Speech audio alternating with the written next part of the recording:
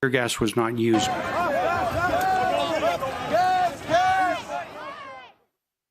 Gas released around 10:30 this morning, police calling it a chemical irritant to stop assault.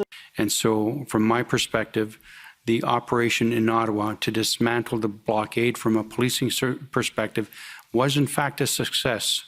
Let's not forget, there was no loss of life. Nobody got hurt.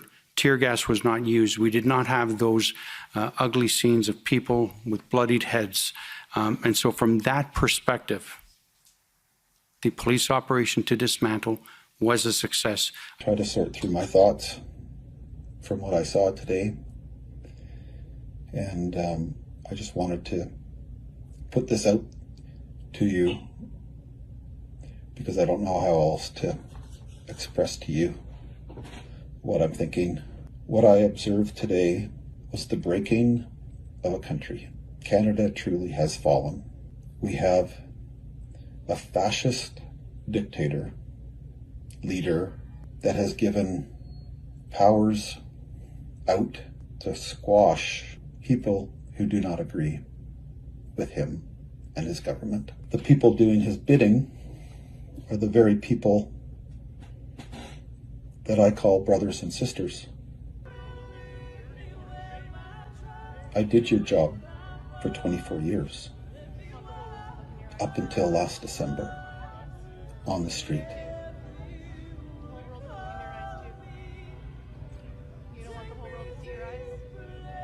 The police officers that took part today in Ottawa, from all services, need to check your moral compass. I know your conscience inside of you was saying, this is wrong. I should not be doing this. You need to step off the line, all of you. You need to continue to be that person that stands up and protects the Canadian citizens. Those protesters in Ottawa were peaceful. They were loving. They were those folks that are your neighbors. You want to know why I know that? I was there. I was a peaceful protester. I spoke on that stage. I walked around for hours, both during the day and at night. What Trudeau has said in the lying mainstream media is all untrue. You are acting on lies. Your leadership is acting on lies. They are not upholding their oath to the people of Canada. I'm appealing to you as a police officer to not partake in what you know is wrong and unlawful. You are hurting other Canadians.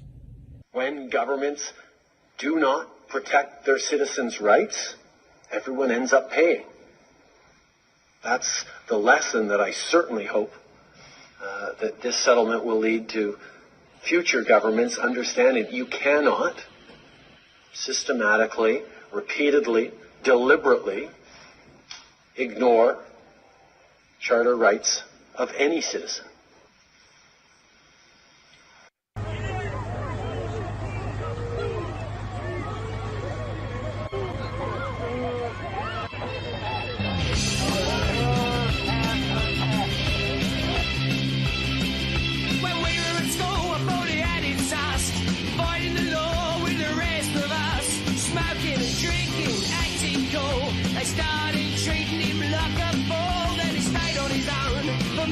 Time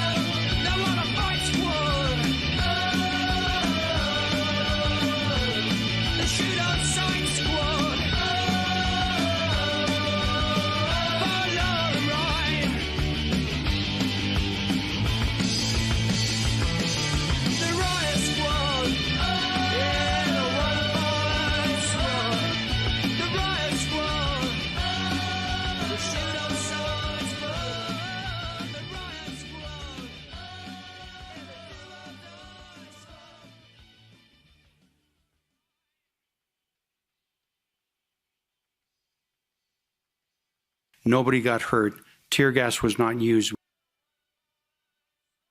There's a level of admiration I actually have for China, because their basic dictatorship. This is outrageous. Where are the armed men who come in to take the protesters away? Where are they?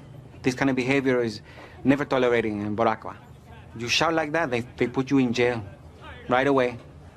No trial, no nothing. Time to do some sketchy shit. Do-da, do-da, hope I get away with it. Oh, da-do-da day. I mean, I was just aghast this weekend that, there's a bouncy castle and there's a hot tub. David, I wanted to go up there and poke that hot tub myself. And talking with people who think differently from us is how we challenge ourselves. Can you explain the reason why you won't participate or meet with them? I mean, you've attended rallies on the Hill in the past, including during a Black Lives Matter protest and others. Is there a reason that you can give as for why you will not discuss or have any negotiations with this particular group? I have attended protests and rallies in the past when I agreed with the goals, when I supported the people expressing their concerns and their issues. We are here out of love for our families, our communities, and our nation. So is this what Canadians voted for?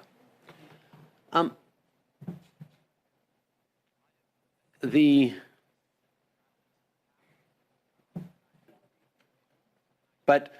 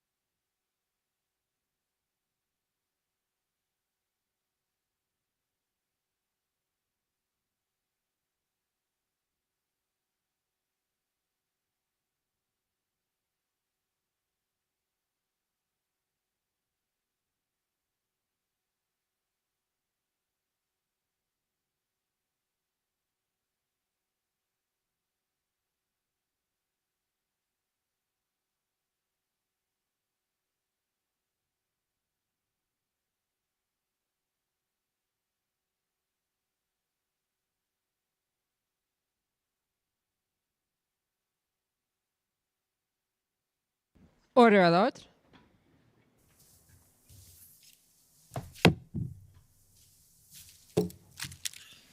The Public Order Emergency Commission is now in session. La commission sur l'état d'urgence est maintenant ouverte. Good morning. Bonjour. Nice wintry day. We're starting off with some bulk entries, I believe. That's correct, Commissioner. Eric Brusso, Commission Counsel. This is just to formally enter 286 documents by way of bulk entry, which is actually the sort of combination of a couple of weeks of lists. We are playing catch up. Objections were removed. They are being dealt with. These documents are largely sort of municipal and provincial documents, including documents produced by the governments of Manitoba, Saskatchewan, Nova Scotia, the institutional report for the government of Manitoba and Saskatchewan, and several witness statements as well.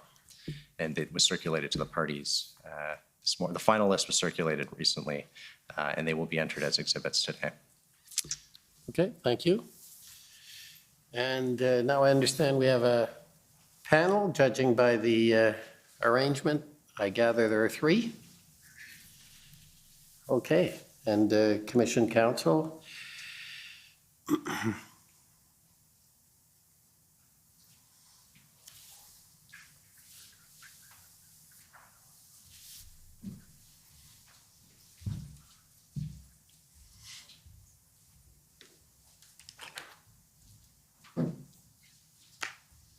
Bonjour. Good morning, bonjour.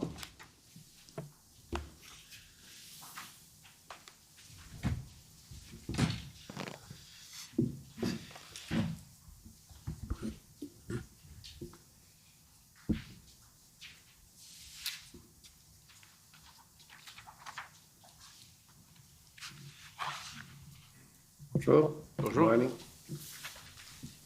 Okay. Morning, Mr. Commissioner. Gordon Cameron on behalf of Commission Counsel, and you have before you this morning a panel of witnesses representing the Department of Finance of the Government of Canada. Could I ask that the witnesses be sworn or affirmed? Ms. Jacques, will you swear on a religious document or do you wish to affirm? I swear. We have the Bible, the Quran, or the Torah available? The Bible.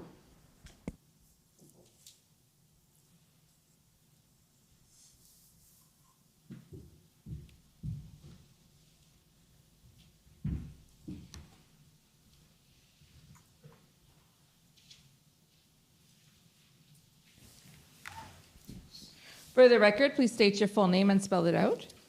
Isabelle Jacques, Isabelle Jacques. Jurez-vous que le témoignage que vous allez rendre devant la commission sera la vérité, toute la vérité et rien que la vérité, que Dieu vous bénisse en aide? Je le jure. Mr. Sabia, will you swear on a religious document or do you wish to affirm? Bible's good. For the record, please state your full name and spell it out. Michael Sabia, Michael Sabia. Do you swear that the evidence to be given by you to this commission shall be the truth, the whole truth, and nothing but the truth, so help you God? Yes, I do. Mr. Mendes, will you swear on a religious document or do you wish to affirm? I'll swear on the Bible. For the record, please state your full name and spell it out. Rhys Mendez, Rhysmendes. Do you swear that the evidence to be given by you to this commission shall be the truth, the whole truth, and nothing but the truth, so help you God? I do. Thank you.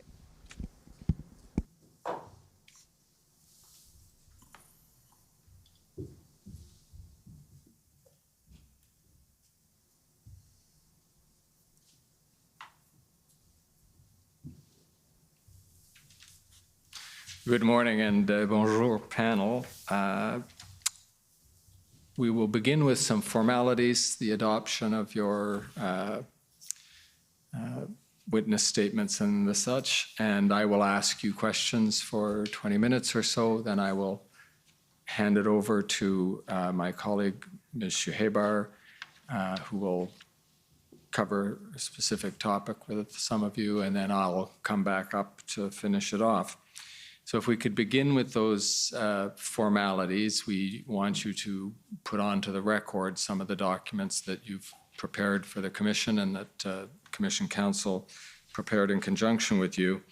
And in particular, if I could begin by talking about the institutional report that was filed by the Department of Finance, and doesn't matter which of you adopts it for these purposes, but I'll ask you, Mr. Sabia, if you reviewed that document, confirmed it for its accuracy, and can adopt it as part of the evidence of the Department of Finance before the Commission? Yes, I can. Thank you. And you were interviewed as part of a panel, and a interview summary was generated as a result of that interview.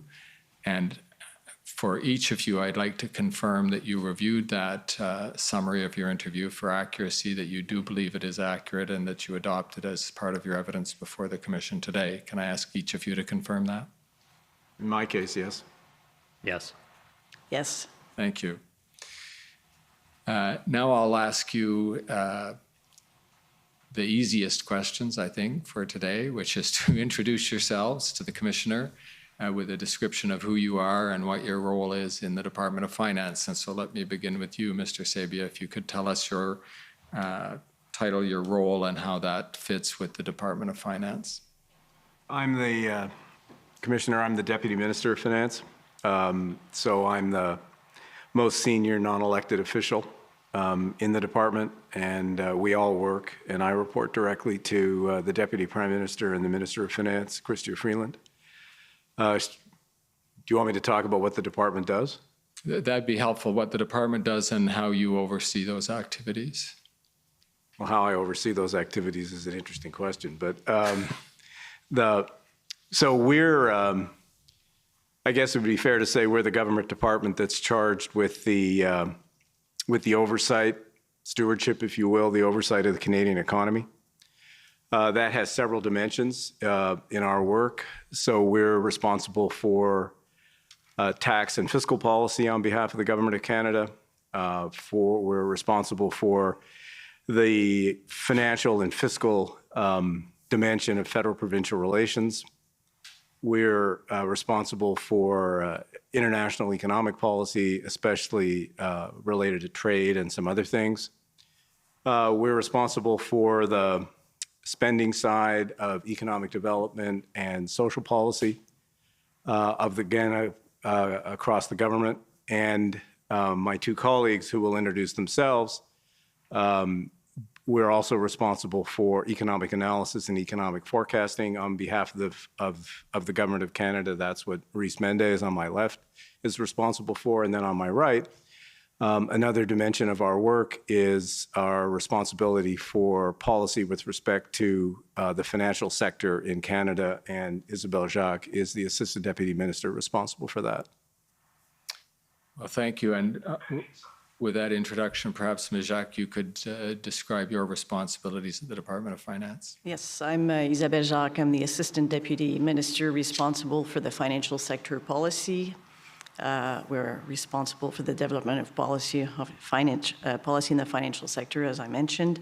In my team, I have 5 directorate, 5 divisions. 2 of them were involved in the work that we did for the economic order. The first one was the Financial Crime and Security Division. The second one was the Financial Institution Division. So we are involved in a number of policy work, and in this case, we worked on both the Proceeds of Crime, Money Laundering, and Terrorist Financing Act, and also did work with respect to potential amendments to the Bank Act that made their way into the emergency order. Just so that I can make sure it's clear to the people observing who aren't as familiar with all of this process as some of us have become so far. Is it correct to say, Ms. Jacques, that you and the people who work with you in your section were primarily responsible for developing the legislative instruments, and in particular the Emergency Economic Measures Order that we will end up talking about today? That is accurate. Thank you. Mr. Mendez, could you describe your role? Yes, I'm Assistant Deputy Minister for Economic Policy in the Department of Finance. I report to Mr. Sabia. My branch is divided into two divisions. The first division focuses on assessing the current state of the economy, monitoring the evolution of the economy in the near term, and assessing the economic outlook. That was the division that was involved in assessing the economic impact of the blockades. The second division focuses more on longer-term research and analysis of structural issues and policy issues affecting the Canadian economy. Thank you very much. And I think we'll probably find that most of Ms. Shuhebar's questions will be directed to you, but if you have something to contribute to the questions I ask, please feel free to do so. If I could begin by asking you, beginning at the beginning, chronologically, when, from the Department of Finance's point of view, the convoy and protest events that we've been talking about in this commission first came on the horizon as an issue for the Department of Finance?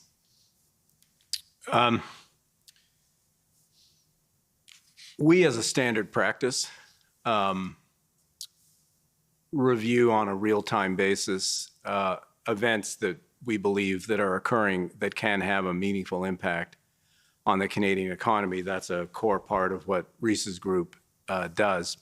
So this issue came on our radar screen, I would say, sort of late January,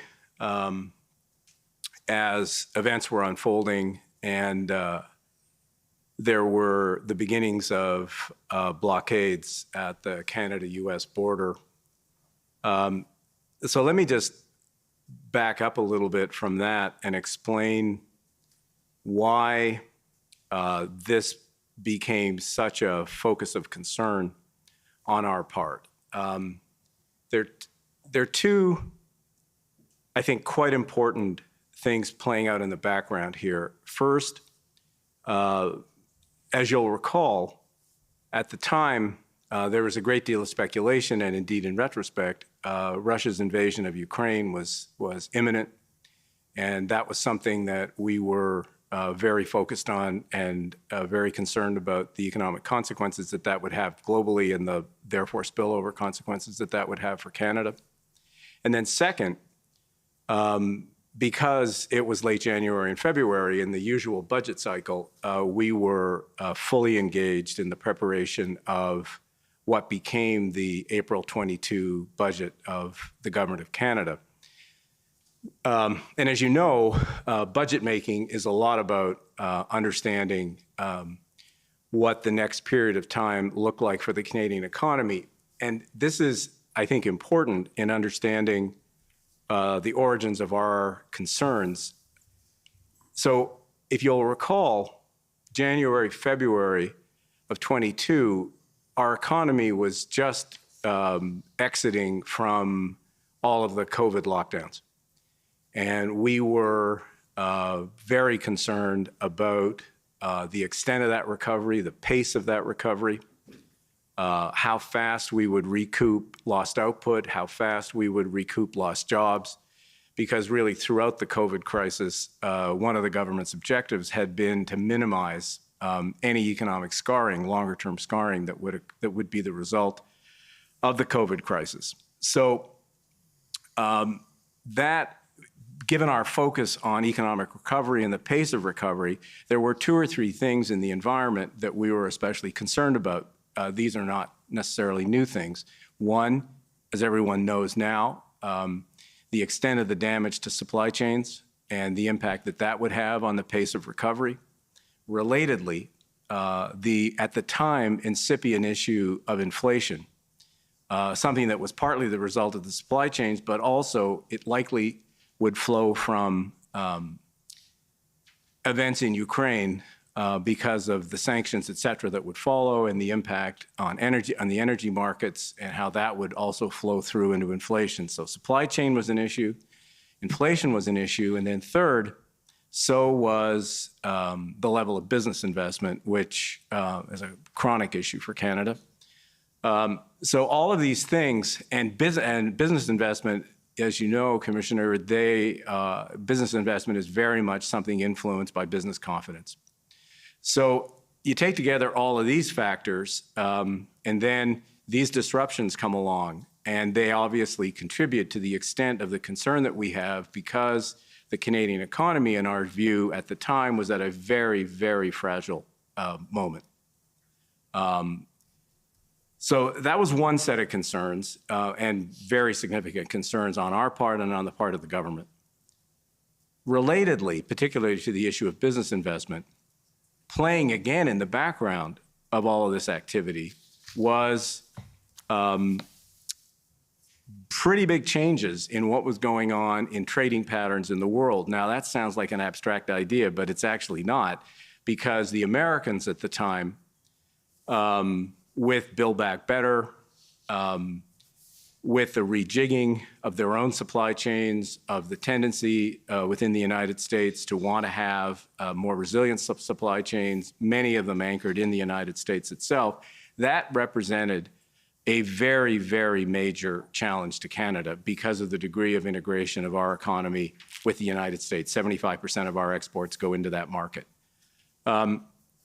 So as a result of that, and we were doing work with the Americans at the time, for instance, with respect to the treatment of electric vehicles, something that was critical to the future of the automotive industry in Canada.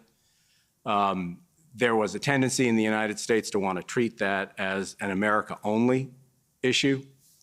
And then again, these disruptions come along and raise issues in the eyes of the United States and in the eyes of the U.S. administration, raise issues around the reliability of Canada as a trading partner. Significant issues, to the point where issues, I'm sure we'll end up discussing this, where issues that rose to the level of President Biden and our Prime Minister in bilateral conversations. So these were very meaningful issues that arose in the Canada-U.S. Relationship. So that too very much entered into our thinking here, that if these border disruptions that we were experiencing at the time, if they were to continue for a period of time and became an even more significant threat to the American perception of Canada as a reliable trading partner, that was something with very severe long-term consequences, not just for the Canadian automotive industry, but for a whole range of industries that we export into the United States. But the automotive industry was the centerpiece, at least at that time. So that was the backdrop of why this was on our radar screen and how it became increasingly important on our radar screen going forward. Now, that was very helpful, including because it just cleared out about 5 pages of questions that I... So now I don't feel so bad about having talked so long. No, that's exactly what I was hoping you would talk about. And as a matter of fact, you said we might get into more detail about the specifics of how these events had an impact on your thinking about Canada's reputational concerns and trading concerns. So if you have more to say about that, please elaborate. No, I think for now that's probably I mean, I think that sets the scene of why this was an issue for us. It had meaningful macroeconomic consequences for us in the near term, particularly given this point I've made about just the sensitivity, the specific moment we were at from an economic point of view. I mean, this was a very, very delicate time coming out of COVID. And I think in retrospect, we've seen all that now. We've seen how it was easy to shut down an economy, but very difficult to open it up again. And we were in the process of opening up the economy, as every other country in the world was pretty well at the same time. So that was, it was a very, very sensitive, delicate moment from our point of view. And then this broader issue with the United States, I mean, there was, the governor of Michigan was very active and very critical of what was happening. There were multiple comments in the public media from members of Congress from Michigan and other states. There was concern within the American federal government, within the White House, about this issue, hence my reference to a conversation between the Prime Minister and President Biden about this. I mean, this was, this was not, how can I put this? This was not a second-tier issue in the Canada-U.S. relationship. This was a first-tier issue. And we were subsequently able to negotiate an arrangement with the Americans on electric vehicles. But there was no doubt that these disruptions coming when they did in that process brought with them the risk that we would not be able to get the North American treatment that we were eventually able to negotiate with the Americans with respect to electric vehicles. And as I said, electric vehicles are the future of the automotive industry. So if we had not succeeded in doing that, then the particular consequences of that for the central Canadian-based automotive industry would have been, very, very serious. So I think probably I'll leave it there. Okay, thank you. And on that note, which I think is a good segue, I will hand the podium over to Ms. Shuhaybar, who will have some questions about the economic impacts that were of concern to the department and how that played out.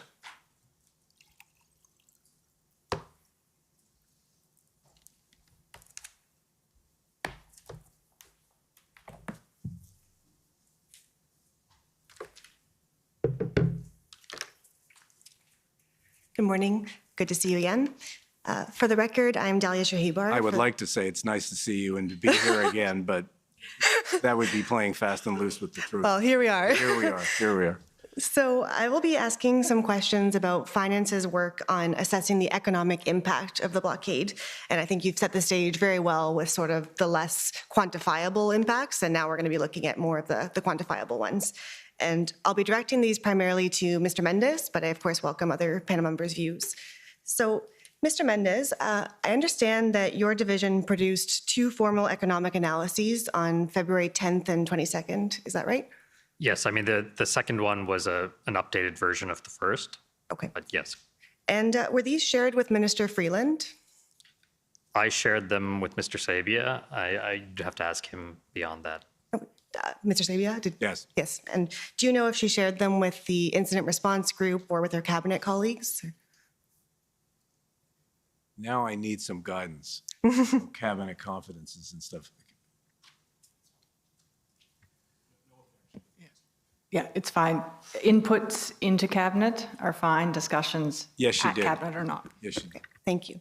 So I'll be getting to these analyses momentarily, but first, can you describe the kind of information that Finance was receiving from Transport Canada and other departments? Yeah, so I would say the principal source of information that we were receiving was from Transport Canada.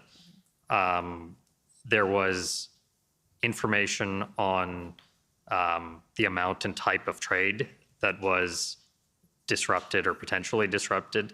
And there was also Transport Canada's analysis on the impacts of the trade disruptions on economic activity. So I'd like to pull that up, actually. So that's PBCAN 50840. This is the February 11th backgrounder I think you were referring to from Transport Canada. And this was shared with Finance, right? It was, yes. If we go to page 3, please. It sets out 3 macroeconomic scenarios on the impact of the closure of the bridge. And I appreciate that you didn't produce this, but can you walk us through those scenarios? Well, as you said, I didn't produce the specific scenarios, and we relied specifically in our quantitative work on the first scenario. Okay. The first scenario really focuses on a shutdown in the automotive sector. The shutdown in the automotive sector, that is, the logic of that, I believe, is really the just-in-time nature of inventory management in the automotive sector. So in the automotive sector, a short disruption to transportation, because it's so integrated across the Canada-US border, a short disruption to transportation, even if there's rerouting possible, can cause disruptions because oftentimes trucks are making multiple trips back and forth between plants.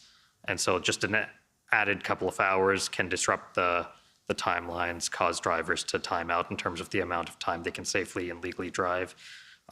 So that's why I think they Sorry, can I focused on interrupt for one quick second? Yeah. You mentioned just-in-time delivery. Can you just explain that? So it's a form of inventory management in which, in the case of an auto plant, the various parts that they need to produce the automobiles that they're building at the plant come in literally just in time to be used in the production process.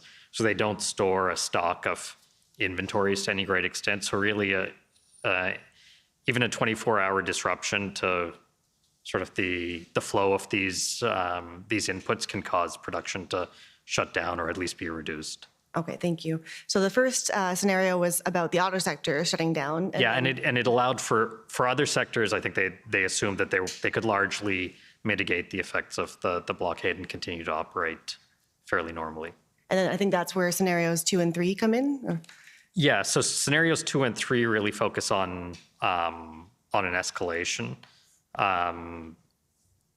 So scenario 2 expands to take account of other manufacturing sector, other parts of the manufacturing sector beyond automobiles. These sectors also rely a lot on trade across the Canada-U.S. border.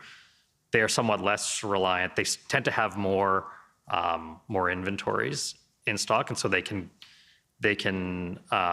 continue for somewhat longer than the automobile sector before they face large shutdowns. So I sort of think of that second scenario as, had the blockades continued, you could start to move into that second scenario. And then the third scenario is a case where really it becomes very difficult to reroute, difficult or impossible to reroute around the blockades. And in that case, the shutdowns become more widespread across the economy. Okay. So there were some emails produced to us from your team that suggest they thought scenarios 2 and 3 were pretty unlikely. Did you have a view on that at the time? My recollection is that those emails were around February 14th. Mm-hmm. And so that was after the situation at the Ambassador Bridge had been resolved. And so I think that there was a clear direction at that point in terms of, and so I think that it was the additional information that they had at that point that allowed them to have that view of scenarios 2 and 3. Okay. And what about scenario 1? Did you think that was a likely scenario? Or? Scenario 1 we used as the basis for our main approach in terms of thinking about the economic impact. So yes, I mean, I think scenario 1, didn't play out perhaps exactly as it was modeled, mm-hmm. but largely as it was modeled. Okay, so I'd like to pull up the first analysis. It's SSM CAN 50177. And so you said that you used the background that we just looked at as a starting point, but I understand this analysis differed in some ways. Can you expand on that? So this is the February 10th version. So in this version, we really focused on highlighting, number one, the amount of trade that was at risk, the fact that at the Ambassador Bridge alone, 30% of all road trade between Canada and the US crosses that bridge alone. Every year, about 390 million goods crossing each day. That, to us, was the thing that we wanted to focus on in terms of communicating just how much the risk was in terms of a prolonged disruption there, prolonged disruption there that causes a prolonged disruption in trade traffic, and therefore a significant impact on economic activity. I believe we also highlighted, if you can scroll down, could we scroll down a bit further, please? Yeah, so at the end of that last paragraph, we also highlight the reputational risk that several US lawmakers had pointed to the situation to argue for Buy America policies and other protectionist policies, which would mean less reliance on buying goods from Canada and obviously would have an adverse impact on Canada even over the longer term. But at this stage, you didn't attempt to quantify the impact yet, I believe. We did not attempt to quantify the impact in this document. No. And why is that? Well, the situation was fluid. So at this stage, quantifications would have been what-if scenarios. Okay. And I think that quantifying sort of what ultimately happened, which was a limited, more short-lived disruption, wasn't really going to convey the larger point. And the larger point was really that the risk that if the blockade spread or if they persisted, that there would be a very significant impact on economic activity, and that there was a building reputational impact. Okay. So I'd like to go to page 2. Could I just add something to that? So in thinking about the quantitative impact, so we actually, as part of what we do on a regular basis, we monitor economic activity in the Canadian economy. So that means we try to come up with a view of what economic activity is in the current quarter. So before Statistics Canada puts out the official statistics, and what it will be in the next quarter. And we rely on various high-frequency data to do that, but we're also looking at significant events that may have an impact. And so part of our ultimate quantitative assessment of the GDP impact was to feed into that monitoring process. But of course, that requires having a more concrete sense of how the situation is playing out than we had at this stage. I see. Thank you. So on page 2, the bullet that begins economic impacts, just scroll down a little bit. Yeah, there we go. So about halfway into the paragraph, it says, in the near term, most manufacturers are likely to continue producing as they find alternative shipping routes and/or through inventory management in anticipation of a resolution of the blockades. Still, the macroeconomic impacts could quickly rise depending on how long the protest lasts and whether they spread further, with production eventually forced to slow. So can you expand on how the possibility of rerouting and inventory management sort of factored into your analysis? Yeah, so the Ambassador Bridge was completely shut down at this point, but there were other bridges nearby through which traffic was being rerouted. I mean, you can see that in the statistics in terms of the increases in traffic at other bridges, which I believe is later in this document, increases in traffic at other nearby bridges. We say most manufacturers here, and that's because, as I was saying earlier, it's specifically within the set of manufacturers, it's specifically auto production that tends to carry very little in terms of inventory on hand, and so is most at risk of being disrupted very quickly. So as you'll note in the last sentence of the paragraph you were referring to, we were already seeing some plants starting to see reduced production. Can you comment on? Oh, of course. Is it okay if I? Of course, yeah. Go ahead. So just to build on what Rhys just said, just to elaborate a little bit on Rhys's last sentence, given how time-sensitive the supply chains are in the automotive industry and how integrated production is, I mean, I think parts, a car being assembled, actually the parts cross the border between Canada and the United States 6 different times in the process of producing a car. So there's a high degree of integration here. And you add to that the just-in-time delivery of Rhys's point that Rhys made. So we were seeing at the time, I mean, this was having real-world impacts. In Canada, on the Canadian side of the border, Ford, GM, Toyota, Stellantis, and Honda were either reducing shifts or, in fact, had shut down some plants because parts were no longer available. And then on the U.S. side, they were experiencing the same thing because of that integration. So Ford, GM, Stellantis, and Toyota in the United States were, again, either shut down or has substantially reduced shifts, which obviously has a pretty significant impact on not just the companies, but on workers. So that was happening at the time. I mean, this was not something that was going to happen. These plants were being affected in real time. helpful. Thank you. And the context, as Mr. Sabia alluded to earlier, okay.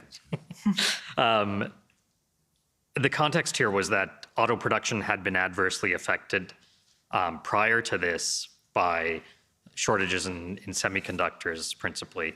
And so we were coming into this after a period where we were already hadn't been producing as many autos as we normally would have.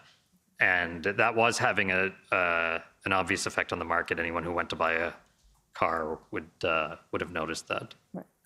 So if we go to page 2, to the bullet that starts occupations of downtown cores. Or maybe the next page, I guess. Yes, there we go. So the occupations in certain cities, notably downtown Ottawa, are having important economic and social impacts on local residents and businesses. If the disruptions remain contained and end soon, it is unlikely to have a significant impact on the wider economy, given the relatively small size of the impacted areas and likely diversion of activity to other parts of the cities. So, can you just slow down for the interpreters, please? Thanks. Absolutely, sorry. So is it fair to say that during this period, finance was primarily focused on the border blockades rather than the protests in cities, or the economic impacts of those? In terms of the economic impacts, yes, we believe the border blockades posed the greater risk. Because I guess they would affect the whole economy, whereas cities were more localized.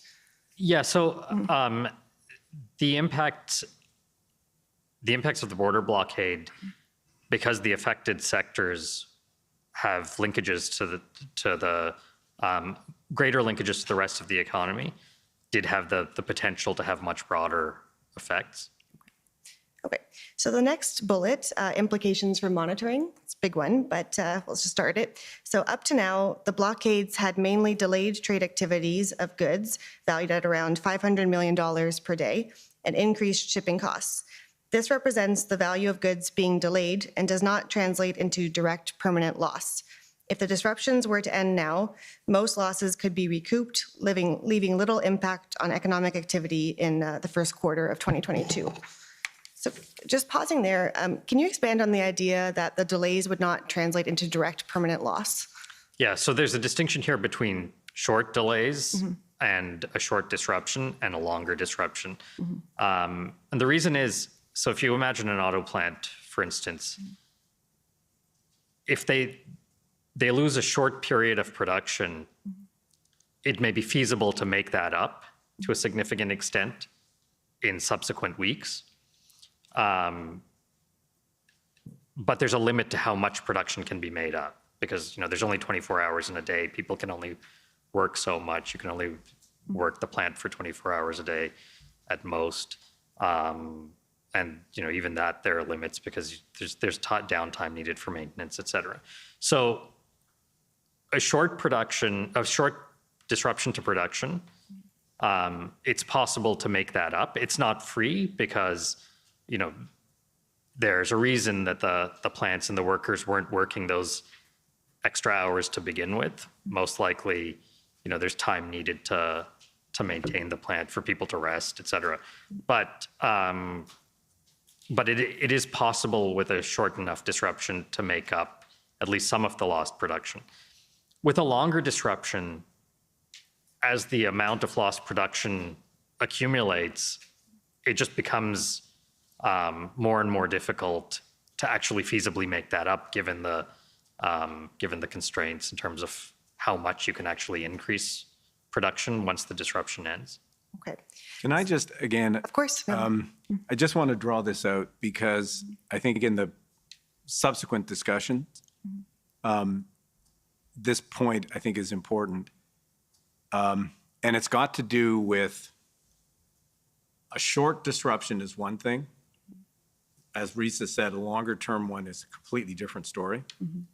And that is what led us within the department to be so focused on this question about finding measures that could be delivered with speed, because the objective was to try to keep the disruptions to as short a period of time as possible for two reasons. First, if shorter, based on Risa's analysis, then the macroeconomic effects of them are, other things being equal, are more likely to be relatively more modest. But second, and really importantly, if they were to continue, then on this other point that I made earlier about the impact on the Canada-US trading relationship and the longer-term consequences of the Americans reassessing Canada's reliability as a trading partner, that if we could keep things short, the damage to that overall relationship is something that we would probably be able to manage our way through. If, on the other hand, the disruptions continued for a period of time, then a core concern we had was that could have, at a time when the Americans were reassessing their trading relationships with the world and certainly with us, that could have a very significant and durable negative impact on Canada's economic prospects. So this issue about trying to move quickly to keep the disruptions to a relatively finite and short period of time, this is something that was just right at the core of all of our thinking within the department. That's very helpful, and I think my colleague will be exploring a bit more about what measures you took and why, but that's very good context. So we're going to be getting into some technical points now, and so I think it would be helpful to clarify some concepts for those of us who are not economists, including myself. So am I right that at a basic level, GDP is the value of goods and services produced by a country in a given period of time? Yes. Yes. And it's often considered in different quarters of the year? Yes. Okay. And so can you explain the difference between the level of GDP and the growth of GDP? Yeah. So the level of GDP is essentially what you just described, the flow value of the goods and services produced in an economy during a period of time. The growth rate is the change in that level between two different periods. Okay, thank you. I'd like to pull up SSM CAN 403771. I should say the growth rate is the change in the level between two different periods expressed as a percentage. Okay, thank you. And we'll see that this is an email from February 10th from Julie Turcotte, who I believe is the Director General of Economic Analysis and Forecasting. Yeah.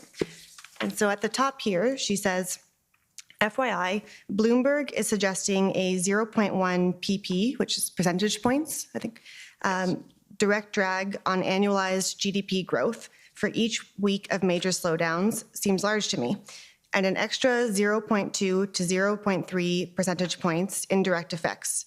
Of course, too cute to be really backed by analysis and most likely overstated to make up for nice media attention. So when they say a 0.1 percentage points direct drag on annualized GDP growth, can you explain that in simple terms for us? Yeah, so it's basically reducing the rate of growth by 0.1 percentage point in this case is what they're saying. And what I don't know exactly what they mean by drag, because my recollection is that the Bloomberg article in question doesn't specifically lay out the methodology in detail, but I would suspect it means the impact on the sectors that are directly affected by the trade disruptions. And maybe that's a contrast to the 0.2 to 0.3 in indirect effects. Yeah, and so again, I don't know what that means. That language, often indirect, is often used to refer to the impact of a disruption in one sector as it spreads through the economy onto other sectors. So it seems like Ms. Turcotte is a little bit skeptical about these conclusions. Like, did you have a view at the time? Or? I don't recall having a specific view at the time on the Bloomberg estimates. I'll say part of what you're seeing here is just in the normal course of assessing all of the incoming information, we do try to play a bit of a challenge function. And I think in trying to take a skeptical view of things in order to assess the validity of a given number, and over time, as more information comes in, that can change. I think the 0.1, where that ended up being, in the same vicinity as the sorts of numbers we came up with.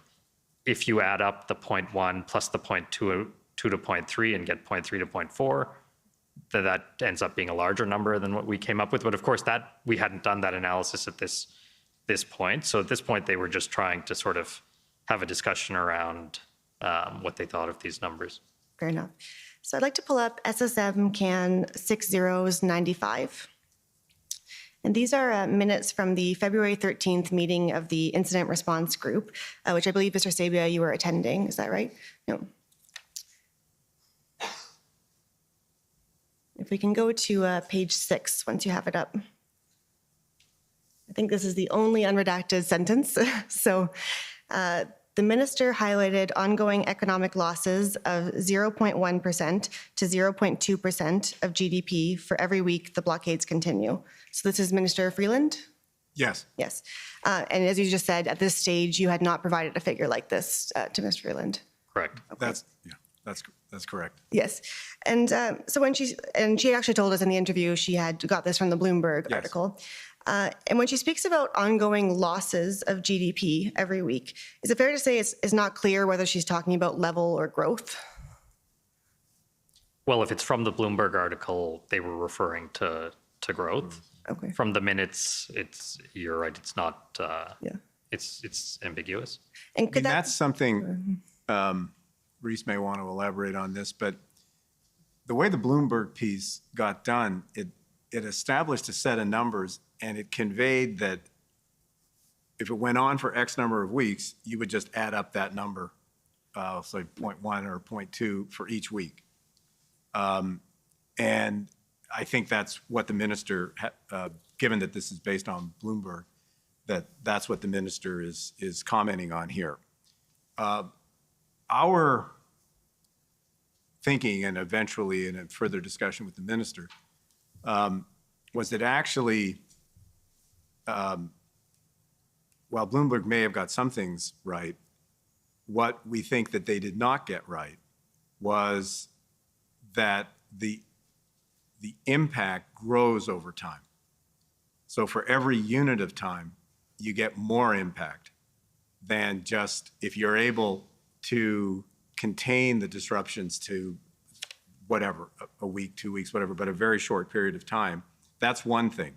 But as it goes on and the indirect effects spill over into other sectors, you get more disruption of supply chains, then that number will tend to grow over time as you go through it week by week. So again, coming back to this point I made earlier, sort of time is everything here. Right. If you can contain it, it's one thing. If you can't and it gets bigger and bigger, then you're facing a bigger and bigger economic problem. Yeah, and as we were discussing earlier, inventories plays a key part in this, that the auto sector got hit first because it tends to operate with a just-in-time delivery model. Right. Other manufacturing sectors would have been hit subsequently as they started to draw down their inventories.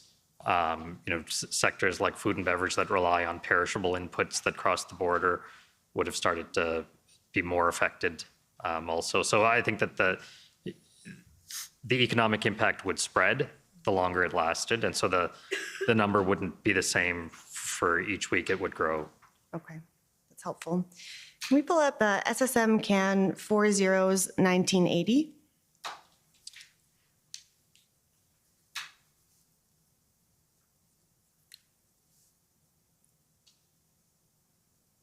And so this is an email that you sent Mr. Mendez to Mr. Sabia on February 22nd.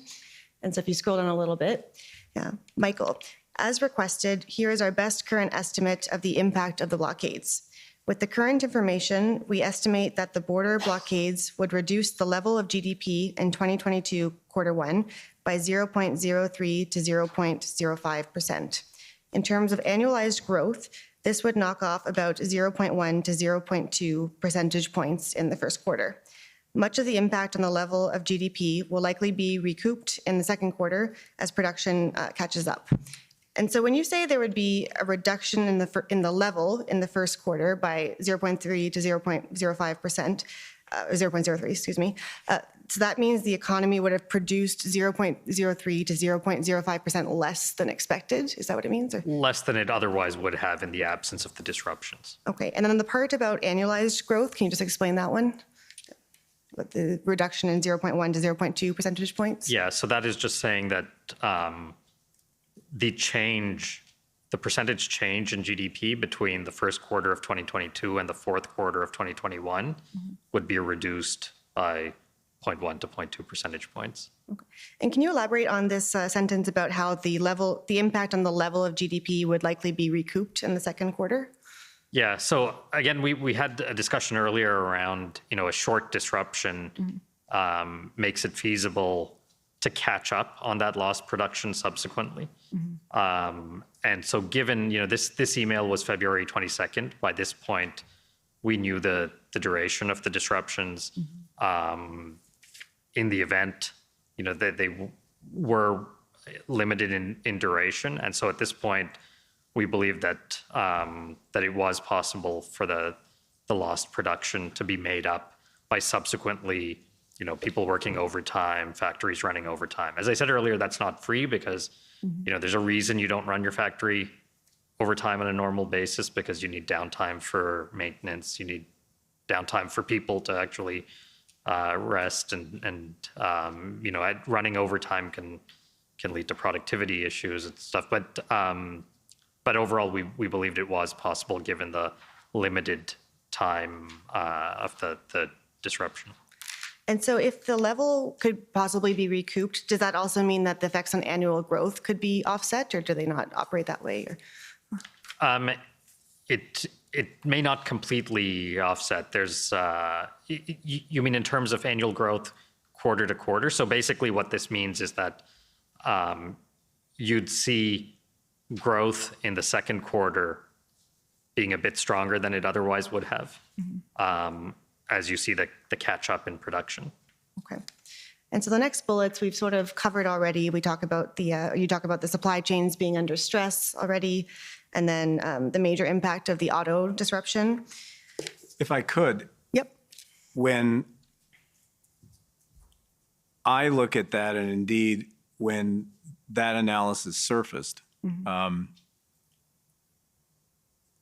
I hope you'll understand what I mean when I say this, but that analysis says to me success.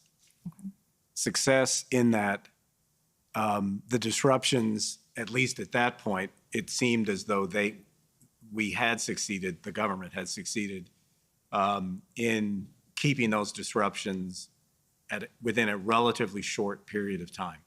So the fact that almost ex post, Reese's and his folks could do that analysis and say, well, we pretty much know what the duration is, therefore we have a pretty good idea of this. That said to us that, well, as I said, that's pretty much success, given the disruptions that we faced earlier on and the decisions that needed to be made when the duration of the disruption was still an open question. The fact that we were able to do this ex post said to us, in a way, success or mission accomplished. Right. So it could have been way worse, but thankfully it wasn't, basically. Okay. So the last two bullets, they say the ultimate impact will, among other things, depend on the ability of affected businesses to increase production beyond normal levels to catch up on lost output in the coming weeks. And these economic impacts could quickly escalate in the event that blockades were to reemerge and if other crossings had become unavailable. So I think we've sort of covered these points, but anything you want to add about those? Or it looks good, but yeah, I think we've covered the first point in terms of the length of the disruption is really what drives the ability of businesses to catch up, in part. On the last bullet, I mean, I think that just speaks to the point Michael just made, that it was really the fact that the blockades had been ended within a limited time is what prevented the economic impact from escalating much further. I'd like to pull up SSM CAN 407571. And this is the second analysis from February 22nd. And I don't propose to walk through in the same way because I think we've covered a lot of it. And would you agree that a lot of it expands on your email that we just saw? Or? Yes. Yes. But I will look at a few things. So in the big economic impacts paragraph on page 1, there's a fair bit of detail about the delays in trade and effects on auto production. And the last 2 sentences say, though the bridge has reopened, it will likely take time to return to the pre-disruption pace of trade and production. In addition, the fallout could be even greater if producers choose to source their supply chains elsewhere in the longer term for fear of these disruptions reoccurring. And so this idea that producers might source their supply chains elsewhere, was this something that finance was hearing? And perhaps Mr. Sabia might want to speak to it, I'm not sure. Do you want to speak to that? Well, look, I think that's just another way. Reese may want to elaborate on the point because there's an analytical point here. But I mean, that's consistent with the point I made earlier about the strength of the reaction that was being reported in the public media from U.S. lawmakers at a time when they were attempting to pass legislation that could have a pretty significant impact on the re-engineering of their supply chains to repatriate. I mean, you'll recall, I mean, this issue still very much, in front of us today, that as we move to a different structure of global trade than we have had for the last 25 or 30, 40 years, all of these issues about sourcing and structure of supply chains, they've all become open questions. So, the concern that we had here was, again, this is in the world of confidence and perception. If American companies or the American government began to think that they could not count on us as a reliable source of supply, then they probably would shift production. And if they were to shift production, that would have a obviously pretty significant, not pretty significant, a very significant impact on, well, both the level of GDP and the growth rate of GDP. But you want to? Yeah, and I guess I would say that this sentence is in part trying to convey the longer term uncertainty. Right. That the limited duration, the fact that the blockades were ended within a limited duration, I think helped to avert some of the near-term risks. Michael talked about the negotiations with the U.S. over electric vehicles, and so that is clear that there was a helpful that it was helpful in the near term. What we don't know is, 5 years from now, when an automaker has to decide where to put their new plant, will this be a consideration? Hopefully the fact that the disruptions were relatively short-lived mitigates that issue, but that sentence was just a reminder that there is that longer-term uncertainty. Okay. If we go to page 5, please, to the second table. It's called Economic Impact of Border Blockades. And so the first column says value of goods per day prevented of free flow, $511 million per day at the peak. And the second column says estimated economic cost per day between 28 million and 56 million per day at the peak. Can you explain the two columns and how they interact? Yeah.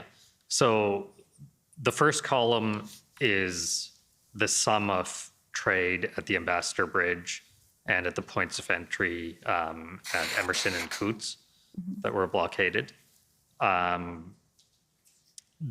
second column is our estimate of the economic impact, so the impact on GDP per day during the week where we think the impacts peaked. So that was, I guess, the week of February 6th or 7th when the week during which the Ambassador Bridge was blocked. So that second column, the way we come up with that is we take as a starting point Transport Canada's scenario 1, which we discussed earlier, which estimated an impact from the Ambassador Bridge disruption at $45 million a day. We then We then make assumptions to get effects on, get estimates of the impact stemming from the disruptions at the points of entry at Coots and Emerson. And that gets us from the 45 to the $56 million a day. The 28 million reflects there was uncertainty about the overall impact. You saw in discussions earlier, in one of the emails I think you put up earlier, there was a discussion around how should we think about the $45 million disruption that Transport Canada had? Should we think of it as an upper bound? So the 28 reflects that uncertainty. So we wanted to be cautious in terms of the economic impacts that we estimated. And so it's simply half of the 56 million to reflect that there's a range of uncertainty about what the true impact is. I'd like to pull up SSM CAN 403807. And so this is a draft of the Section 58 explanation, so the formal explanation the government gave for the Emergencies Act. And I can pull up an email if you like, but do you recall it being sent to you, this draft, Mr. Mendes, on February 16th or so? I remember a draft being sent to me. I don't remember the precise date. Okay. If we go to page 6, please.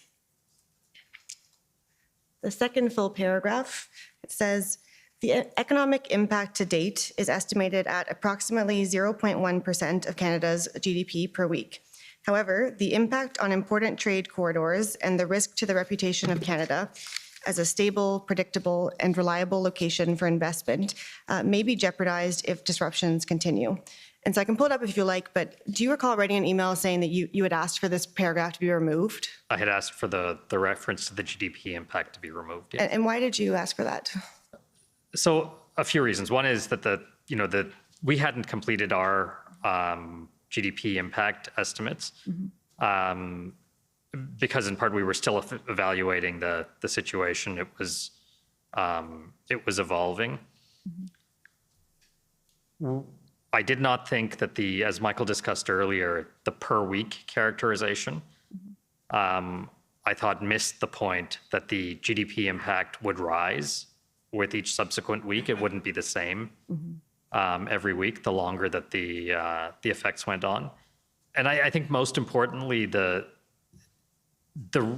real issues here were the risk of a more prolonged or more widespread disruption to cross-border trade that would have led to a much larger GDP impact, and the reputational risk that affected our reputation as a reliable trading partner and as a good destination for investment.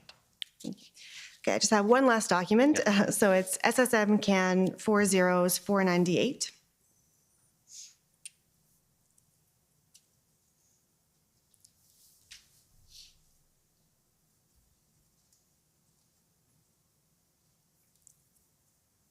And so this is a memo from April 6th that was prepared by the Privy Council Office for the Prime Minister. And we can see at the top it's called Merchandise Trade in February 2022. If we go down to page 2, just the first bullet under PCO comment. February data confirmed that the border crossing blockades in February had limited impact on the flow of goods, as lower traffic at the impacted border crossings was partly offset by increased trade activity at other crossings. This suggests that border protests did not significantly disrupt the Canadian economic activity in February, in line with the advanced real GDP estimate, which anticipates a growth of 0.8%. Do you agree with the conclusion that there wasn't a significant impact on the economy? So I think the last estimate we did of this was the 0.1 to 0.2% impact on the first quarter-over-quarter growth. And so we haven't revisited that. That said, I think that it's fair to say that the economic impact was limited, but it was limited because the duration of the blockades was limited.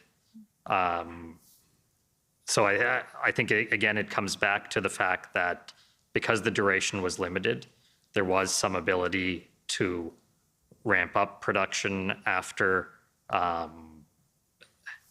the blockades had ended and trade had resumed, because the blockades weren't more widespread and affecting bridges that were being used to reroute some of the traffic that would have gone over the Ambassador Bridge in particular, that helped to limit the impact. But had the blockades been more widespread or longer lasting, the impact would have been much bigger. I would also just add that it's not possible to say that they didn't have any impact, because we know that auto plants had either shut down, many auto plants had either shut down or reduced hours, reduced shifts. So there was clearly an impact in real time. That's that information is clear in the public record. Right. When we look at the data, so data collected, for instance, by Wards, which is a company that collects data on the automotive industry, among other things. If you compare their forecast for what February production would have been when they made the forecast at the beginning of February versus what it actually turned out to be, it ended up being close to 10% below what their initial forecast is. And I think it's reasonable to assume that at least part of that was due to the blockades, given that we know that there were shutdowns and reduced hours at many plants. Okay. Just as my last question, I understand that finance didn't do sort of an after-the-fact assessment, and can you explain why of the impact of GDP? Yeah, so I mean, we often do assessments of events that are likely to have an economic impact in real time, because as I was mentioning earlier, we are trying to monitor the evolution of the economy. We try to come up with an estimate for GDP in the current quarter and the next on an ongoing basis. So we're often doing real-time assessments, whether it's a flood or other weather event or something like the blockades. We generally don't do ex post assessments of the impacts of events like this. The reason is it's very difficult to actually identify the impact ex post. So you think about all of the February data that we're looking at. So whether it's the trade data or GDP or labor force data, there were confounding factors affecting things. So, for instance, there was an Omicron wave in January of this year, which would have adversely affected economic activity, and therefore would have affected the growth rate of economic activity between January and February. Would have affected hours worked. And so there was also, for instance, there were auto production issues in January, unrelated to the blockades, but related to shortages of semiconductors and other inputs, which caused auto production in January to be adversely affected. So, there would be normally some ramp up in February to try to make up for that if the parts started to come in. That sort of confounds the ability to see the full effect of the blockades on auto production. So there are these various confounding factors that are always in play, because there are always multiple things going on in the economy that make it difficult to provide an ex post estimate of the impact with any degree of confidence. Basically, it's hard to isolate the impact of one single event. Precisely. Okay. So those are all my questions. I'll turn it back to Mr. Cameron. Thank you. Thank you.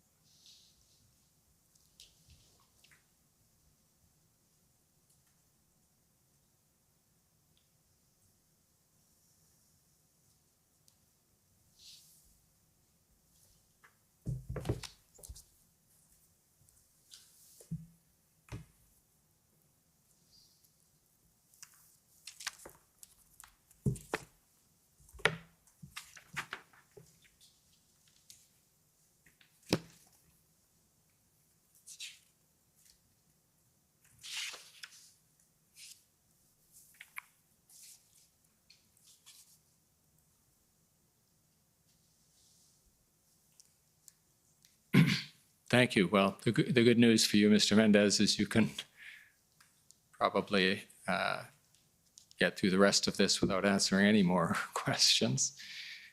Feel free to if you have input, but you've had your workout for this morning. Where we'd like to go now is the approach that the department took as the convoy was becoming an issue and your department was being approached to consider possible options from the Department of Finance's point of view for dealing with the issues that the government was facing with respect to the convoy. And let me ask you to just begin by describing when this approach was made to you. How did the Department of Finance view the tools that it could add to the government's kit for dealing with this situation? Sure. Let me start, and then Isabel, you may want to add. So, look, as the disruptions on the one hand continued to materialize and in some case intensify, and the disruptions in Ottawa continued on, there was a general sense across the government and an interest that was expressed to have every department trying to think about, are there ways in which we can develop ideas that would help bring to an end, in a good way, this very difficult situation. So there was a general interest in developing ideas, which obviously included us. But beyond that, the sort of general interest, there were a couple of other things in our minds motivating our work to try to find things that could contribute to a solution. On the one hand, I won't belabor this again, because with the previous conversation and Reese's comments, I think the extent of our concern with respect to the economic issues is pretty straightforward, pretty clear. And this intense focus we had on, are there things that can help end this quickly? Because as Reese and I have tried to explain, duration is everything here in terms of its disruptive impact on the Canadian economy. So quite aside, or in addition to the general interest in, due to various departments, can they develop ideas that can be helpful here? We wanted to, given our responsibilities for the Canadian economy, we wanted to find ways, and that was a significant motivator. The other one was, we are also, given our responsibilities for the financial sector, we also take seriously our responsibility to ensure the integrity of Canada's financial system. And Canada's financial system being used for these kinds of purposes is not consistent, in our view, with maintaining the integrity of the financial system. So it was both our concern, our response to a general request for ideas, but within the department, it was, what can we do to shorten the duration of these disruptions, given their economic consequences? And then finally, this concern that we take very seriously about the integrity of Canada's financial system, and that we safeguard that integrity all of the time. So those three factors led us to start some work on what can we do, given the legislation that we're responsible for. So we began thinking about, are there ways in which we could use the Bank Act or other pieces of legislation that really centered pretty heavily on the Bank Act. Also, the money laundering and terrorist, the long form. PCMLF. Yes. Yeah, the acronym's too long. Yes, but proceeds of crime, money laundering, and terrorist financing act. She's got it. That one. Those two pieces of legislation. So we started thinking about, okay, well, is there something constructive that could be done through FinTrack, which is the agency responsible for proceeds of crime, money laundering, and terrorist financing or terrorist activity? Could we do something there, and could we do something using the minister's authority for the Bank Act. And then to make a long story short, in the media, it was widely publicized, and it was very public, that crowdsourcing platforms were being used as a source of financing for these activities, similarly payment processors, and neither of those were within the regulatory perimeter of FinTrack. So one thought process was, well, is there something that we can do around that? And then the second, with respect to the Bank Act, is there some way that we can use the Bank Act to have, to give banks the capability to freeze bank accounts if, in their judgment, those bank accounts are being used for an inappropriate purpose. Now, again, just high-level summary here, there were a series of issues with that. One, we couldn't do anything outside of federal jurisdiction because the Bank Act only applies to federally regulated financial institutions. But there's a whole raft of financial institutions in Canada that are not federally regulated, particularly, say, credit unions, types of insurance companies, et cetera. So because we couldn't do anything outside of federal jurisdiction, that really made pretty academic whether we could or could not do anything in federal jurisdiction, because money is fungible and it can just move from one institution to another. So if we couldn't do something that was more comprehensive, that was a pretty significant limitation on what can be accomplished. There was also a fairness issue there. I'll give you an example. In Quebec, the Banque Nationale, that's a federally regulated institution, but Desjardins is not. And Desjardins, anyone who's lived in Quebec knows that Desjardins and Banque Nationale compete pretty intensively between the two organizations. So to treat one way and the other another way, that seemed to us to be, that's just one example, but that seemed to us to be a pretty big problem. So, so that was one piece. The second piece, come back to something earlier that I said, was whatever we could do, we wanted to do quickly, because doing it quickly meant shortening duration, and shortening duration meant avoiding the worst economic consequences that we were concerned about. But of course, pretty much anything that we could do would require a legislative change. And legislative changes, by their nature, take an extended period of time. So if our thinking process was, how do we manage duration here of the disruptions? Anytime we bumped into something that required a legislative change is something that was, by its nature, less attractive because we couldn't do it quickly. And by not being able to do it quickly, it didn't really deliver what we needed, which was relatively speedy action to shorten the duration of these disruptions.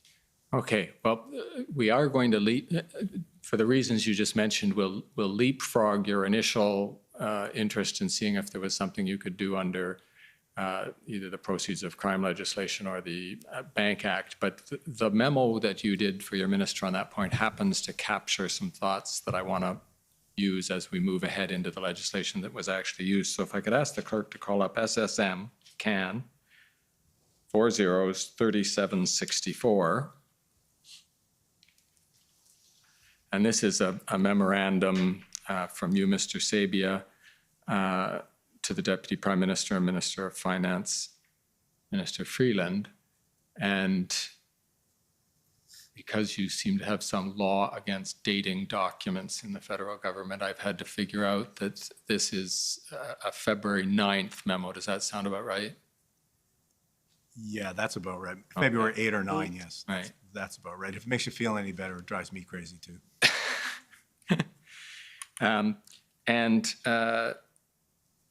This describes, if the clerk could just scroll down, it basically describes exactly what you just encapsulated in your earlier comments, Mr. Sabia. Keep scrolling, please. There we have the initial point, the possibility of looking at this under the proceeds of crime legislation, And then there's a page of that, and if you get up to the top of page 3, where there are some redactions, you see, now these are options under the Bank Act, as you'll remember from the time at which this particular memorandum was developed, but they ended up being brought forward into the legislation. And by the way, Jacques, please feel free to chime in if this is your territory. But in terms of what we'll call freezing accounts, I think there's a more cumbersome way of describing it, refusing to have dealings with or transactions with the customer, et cetera, et cetera. But I think you'll understand what I mean when I talk about freezing accounts. Yes. The two options here, if I can describe them compactly, the first one is that the government creates some sort of authority which simply directs banks to freeze accounts without the bank having any discretion in the matter. Is that right? That is correct.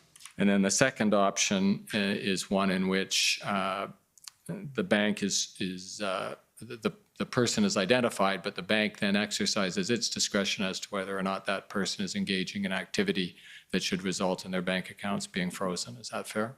That's fair. They had to review their business relationship to see whether any of the funds were used in a manner that was concerning. Right.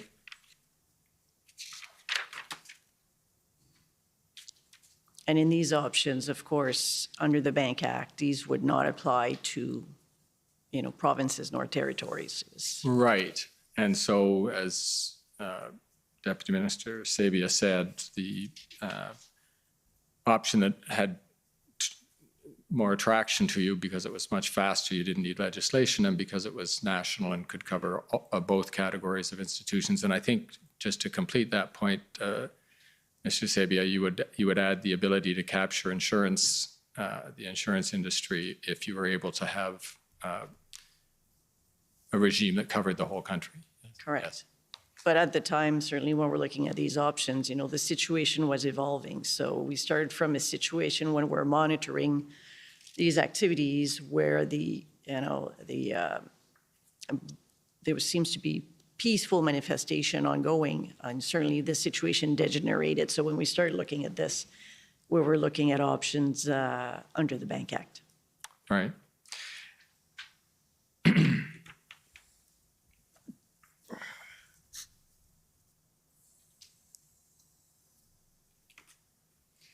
And at the time you were developing these options, and this is February 9th, things were moving quickly at this stage and transitioned into consideration of the possibility of incorporating similar authorities in emergency legislation. I understand you were having consultations with the financial services industry as to how they would be able to work with these if you did enact them, and if one of you could describe that for the Commissioner. Yeah, that started, I don't recall the exact dates, but sometime in the week of this memo, I think a little bit earlier, I had as the principal regulator, along OSFI and ourselves in terms of higher level financial policy, we have a lot of contact with the Canadian banks, the Canadian financial institutions in general. So I am, as is Isabel and her team, we are in regular contact with Canadian financial institutions, pretty much of all kinds. A, because of our role in that sector, and B, because they're a very good way of listening and understanding more about what's going on in the Canadian economy at any one point. So I had some conversations, particularly with bank CEOs, during that week to get their sense of what was happening in reaction to these disruptions. And in those conversations, we were talking about that, their general take on these events, and what they thought the government should or shouldn't be doing about it. And then Second, general conversations around what could be done. In those early days, I did not raise the specifics of these options, which would have been inappropriate at the time. We were not at that point, and we had not had a conversation with our minister about it. So these specifics in those early conversations were not really on the table. Then a little bit later, I think toward the end of that week, I have to check these dates, but toward the end of that week,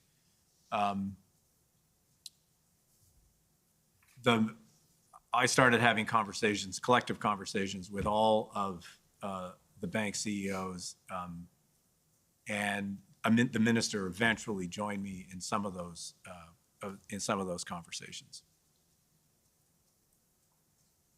Now, can you describe the feedback you got from those institutions, in particular their reaction to how they would administer a regime in which they were being asked to freeze accounts? Yeah, well, you need to be careful here. Prior to the possibility or likelihood that the government would invoke the Emergencies Act, I mean, that was a very important dividing line here. So prior to that, in the week that we're talking about here, my conversations there would have been much more general, much more focused on, what are they hearing from companies? What are they hearing from investors? How do they gauge the situation? It was much more our trying to understand by talking to other people whether or not our perception of the situation was aligned with how other people were perceiving it. I would say there was very much alignment around the concerns that Reese and I have talked about earlier, and what we were hearing from institutions that basically span the Canadian economy and are constantly in touch with clients, and their clients are businesses and individuals across the Canadian economy. So they're good listening posts. So that was prior to the possibility of the Emergencies Act, because as per this memo, as you can see, the conclusions that we were coming up to, that we were arriving at, were conclusions that actually there wasn't really, other than through FinTrack and in that side, there really wasn't a lot that we could do in the near term without passing legislation, which, as I said, would take a considerable period of time. Now, as the possibility or likelihood of the Emergencies Act being invoked, then that changed the nature of those conversations. And through, I think that weekend, forget the dates, would have been the sort of 12th, 13th or something of, you have to check, I mean, you'll have to double check the dates, but 11, 12, 13, somewhere in there. We then began to have conversations about, in the event that the government were to decide to move down this path, because it hadn't been decided yet, how could this be done?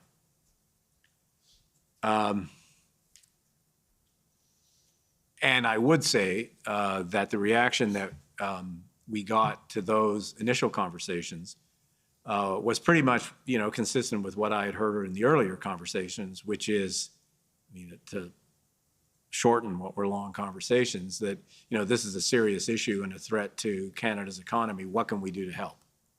So there was an openness on the part of the bank CEOs to working with us to try to find solutions that would bring a peaceful end to what was a difficult circumstance. So in those conversations, we did talk about, how could this work? What would you do? What would be feasible for you?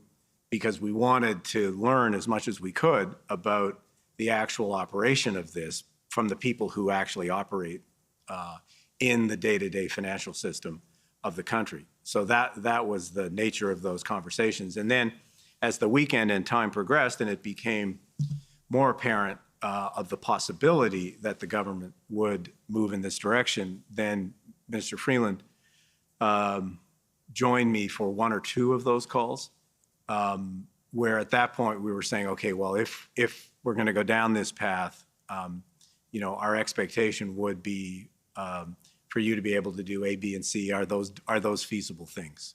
And how would you do that? And in A, B, and C, we'll just talk about A and B. And the first is you're saying to the banks, we can either give you a list of people whose bank accounts need to be frozen, and then you freeze them. That's option one. Or you, the manager of the bank, can watch the news and read the paper and look at your customers and try to figure which ones of them are engaged in illegal activities and what you should do about their accounts. The way I've described it, Mr. Sabia, I think you're probably going to foresee what the reaction was of the financial industry as to which of those two options they would have found easier to administer. Yeah, I think the less, I think, statement of the obvious, the less discretion that they had, or in other words, the less onus you were putting on the financial institutions, you know, from their perspective, the easier for them. Right. And again, for one of you, perhaps now we're over to Ms. Jacques again. As I read the emergency economic measures order, it ended up being a hybrid of those two options, 1 and 2. Can you describe that for us? Yes, it was. So basically, under the Emergencies Act, certainly financial institution had an obligation to review on an ongoing basis their relationship with their clients to ensure that they were not using the property to further the illegal activities that were ongoing. And certainly in doing so, if they found out that they did have any of this property, they would have to suspend the services they provide, namely to freeze those accounts. Right. So, and trying to come to the knowledge and conclusion as to whether you had a business relationship of such nature, they could do two things. The first, they could on their own, on an ongoing basis, using their algorithm or processes that they have, identify suspicious transactions. Or, as we allowed in the, as we specified in the legislation, obtain information from enforcement officers, could be from federal or provincial. So we provided for information to be shared by the federal or provincial or territorial governments with the financial institution to help. What occurred in the end was that the RCMP shared information with the financial institutions, financial service providers, to help them identify those people and vet the information they received. And so you trailed off at the very end of... And vet the information they received. So the obligation was on the financial institution to determine in the end whether or not they were going to freeze bank accounts. Now that, I want to chase down exactly those last words you used, including the word vet. So they would, the idea of the regulation as you conceived it, and as ultimately it was enacted, was that the banks would receive some information from police authorities, as you say it turned out to be the RCMP, and then they would vet that information and exercise some discretion as to whether or not they should take measures under the order to, as we're saying compactly, freeze the accounts. Is that right?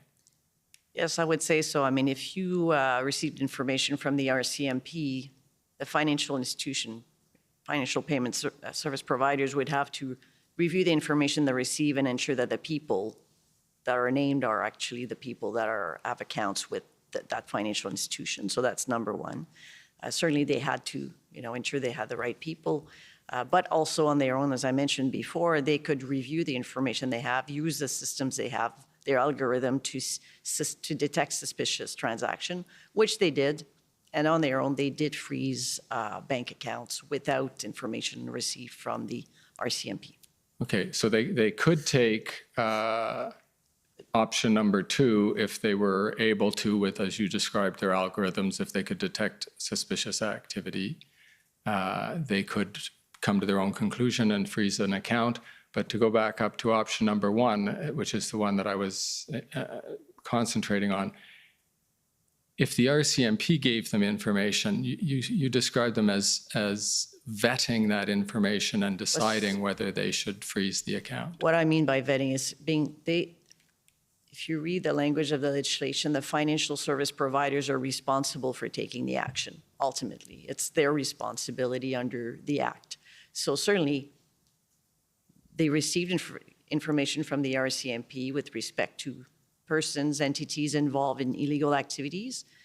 They looked at the information and had to certainly confirm. I don't know what their internal process were, but I certainly know that they, they reviewed the information to ensure that the people with whom they had business dealings were the people that were signaled or identified by the RCMP. But I'm sure that the financial service providers could tell you exactly how they went about that.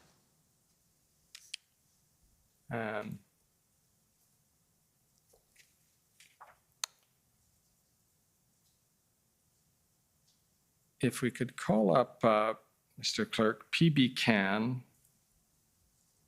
50781.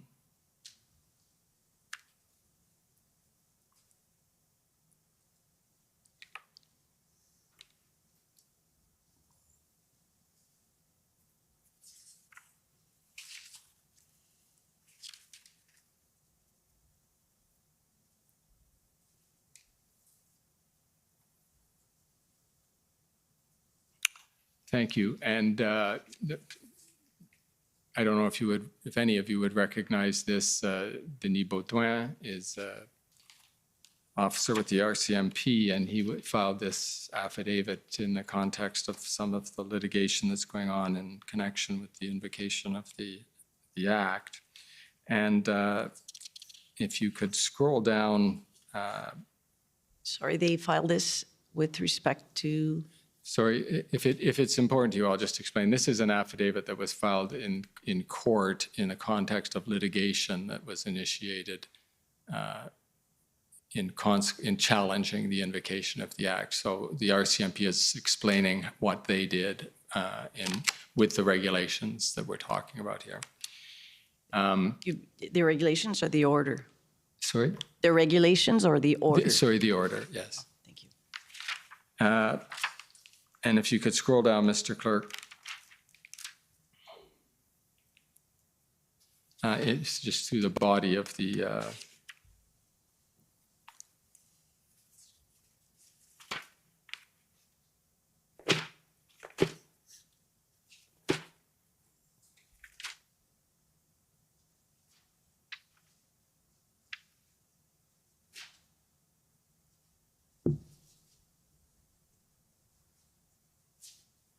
paragraphs 8 and 9 of this affidavit.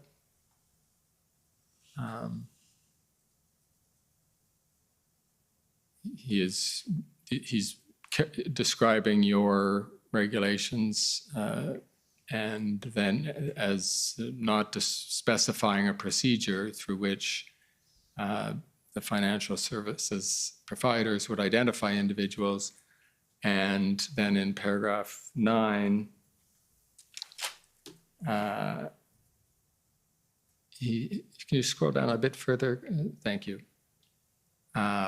He says, in practice, the police provided financial service providers with information about particular individuals or entities which the financial service providers could use in conjunction with other information at their disposal to make their own determinations about whether they needed to take any steps to comply with the order. Do you see that? Yes, and that's what I mean by vetting. Thank you.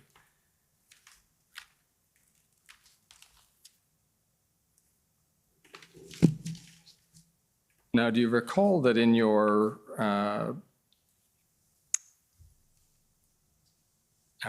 your own institutional report. And I wish we could keep two things up at once, Mr. Clerk. I might ask you to go back and forth, but in any event, if you could call up doj.ir 8030.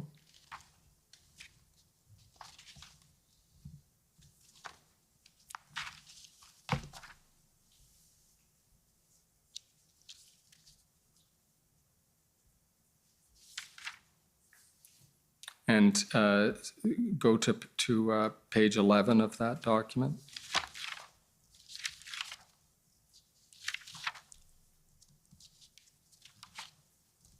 And then scroll down just a bit further, Mr. Thank you, that's perfect. The paragraph that begins, the Department of Finance did not have any information. That's not surprising. If you look at the second sentence, the Department of Finance played no role in the process through which financial institutions identified the accounts that they froze. The RCMP has stated that at no time did it provide a list of donors to financial institutions.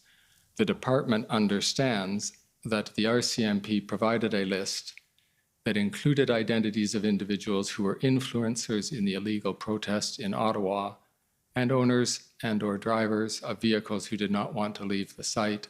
At no time was that list provided to the department.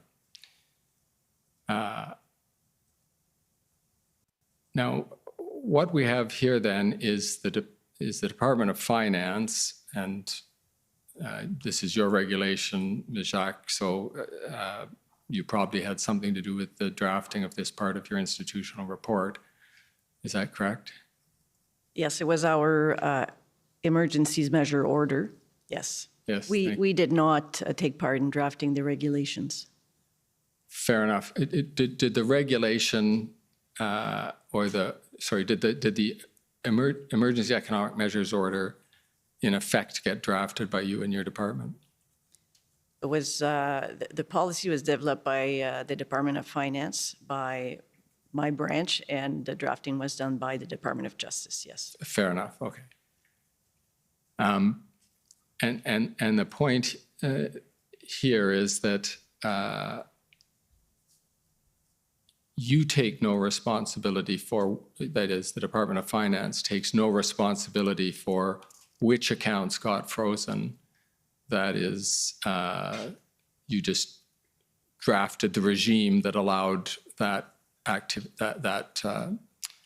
freezing of accounts to take place. Is that right? Well, you have to go back in time. Certainly, when we were working, and that there was a decision to, we found out that there's a possibility that the Emergency Act would be enacted. We started looking at policies and options as to how we could implement and take action fairly rapidly. So we did obviously develop a policy that would enable for a number of federal, provincial players like the enforcement, the RCMP could share information with the financial service providers. So that was something that was important to help financial service providers to identify people that could be involved in illegal activities. So that was number one. And number two, we were thinking that knowing that on their own, they could also detect fraudulent activity or suspicious activity, that they could do that as well. But as far as sharing the information, the Department of Finance does not receive information from the RCMP. That was solely between the RCMP and the financial service providers. Now, Mr. Clerk, as I said, we are going to hop back, if we could, to 781, same section. So the RCMP gets, I'm going to call it a hot potato, but gets tossed this hot potato of these regs to freeze bank accounts. And it's about to toss the potato over to the banks. And with the caveat that officer, or I believe it's Superintendent Baudouin makes, that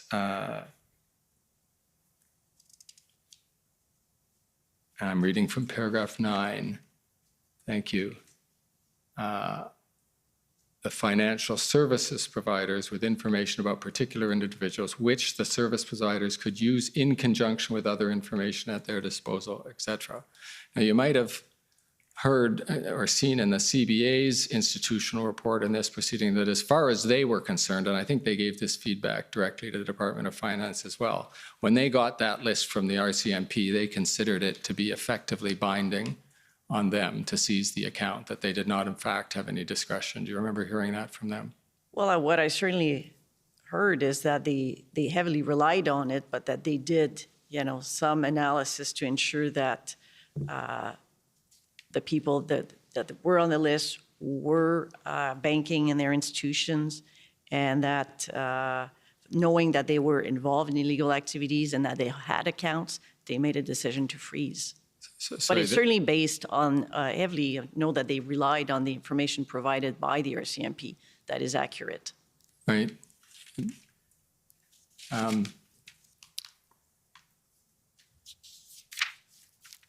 When you say part of the exercise of their discretion was making sure the person whose name was given to them by the RCMP was one of their customers, that's just a name check, right? That's not an exercise of discretion.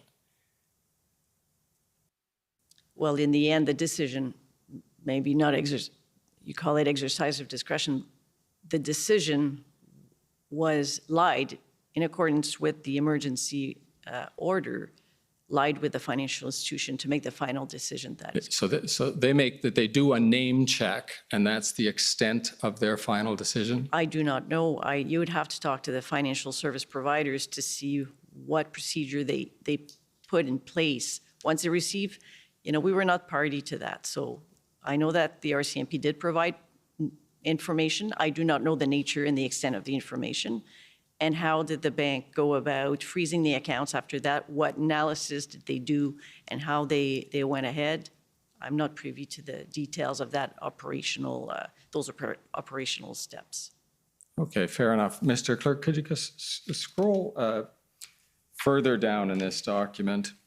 And we're going to go a few pages down till we get to Exhibit A. Right there. So this is an exhibit to the affidavit of Superintendent Baudouin. And if we go down, we see, do you recognize that form, Jacques? No. No, I do not. I've never seen that form.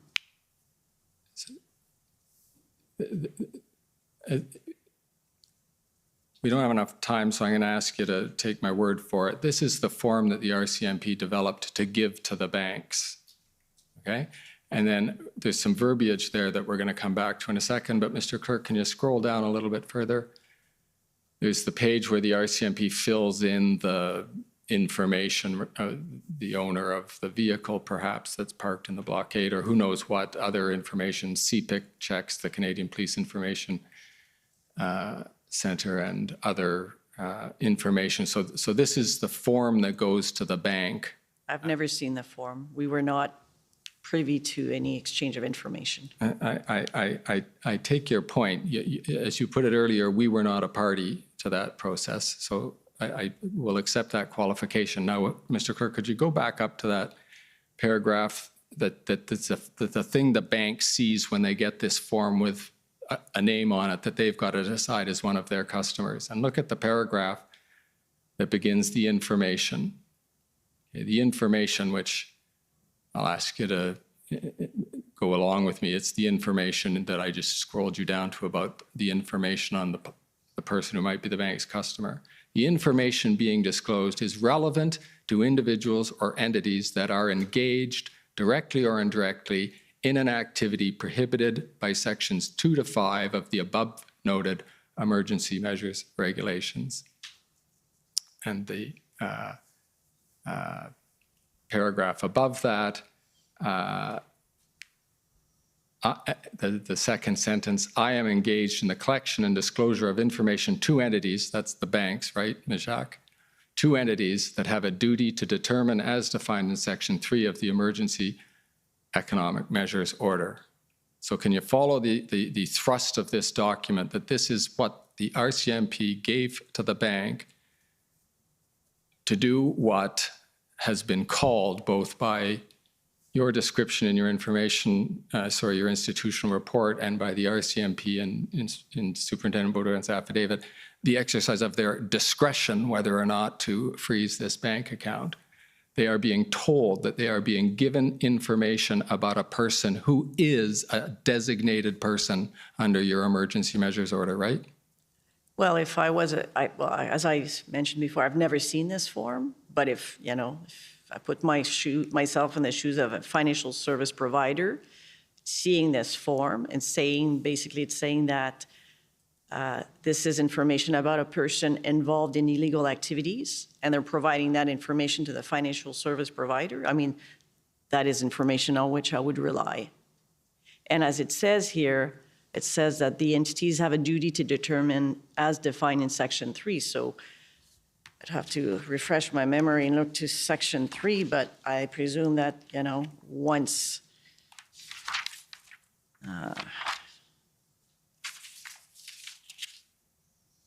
that Section 3 says the entities must determine on a continuing basis whether they are in possession or control of property that is owned, held, or controlled by or on behalf of a designated person. So if the RCMP comes to them to say, this is the information about a designated person, the financial institution is reviewing on an ongoing basis their relationship, they would, and this is a client of theirs, I would think that, they will do, as I said, they will do their vetting. Is this one of my client?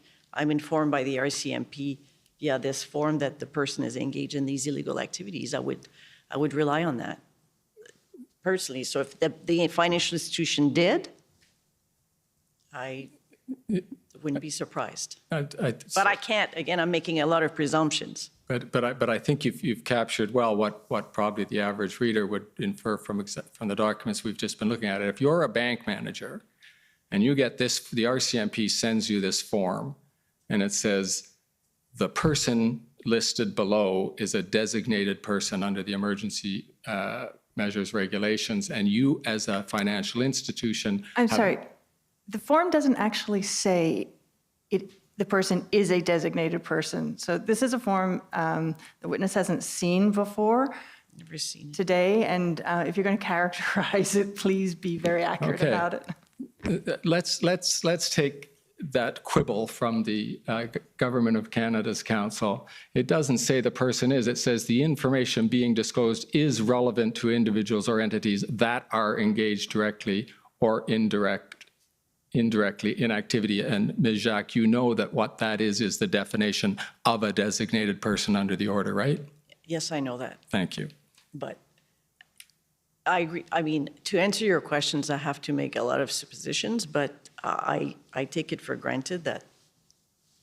If you're a bank manager and you get this piece of paper from the RCMP and you do the name check, you freeze the account, right? I do not know that, but that would seem reasonable to me. Thank you. So you say we were not a party to this part of the process. We had Deputy Commissioner Duhem say, I didn't write this law. We just implemented it this way, and it was up to the banks to decide. And so the question is, if the government is saying that these measures were the right thing to do, right? And the Department of Finance says we had no part in the enforcement of this, and the people who had enforcement in this says we didn't write this law. Who takes responsibility for the fact that these accounts were frozen, that people couldn't pay their rent, that people couldn't buy their groceries? Who takes responsibility for that? We certainly designed the measures, and with respect to the implementation, we once had discussions with various departments you have to understand that this moved very, very quickly. We went from a situation where we're looking at potential policy options under the Bank Act to very rapidly looking at the possibility of implementing the emergencies, the Emergencies Act and developing these orders. In developing those orders, we tried to be as practical and targeted as possible. And that's why we wanted to ensure that information could be shared with various enforcement forces, including the RCMP. We had discussions with the RCMP and with the financial institution to ensure that we basically implemented or helped to the extent possible provide the information with respect to the Emergencies Act and these orders. These are not the type of orders, I mean, it was the first time, I think, in 35 years, or if ever, that the Emergencies Act was ever used. We're working on very tight timelines, and the implementation was quite rapid. We're also working with evolving facts. We didn't know what we were looking at. The situation was evolving. There were various information circulating. And when you're trying, anybody that has tried to develop policies, even in normal circumstances, and to ensure that these policies are properly reflected into law and to apply that law, I mean, even that is not a simple factor. So I think to the extent that we developed the emergency, the order, and that we had a successful implementation of that order, in my view, was quite a feat, because we focused on the people that were, the focus was on the people that were involved in illegal activities and that were funding those illegal activities.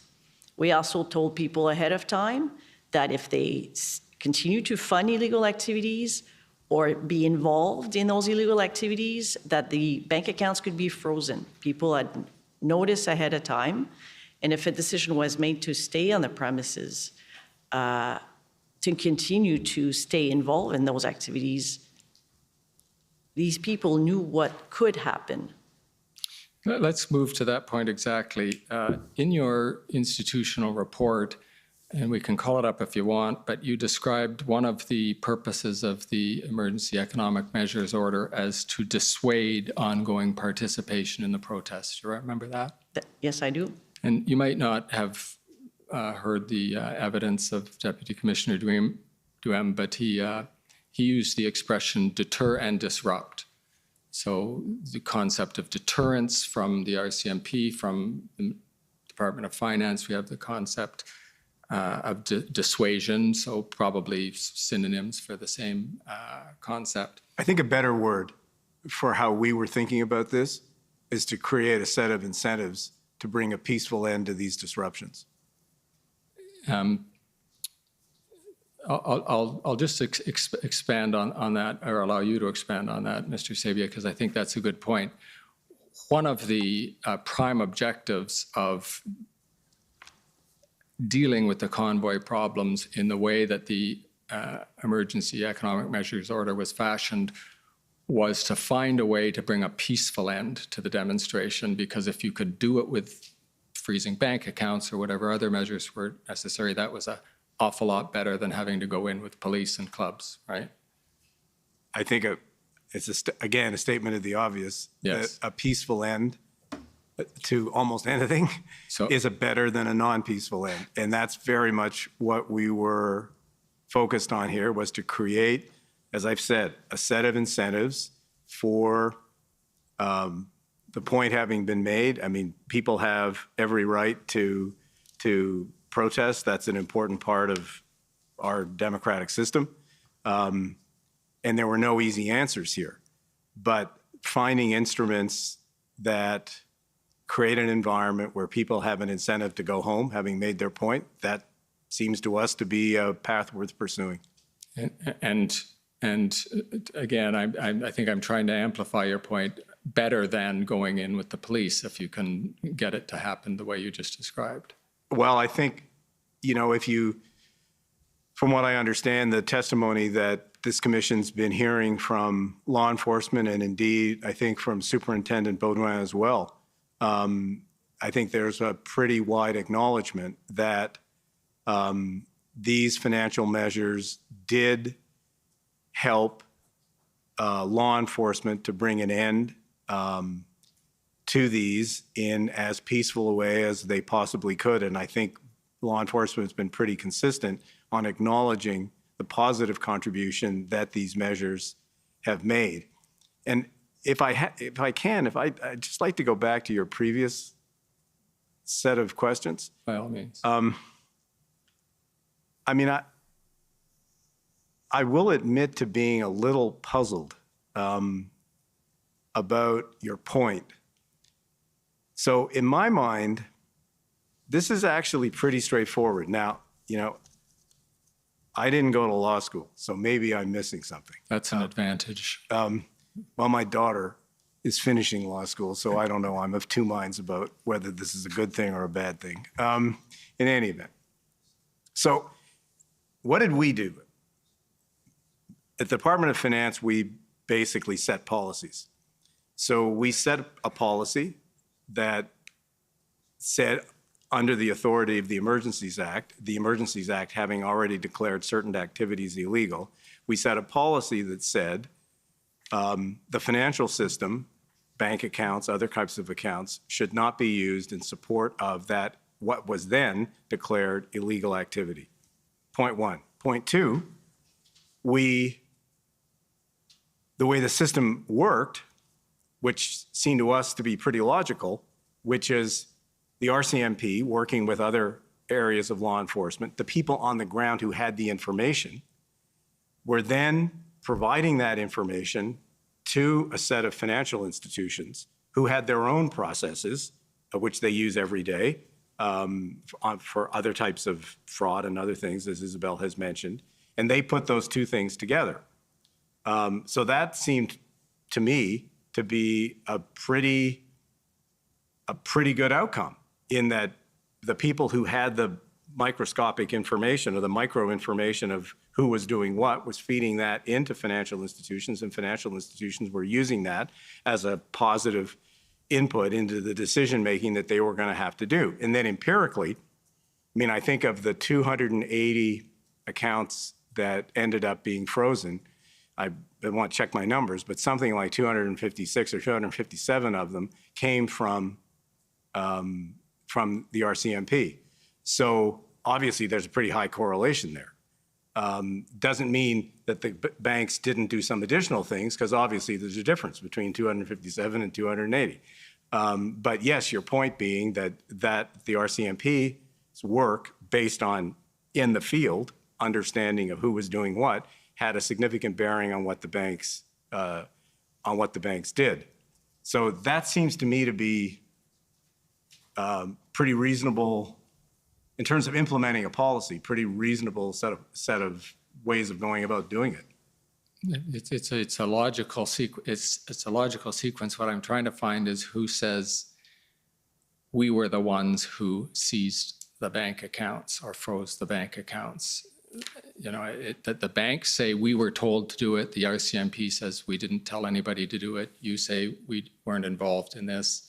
But we set a policy. Yeah, we set a policy, and we are accountable for that policy. And thank you. That is exactly what I wanted to make sure we got to before we finish with the panel. Now, on a related point, I was moving on to the issue of the idea of the use of these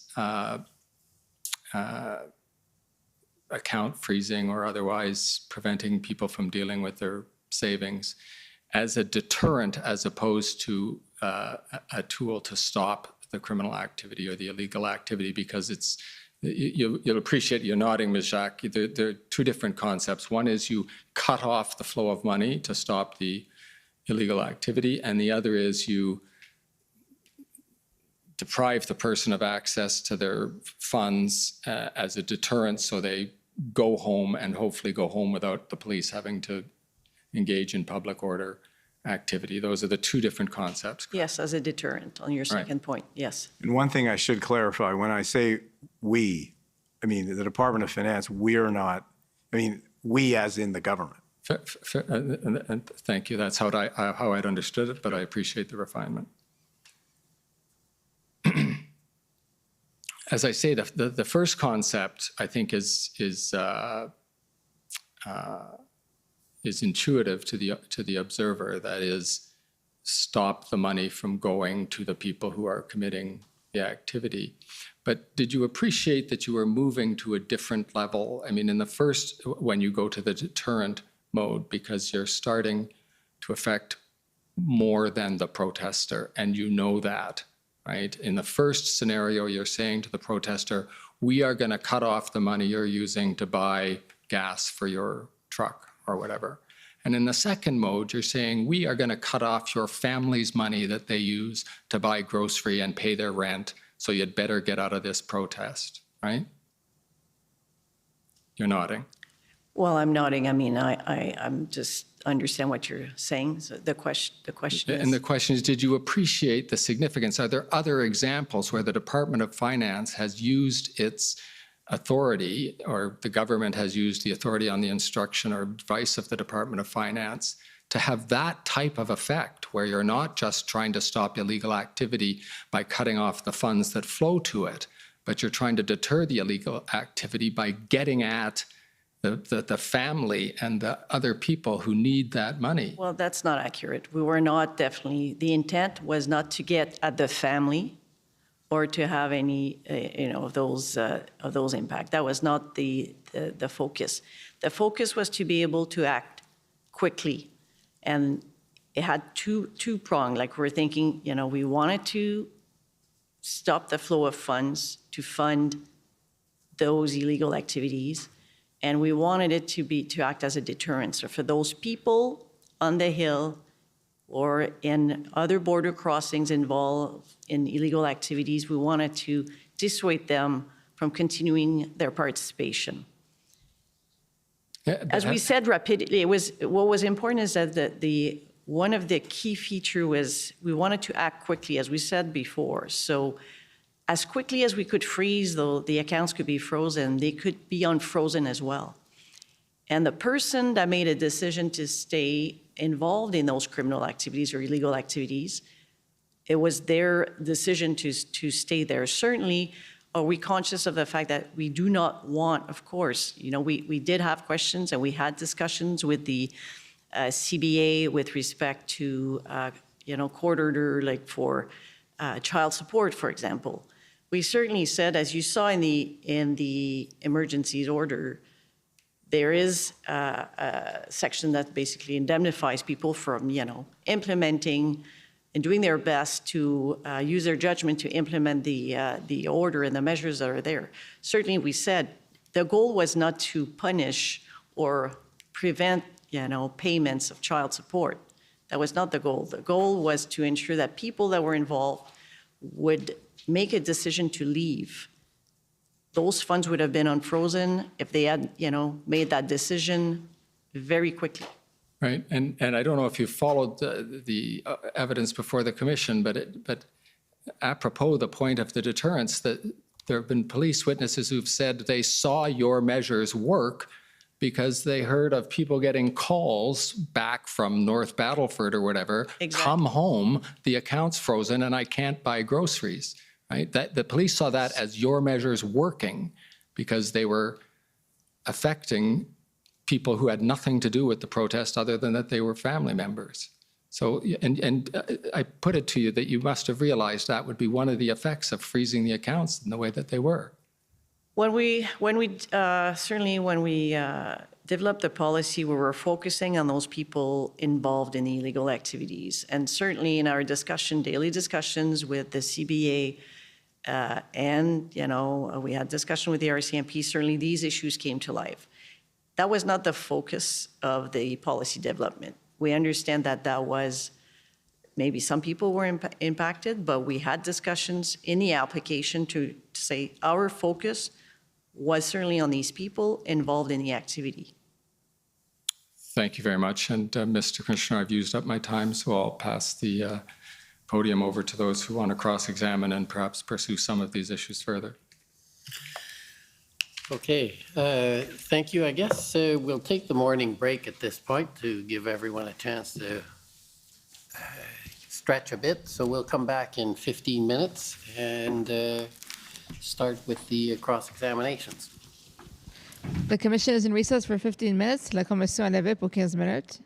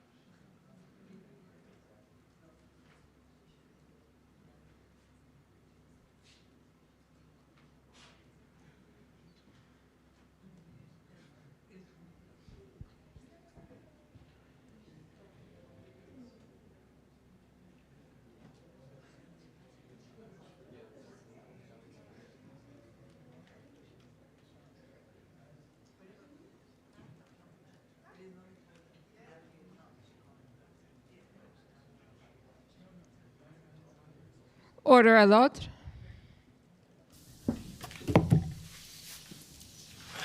The commission has reconvened. La commission reprend. Okay, first, the convoy organizers, please.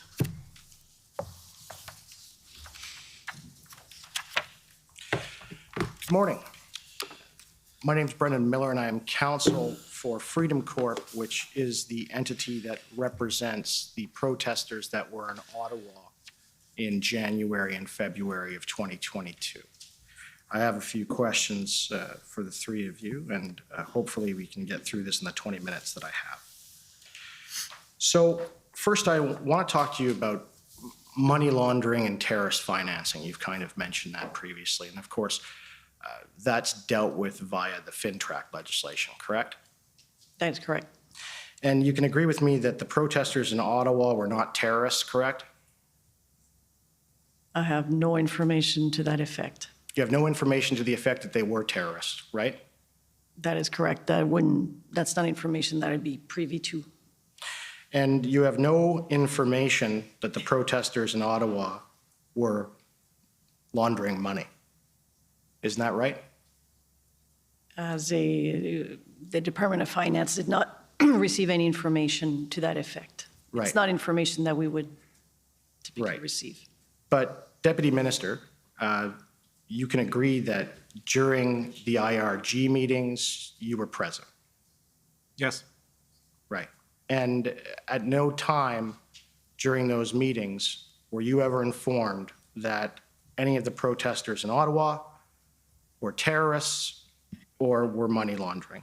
Is that Sorry, correct? just to interject for a moment, and as far as the questions asking what ministers may have discussed amongst themselves in those meetings, that would be covered by Cabinet. I'll rephrase. Between the dates of February 10 and February 14th, 2022, at no time were you informed that there was terrorists within the protesters in Ottawa, correct? All I can say in reaction to your question is that the responsible agencies were watchful on that point, and it was not an area where we had any expertise. Sir, I understand that, but I'm not asking that. I just want a yes or no. You were never informed that these individuals in Ottawa, between the dates of February 10th and February 14th, were terrorists, correct? We had no information one way or the other on that issue. Right. So the answer is no. I said we had no information one way or the other on that. So you have no information one way or the other. Let's make it clear. You were not informed. You were given no information that these individuals in Ottawa protesting were terrorists. Yes or no? Well, I'm not going to give you a yes or no answer because my answer is that we didn't have information on that one way or the other.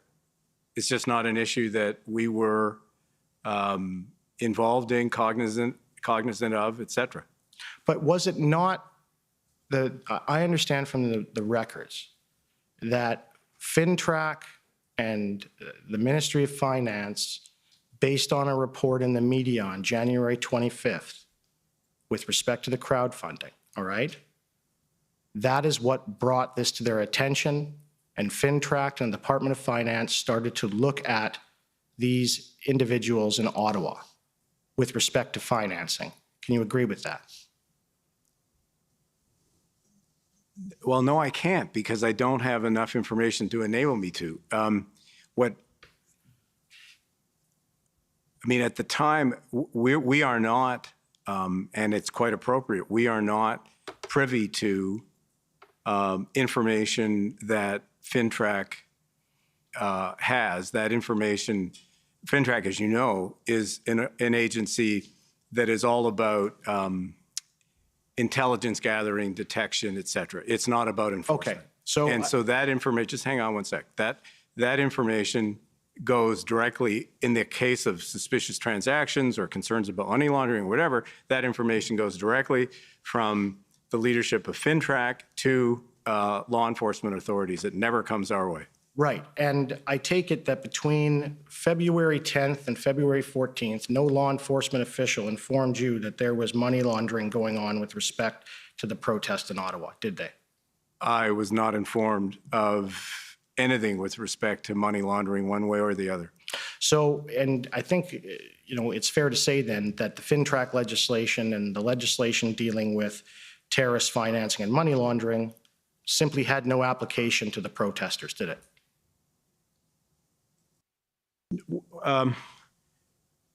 No, it did. Maybe I'm misunderstanding your question, but it did in that through that process, it confirmed that we needed to adjust the regulatory perimeter of FinTrack to include crowdfunding platforms and payment processors. So we did do that on a temporary basis under the authority of the Emergencies Act.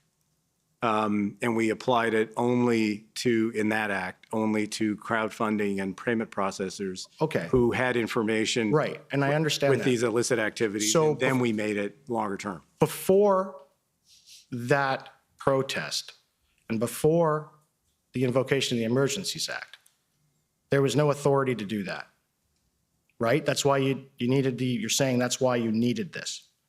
Is that fair? That crowdfunding platforms and payment processors were not subject to review by FinTrack. Yes, that's accurate. But even if they were not the crowdfunding, et cetera, if there was terrorist financing and there was money laundering, then you could apply FinTrack and the criminal code to crowdfunding, right? Without the Emergencies Act. I can't answer that question because I'm not expert enough in FinTrack's legislation. Okay. So I want to talk to you a bit about some crowdfunding. With respect to crowdfunding, you can agree it's done by way of people donating to a fund online, right? Yes. And people donate to that fund typically to support a cause? Yes, that's one, yes.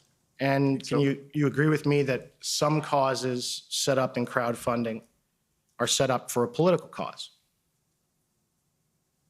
I'm sure that's probably true. And can you agree that a protest of a government policy or legislation is a political cause? Well, I'm not going to answer your question in my capacity as the Deputy Minister of Finance. I guess I'm going to answer your question in my capacity as a citizen. And I guess my answer as a citizen is, yeah, that sounds like it makes sense to me. Right. And can you admit that the GoFundMe and the Give, Send, Go for crowdfunding set up by Ms. Litch and the protesters in Ottawa were a crowdfund set up to support a political cause? Well, I guess, as you know well, GoFundMe ended up,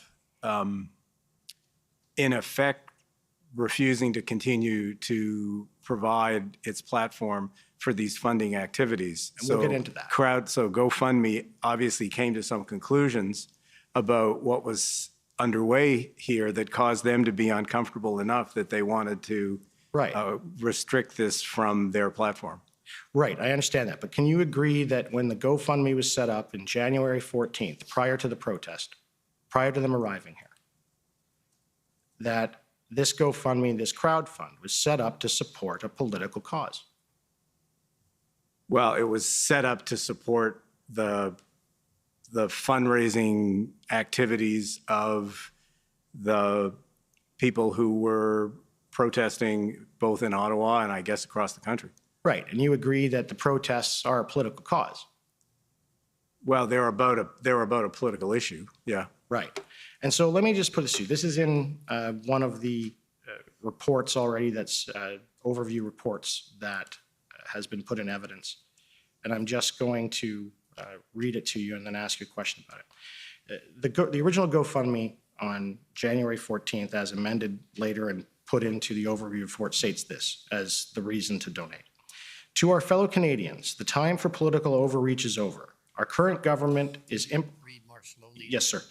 Our current government is implementing rules and mandates that are destroying the foundation of our businesses, industries, and livelihoods.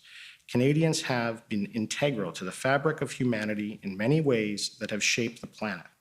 We are a peaceful country that has helped protect nations across the globe from tyrannical governments who oppress their people, while now it has happened to us. We are taking our fight to the doorstep of the federal government and demanding that they cease all mandates against its people. Small businesses are being destroyed, homes are being destroyed, and people are being mistreated and denied fundamental necessities to survive. It's our duty as Canadians to put an end to this mandate. It is imperative that this happens because if we don't, our country will no longer be the country we have come to love. We are doing this for our future generations and to regain our lives back. We are asking for donations to help with the cost of fuel, food, and lodging to help ease the pressure of this arduous task. But it's a small price to pay for our freedoms. We thank you all for donations and know that you are helping reshape this once beautiful country back to the way it was. So can you agree that premise that I've just read to you for seeking donations? I know speaking as a citizen, you can agree that that's asking for donations to support a political cause, right? I think it's asking for donations to support somebody's particular view about a public issue. Right, and that's a political cause. Well, I'm not going to judge whether it is or not. It's a public policy issue that people have a right, perfect right, to agree with or disagree with. And I guess this group of people were out using a crowdfunding platform as a source of raising money for it. Obviously, it ended up being pretty problematic because GoFundMe walked away. And we're going to get into that. So you agree that many people donated to both the GoFundMe and the Give, Send, Go, right? I don't know what the numbers are, how many people donated. And you know that those donations, based on what I've just said to you, were made on the premise of that statement, that the money donated was to be used to support the protest, right? I can't speculate as to why people made those donations or not. I don't have any access to that information. As the Deputy Minister of Finance, I'm sure you know that before the protesters even got to Ottawa, that as of January 25th, the GoFundMe had already raised more than $4.5 million. You know that, right? I do not. I did not know that at the time, no. All right. And I take it you are aware and had some discussion that donations to political causes are a form of freedom of expression as protected under Section 2B of the Canadian Charter of Rights and Freedoms. Were you aware of that? I'm aware that the Charter protects the right to free expression. Right. And were you aware that donations to a political cause have been interpreted and continue to be interpreted by the highest court as being part of freedom of expression? Were you aware of that? Yeah. Look, the issue here, at least in my opinion, is not about donations because nobody acted. Even in the context of the Emergencies Act, no one, I mean, the RCMP was I think, quite clear and publicly clear that their intention here was not to take action on people who had made, in most cases, I think, relatively modest donations. So there really wasn't action here, as best I can detect, action here with respect to the activity of making donations. I understand that, but the making of the donation, right? You make a donation under the auspices that it's going to be used for the cause, right? That's how the donation, why the donation is made. You can agree with that.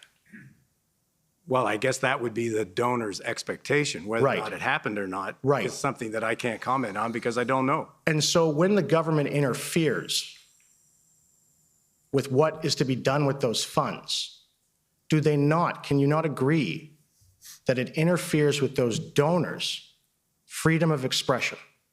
Can you agree with that? Look, the government took a decision that these activities were illegal. Right, and we've been having some trouble in establishing what that is, and we're going to get into that. But I'm going to move on to another part. This commission has heard evidence that the money from GoFundMe, all right, you talked about it being frozen. It was frozen following a request in a meeting between the City of Ottawa, the municipality, the mayor, and the Ottawa Police Service. Are you aware of that? I have absolutely no awareness of that, nor is it relevant to our work in the Department of Finance. Right, but you said it was relevant to, just in your own No, testimony. I did not say it was No, no, no, relevant no, to our let work in me the finish my Department of question, Finance. sir. I did not say that. Sir, let me just finish my question. You had said it was relevant that GoFundMe, on their own accord, froze these accounts, right? You just said to that. They obviously saw an issue. And you said that just in your evidence while I was examining you. So I'm going to ask you a little bit about it, okay? And you can agree with me that the City of Ottawa and the Ottawa Police Service, they're government entities. That's not debatable, right? They're not federal government entities. Right, I know. And they don't have anything to do with our job in the Department of Finance. I understand, but you can agree that they are government entities. They are provincial and municipal government entities, right? I guess so. If I go back to civics class, yeah, I guess. Yeah, well, I'm glad that you're It was a thinking long about time ago civics, in my 'cause case. that's part about what this case is about. Can you agree that when a municipal government or a mayor of a city or a municipal police service, like the Ottawa Police Service, requests of a bank or GoFundMe in this instance to freeze funds, that is government action? Can you agree with me on that? Just so that I understand what you just said, that where a government entity requests a fund or requests a bank or an institution to freeze private funds of donations, of private bank accounts or anything like that, where they make that request and it's from the government, is that a government action? well, yes, I think so. I think it's, yeah. Right. And I take it to your knowledge that there's no legislative authority that you know of, federally or provincially, that would authorize a municipality or a police force to make such a request. Look, all I can do is comment on this from the perspective of A, the Department of Finance, and B, the federal government. And the federal government, in the Emergencies Act, declared that these activities were illegal. As to your point about GoFundMe, GoFundMe took an independent decision that had absolutely nothing to do with government activity. Sir, the mandate of this commission is to look at the circumstances surrounding the invocation. I understand what the government did. We're trying to find out why, okay? So let me ask you again. To your knowledge, I take it that you know that there's no legislation in Ontario or federally, all right, that would authorize a municipality or a police force to request an institution, a bank, GoFundMe to freeze accounts. Can you agree with that? Look, you're asking me questions that we in the Department of Finance have absolutely nothing to do with. You're If you saying want to that you ask have me nothing questions about our role in finance, that's fair enough. But these questions they're not what we do. But you understand financial legislation, do you not? You understand that legislation governs your ministry, right? Of course. Right, and then you also look at the legislation in provinces and you try to make them interact and work together. Is that not fair? Cooperative federalism, I'm sure you've heard that principle. With respect to the broadly understood, the operation of the economy and other things, yeah. Right. But we're not a public safety institution. We're not an institution that is responsible for law enforcement in any way. There are lots of other agencies of the Government of Canada that are responsible for those things and are responsible for the interactions that you're drawing attention to, but it's not the Department of Finance. So if that's the case, then why did they even ask you to come to the IRG? Why? I think the answer to that's pretty straightforward. There was a very substantial preoccupation on the part of the government with respect to the economic consequences of the disruptions that were occurring in the country. And our role at the time, we were people doing quite a bit of work on that issue, and that was extremely relevant to the decision-making that was underway across the government of Canada at the time. I understand that. I'm not trying to cut you off, but I'm just trying to stay under my time limit. So here's the thing. On February 10th, the IRG minutes that we do have that are unredacted, the Prime Minister advises we have 2 tracks. He went into it with 2 tracks. The first was to use general legislative authority, and the second track was to use the Emergencies Act, all right? And I take it, and there was tasks, we have that evidence. Tasks were given to your ministry, tasks were given to other ministries. I can tell you with respect to the options that were being put forward outside of the Emergencies Act, we don't know what those were because the government's claims solicitor-client privilege in Section 39 cabinet confidence, so I have no idea. But I take it that there had been inquiries with your ministry between February 10th and February 14th about what legislation could be used in order to deal with the crowdfunding. Look, I don't know whether you were in the room this morning or not, but I thought we had a pretty thorough discussion of that with the Commission's I understand, counsel. and sir, I understand you're asking me questions, but if we're both asking questions... No, I didn't ask you a question. I get it. I understand. But if we're both asking questions, none of us will have answers. So let me just ask the questions and we'll go on. All right? So I want to talk to you now about the legislative change versus regulations and orders in council really quickly. And can you agree? You're going to have to make it quick because you're already over your time. Thank you, sir. 2 points. The legislative change versus regulations. You said you couldn't deal with this by way of regular legislation through Parliament. Why?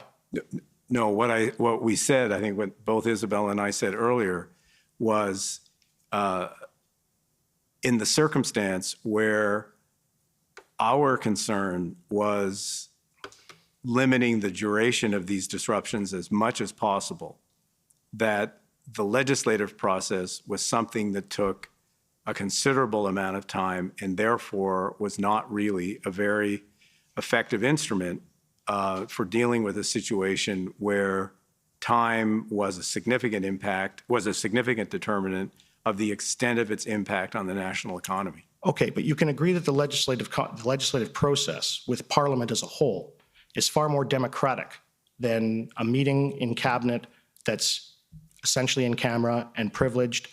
There's no debate from opposing parties. These things are then just passed by the executive, right? Like it doesn't represent input from the rest of Parliament, correct? Look, I think the government took a decision as the duly elected government of the country to invoke the Emergencies Act, which is itself a piece of legislation that was through Parliament, and the government took a decision to use that in this circumstance and has been, I believe, scrupulous in how it was used, kept the duration of the Emergencies Act to an absolute minimum. I mean, it was, 7, 8 days maximum for the whole thing. So I think the government has proceeded in a manner completely consistent with the laws of Canada. I understand, but you can agree that in invoking the Emergencies Act, Parliament, via that legislation, lays out criteria that have to be met to invoke it, Yes, right? but the Emergencies Act had to be, there was a parliamentary process that followed the government's invocation of the Emergencies Act in a manner consistent with the laws of Canada, and that was done. Right, and the documents to date show that because they were able, the NDP, okay, I'm going to ask you maybe about this last question.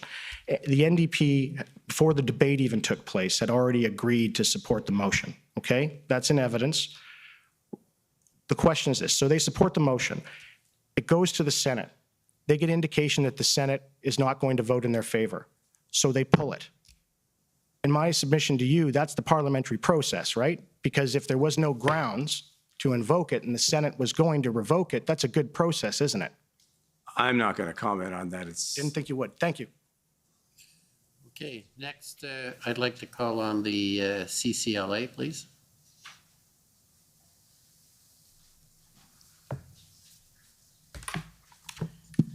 Good afternoon. My name is Eva Krajewska, and I'm counsel for the Canadian Civil Liberties Association. I'd like to start off by going back to before the emergencies orders and the options that your ministry was considering. And if I could ask the registrar to pull up ssm.can.403761. This is a memo that was attached to an email, Mr. Sabia, that you sent to Deputy Prime Minister Freeland on February 8th at 1700 hours -5. I think that's right, -5. And do you recognize this memo, sir? Yes, I think so. So these are in this memo, you lay out 3 options to the minister, or the deputy prime minister. The first is the use of the Bank Act. The second option is redacted on the basis of cabinet confidence. I've asked my friend at the DOJ if she would reconsider that, and I appreciate that will take some time. And then the third option is moral suasion, and this is not something that you discussed with Commission Counsel this morning. And I just want you to take a look at that second paragraph where I think it was the minister's expectations to ask bank CEOs to remain vigilant in their review of business relationships to ensure that they're not being used to support illegal activities. And is that one of the considerations that was given to Minister Freeland into how she should deal with this situation? No, what this is just a summary of possible approaches that could be used. These are not and shouldn't be construed as recommendations to the minister in any way. And the description that you see in the second paragraph is really about, well, if one were to go down the path of moral suasion, here's the kind of thing that it would involve. Okay, and when you talk about support illegal activities, you would have to define what that means in these circumstances, correct? Yes.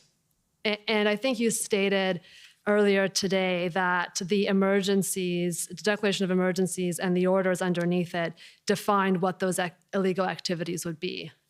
The Emergencies Act did, that's my understanding. Yes, it did. Thank you. And now, if I can move on to the scope of the measures, and many of these questions will be to you, Mr. Sabia, and to you, Ms. Jacques. You agree that the emergency measures order prohibited any entity as defined in Section 3, which covered both provincial and federal institutions, from dealing with any property held by a designated person, right?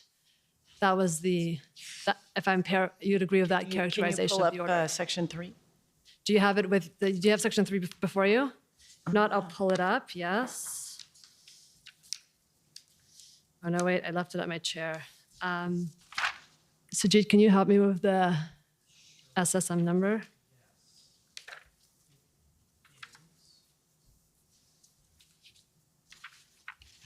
If you could please pull up ssm.1911.rel.0001. So this is the emergencies measures order, which is the financial order. And Section 3 is the one that covers the institutions that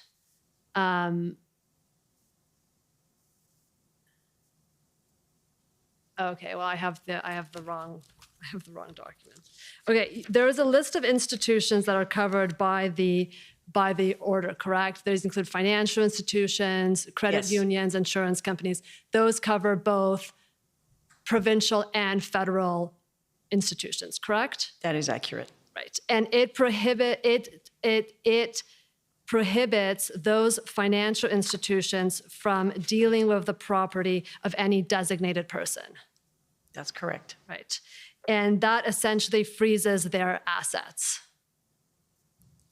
the designated person's assets. Yes, they can suspend dealings with those individuals, and it could lead to the freezing of Freezes an account, not necessarily. account. Well, freezes their ability to deal with their property held at those institutions. Yes, I see you're Bank nodding. accounts. Sorry, we need an audible. Yep, Thank you. Yep.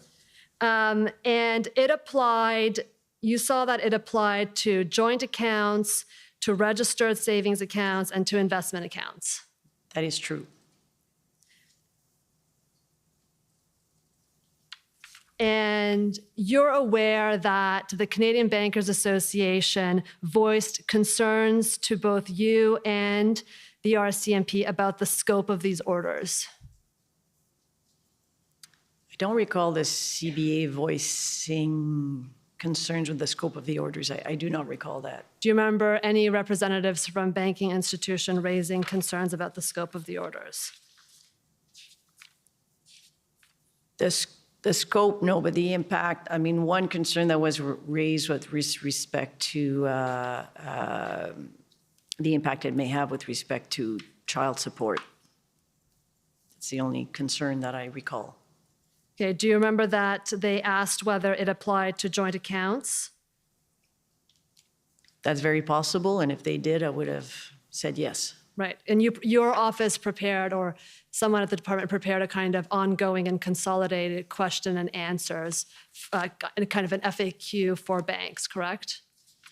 Well, not for banks. I mean, we had... Sorry, I say bank, I mean for financial institutions. I mean, we had prepared some frequent question for internal purposes, yes. This is, if I can just pull up ssm.can.702.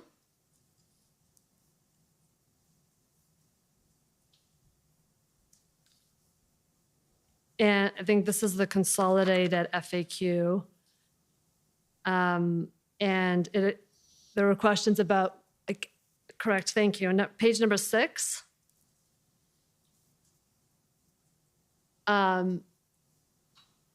Scroll down to RCMP, please. There we go. When we say accounts, what exactly is being referred to? So those are the types of accounts that this would apply to, correct? Yes. And if we go to page 7, there were questions about whether small donations were being investigated. Yes. And your response, or the RCMP response, was that they weren't, correct? They were not being investigated. Yes, that was not the focus of their investigation. But you'd agree that on the face of the order, small donations were captured on the face of the order. And Mr. Sabia, I think you even provided that advice to Minister Freeland at some point. I don't recall. I honestly don't recall that, but I mean, I think that's true. Yes, they were I think captured. that's true, that they were captured, but nothing. Okay, I'll just put it for reference for the record that. And on those small donations, just to specify, yes, they were captured, but it's important to note that certainly the order was not retroactive. So any donations that would have been given prior to the Emergencies Act being enacted were not captured. And as we said previously, it's important that you look at the context as to when we came about to draft the order, we didn't know how the situation would evolve, but in the application of the order, certainly the focus was not on those donations. Correct. So, and Ms. Jacques, I think it was you who provided answers to those questions at ssm.can 6054, where Minister Freeland had questions with respect to the order, and Mr. Sabia, you asked for responses on those questions, and Ms. Jacques, you provided the answers in red where you stipulated, this is on. Can we see? I know. I'm just going to talk while they pull it up. Otherwise, I run out of time. So it'd be good to read it. You will. I would for sure give you a chance to see it. The question was, and what about people who were never at the protest but made donations? And your response was, as stipulated in the order, it is possible that a person who indirectly funded the illegal protest for the benefit of a person involved in the protest had their account frozen. This would only occur if they made a donation after September 15th, which is, as you were saying, February 15th. February 15th, it was not retroactive. So if you go to page 2, there's the question, the second paragraph. Do you see that? And what about people? Yes, so that was the question for Minister Freeland, and then your answer is in the less dark font. Yes. Okay, and I think some of the financial institutions asked if they were able to exercise some humanitarian exceptions as well to the orders, and maybe this is what you were referring to as child support, correct? And certainly we told them to and as they have, use their good judgment in applying this order throughout. Yes. And they also asked if they could continue to process automated payments from the accounts, correct? That I do not recall if they asked me that question. Okay. And the order also applied to auto insurance, correct? Yes. Yes, but the RCMP decided not to communicate with insurance companies as they wanted to ensure that it would be safe for vehicles to leave the demonstration. Yeah, now this is an important point because it goes to what we were trying to accomplish here. So that created the possibility that could occur. In reality, in actuality, it never occurred, but it did have a helpful incentive effect, to use that word again, with respect to wanting to find a peaceful solution to these disruptions. So the RCMP's approach to this was, I think, completely appropriate. The risk to the truck owner was there. But action was not taken because if the action had actually been taken, it could have, in certain circumstances, impeded the movement of the truck, which nobody wanted. But it did create an issue of uncertainty that a truck driver would have to assess and therefore hopefully encourage the truck driver to leave peacefully, which was the objective all along. So, Mr. Sabia, I just want to, with respect to that answer, I think to me, the order did more. The order would have allowed the RCMP to ask for that person's insurance to be canceled. And what the RCMP did is that it did not exercise their discretion under the order to do that. But the order on its face, and the insurance company could have proactively canceled that truck driver's insurance, and then it would not have been safe for that truck driver. But it's instructive that never happened. Right. So it's good that it did not happen, that part of the order was not exercised. It's positive that it had the effect that it had, which was creating the possibility that might happen, but that it never actually happened. That's an almost ideal combination. So in kind of economic terms, it created a microeconomic incentive. It did. And I want to go back to the issue of what happened between the financial institutions and the RCMP. It was not just that the RCMP provided information to financial institutions, but under the order, the financial institutions were obligated to provide reporting to either the RCMP or CSIS with respect to the freezing of accounts, correct? Yes. So it was the financial institutions' onus to ensure that they were in compliance with the order. When they had information, yes. I mean, it was not just when they had information. No, but you mean it's their responsibility to be compliant with the law, yes. And also there is a clause that's plead that they need to share information that they have with the RCMP and or CSIS. Correct. And so, Ms. Jacques, when you mentioned earlier an indemnity that was provided, that indemnity was only provided to financial institutions if they complied with the order. It did not provide an indemnity to financial institutions not to comply with the order or not to report to the RCMP, correct? That is accurate. Right. So the financial institutions, if, as you say, they decided to exercise their discretion for humanitarian or other purposes, they were taking the legal risk for doing so.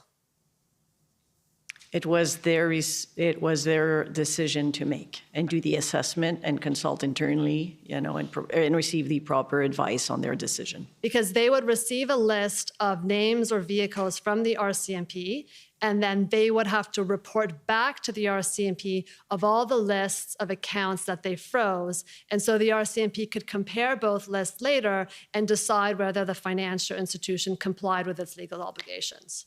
I don't know if there was any such exercise by the RCMP to review compliance with the order. I've never heard that in the past. But the order provided for that information sharing. It was to provide for the information sharing to help the RCMP and pursuing some maybe investigation. Yes.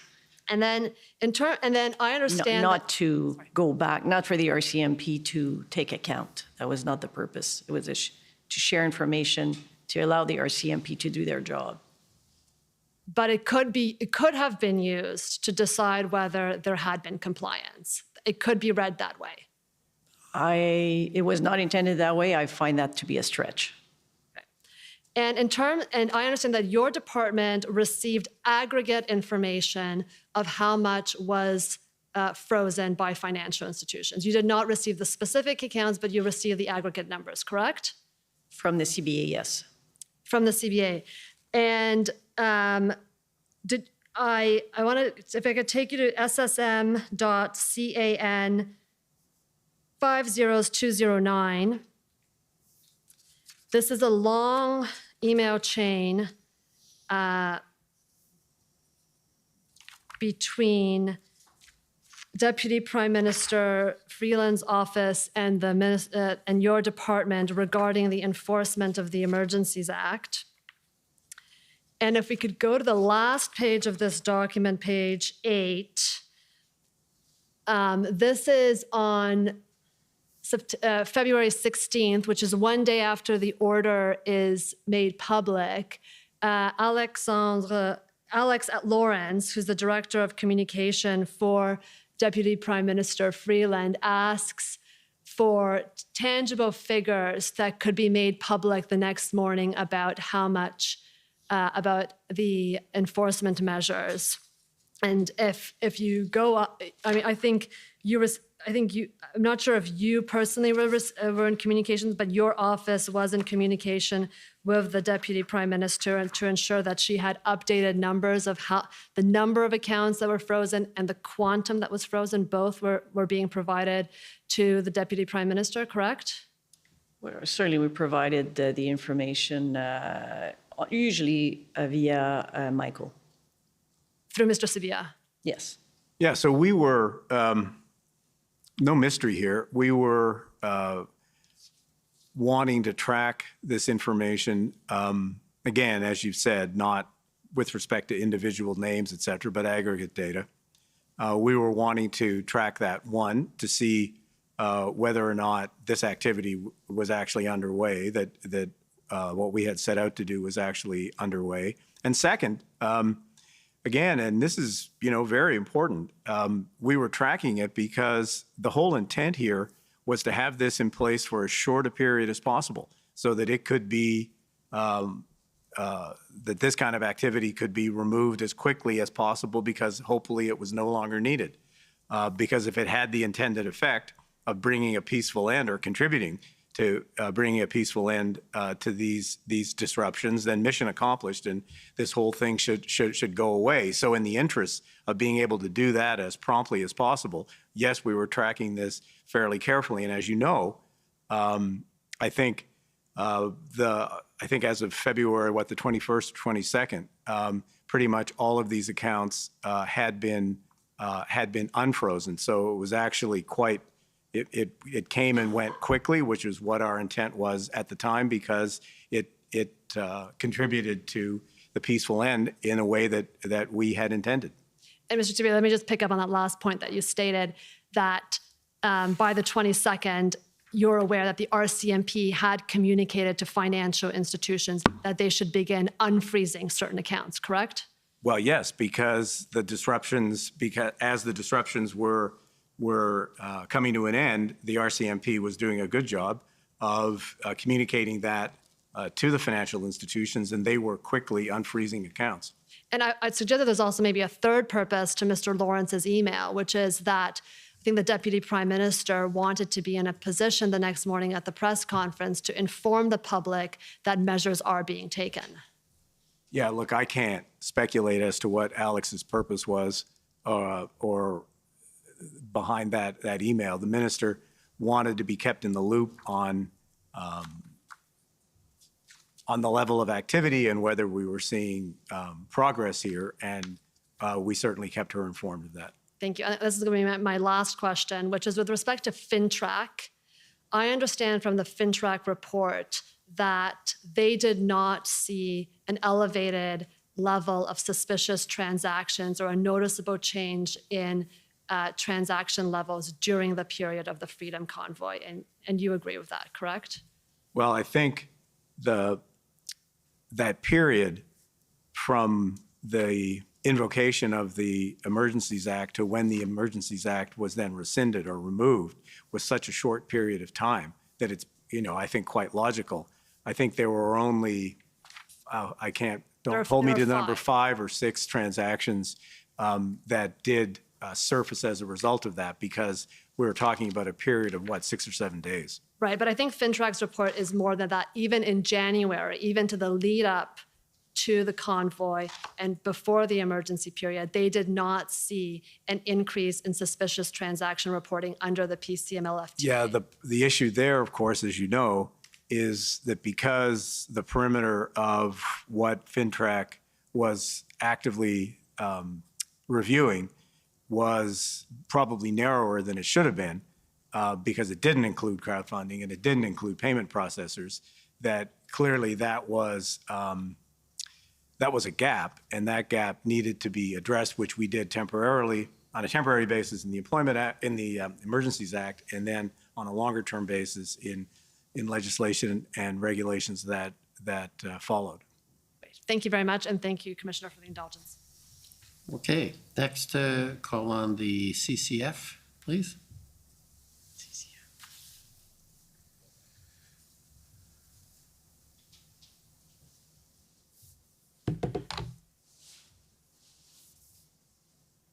Morning. Hi.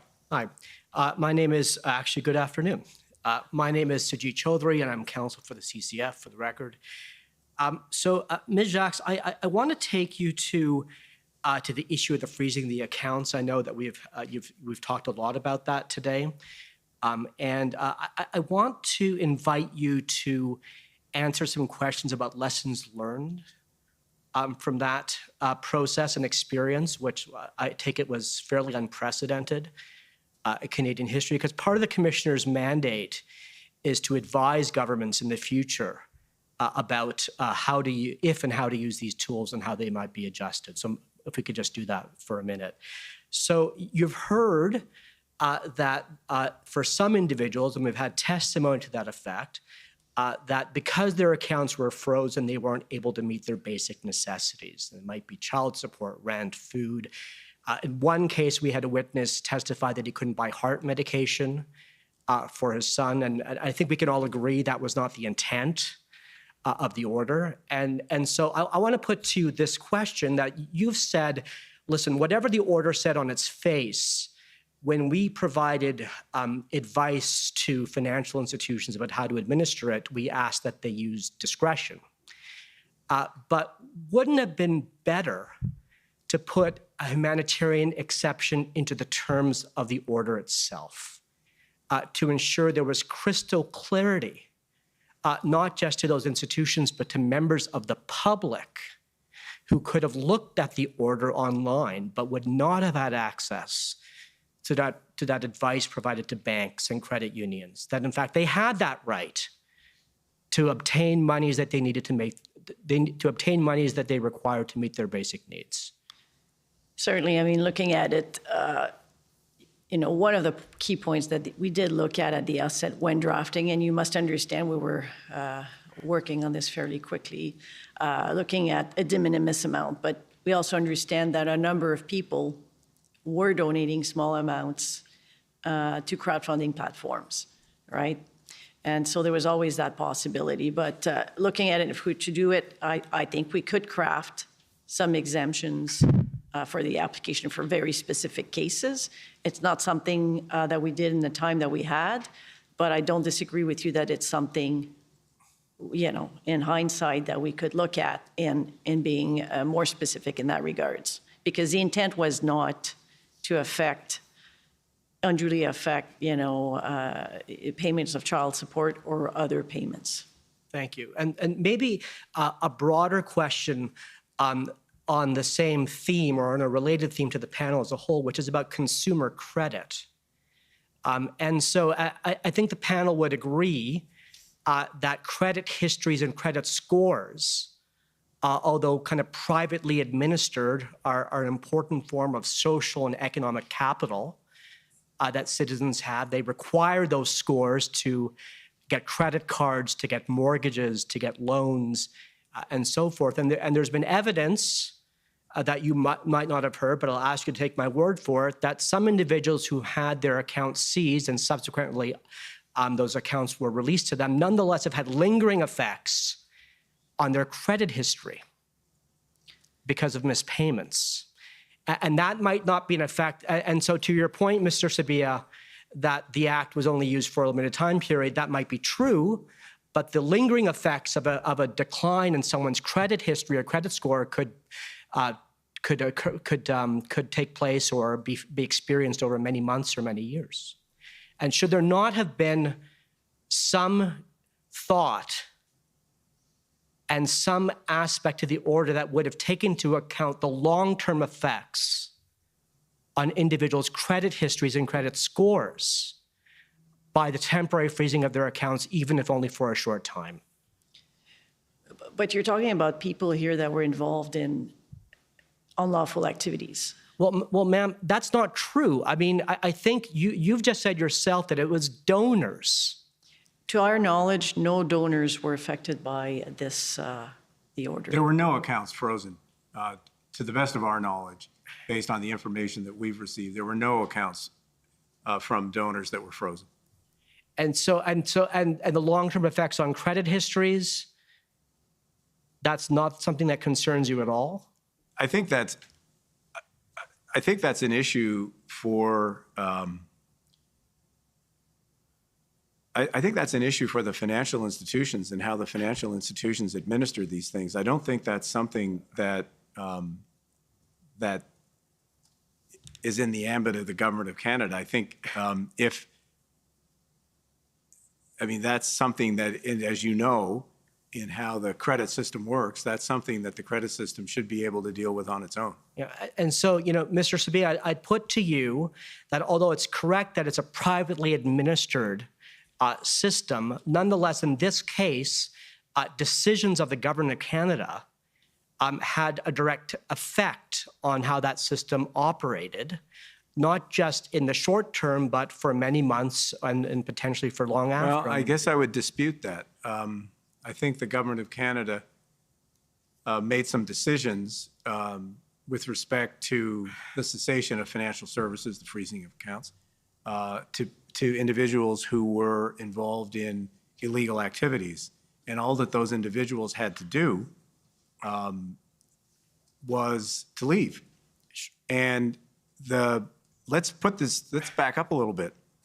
The government announced its intention to proclaim or to invoke the Emergencies Act on the 14th. It was very clear as of that date, and the Minister of Finance was very clear as of that date, that people involved in these disruptions ran the risk of having their accounts frozen. That was very clear. So there was a period of notice there, and it was very clear that all that had to happen was for those people to leave, and if they did, their accounts would never have been frozen or that they would be immediately unfrozen if they did leave.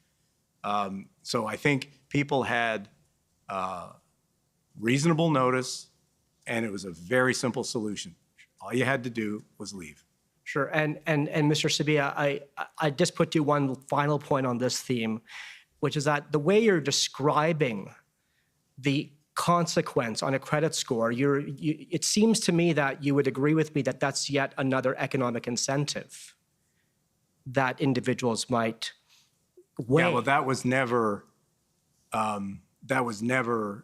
in our minds. That was never part of the intent of what we were trying to do, because honestly, I think that the credit system itself ought to be agile enough that those kinds of outcomes not happen. Sure. And I'd tell you, I'd say to Mr. Sabia, suggest to you that if that had been an intended consequence, that would be a form of extra legal sanction that went beyond the penalties and the orders. But it wasn't any part of our intent ever. Could I take you to the issue of crowdfunding and the regulation of crowdfunding? And so I know that one of the many issues on your agenda during the period leading up to the invocation of the Emergencies Act was the question of the available legal tools to curtail the flow of funds towards protesters participating in the various blockades. And I recognize you're not lawyers, and I'm sorry to have to ask you these legal questions. Isabel's a lawyer. Oh, Ms. Jacques, well, it might.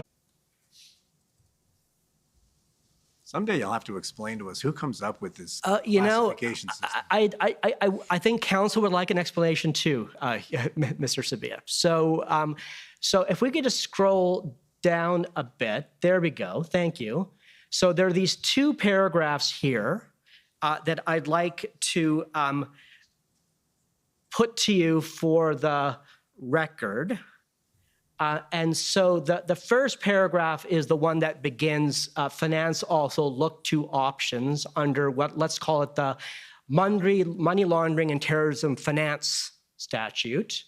And would you agree that it says there that Deputy Minister Sabia and Assistant Deputy Minister Jacques stated that it quickly became clear that there was a gap in the Money Laundering and Terrorism Finance Act. It did not apply to crowdfunding services. It applied only to certain payment service providers, and this was significant and so forth. You agree, and you agree you said that in the interview. And then if I could take it to the next paragraph, again, for the record, would you agree that that you then added, Deputy, that an overriding issue with the options considered by finance was timing, and any legislative amendments would take a long time to pass, whereas action was needed quickly? Yes. You said that, okay. And so... And I said that this morning. Sure. This afternoon. You did. I think you said it both this morning and this afternoon. So you don't quite say it this way, but let me just put this to you. Are you saying there that the only way that you saw or that you were advised to get the money laundering and terrorism finance legislation to apply to crowdfunding absent using the Emergencies Act was a legislative amendment, and that just was not viable at the time? Well, look, the gap here, that crowdfunding and payment processes were not in the ambit of FinTrack. This was something that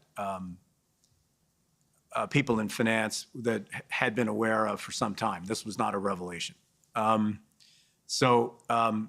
The issue here, so we got to separate two things.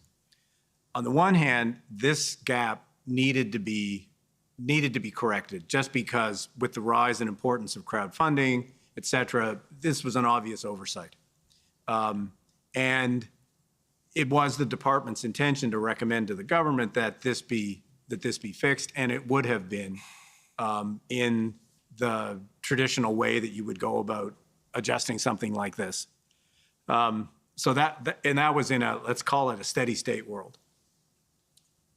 So in this circumstance, obviously we were not in a steady state world.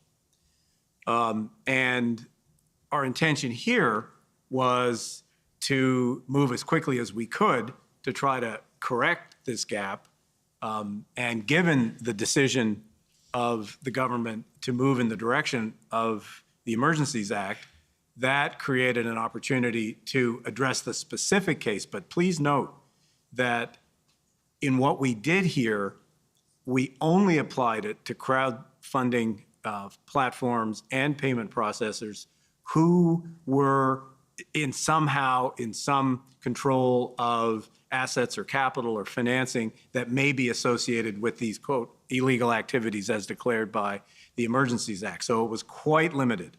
And it was only in place for, what, a period of 6 or 7 days.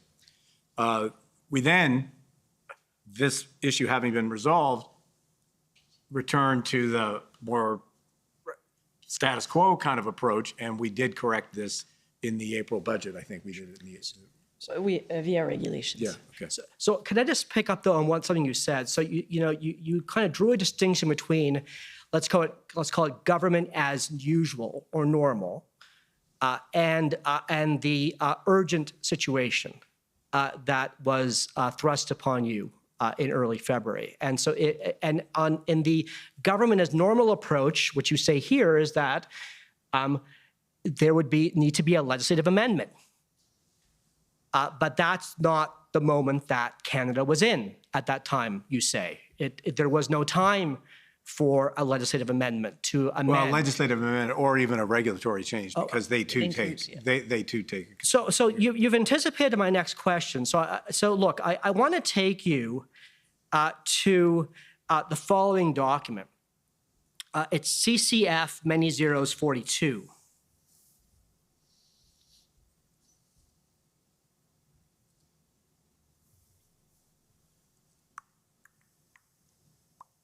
Thank you, Mr. Registrar. If you could scroll down. So if we could stop there, actually, sorry. You can see this is an amendment to the regulations in relation to the money laundering and terrorism finance statute. It was promulgated on April 5th by the Governor and Council. And as you know, the Governor and Council just does that. There's no legislative process involved there. And then if you could scroll down, please, to section 2. And so here, let's, if we could go, yes, actually, that's right. The regulations are amended by adding the following before section 30. It says, for the paragraphs of subparagraphs 5HV and H.1V of the Act, crowdfunding platforms, services are a prescribed service. So I'd put to you that what this regulation did was to extend FINTRAC's authority and the application of FINTRAC to fund crowdfunding services. Would you agree? Yes. But this could have been done just as easily in earlier mid-February. Yeah, not just as easily. Why is That's that? because the regulatory process, there are several steps to it. It is quicker, you are correct, than in typical circumstances than the legislative process, but there are a number of steps involved. But Minister, sorry, Deputy Minister. Yeah, big difference. Sorry, excuse me.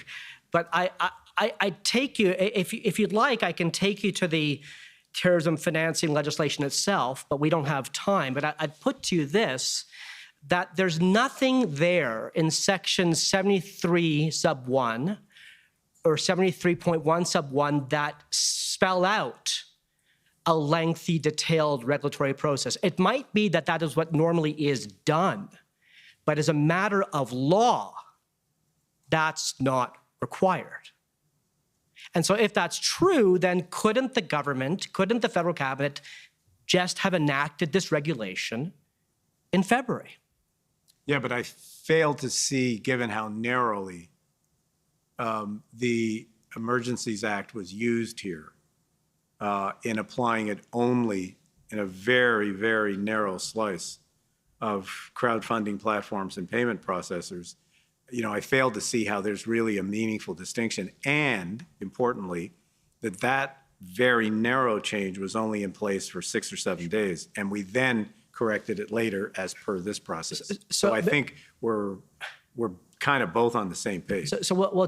Well, Deputy Minister, let me just conclude by explaining to you what we see the differences being and put it to you. So I take it you've read the Emergencies Act and you've read Section 3 of the Act.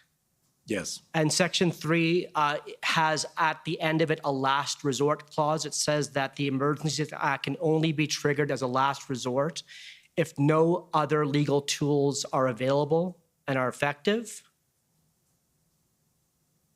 And I'd put to you that this shows that in relation to FinTrack, there was another option available to the federal government, absent or short of declaring an emergency. I do Ms. not- Jacques, I can see you want Yeah, to I do not want to reply Go for ahead. Michael, but we could have never drafted and passed those regulations and those timelines. But Ms. Jack, all that's required here is a one-paragraph amendment to the existing regulations. These are shorter than the amendments, than the terms of the economic measures order. It seems very simple because, you see the drafting of the amendments, it doesn't seem to be very long, but the process to pass a regulation, it's not something that you can do in the timelines we had to enact and work on the order. Commissioner, I think those conclude my questions. Thank you. Okay, so I think this is the time for the lunch break. So we'll take a lunch break and come back at 2 o'clock. The commission is in recess until 2 o'clock. La commission est levée jusqu'à 14 heures.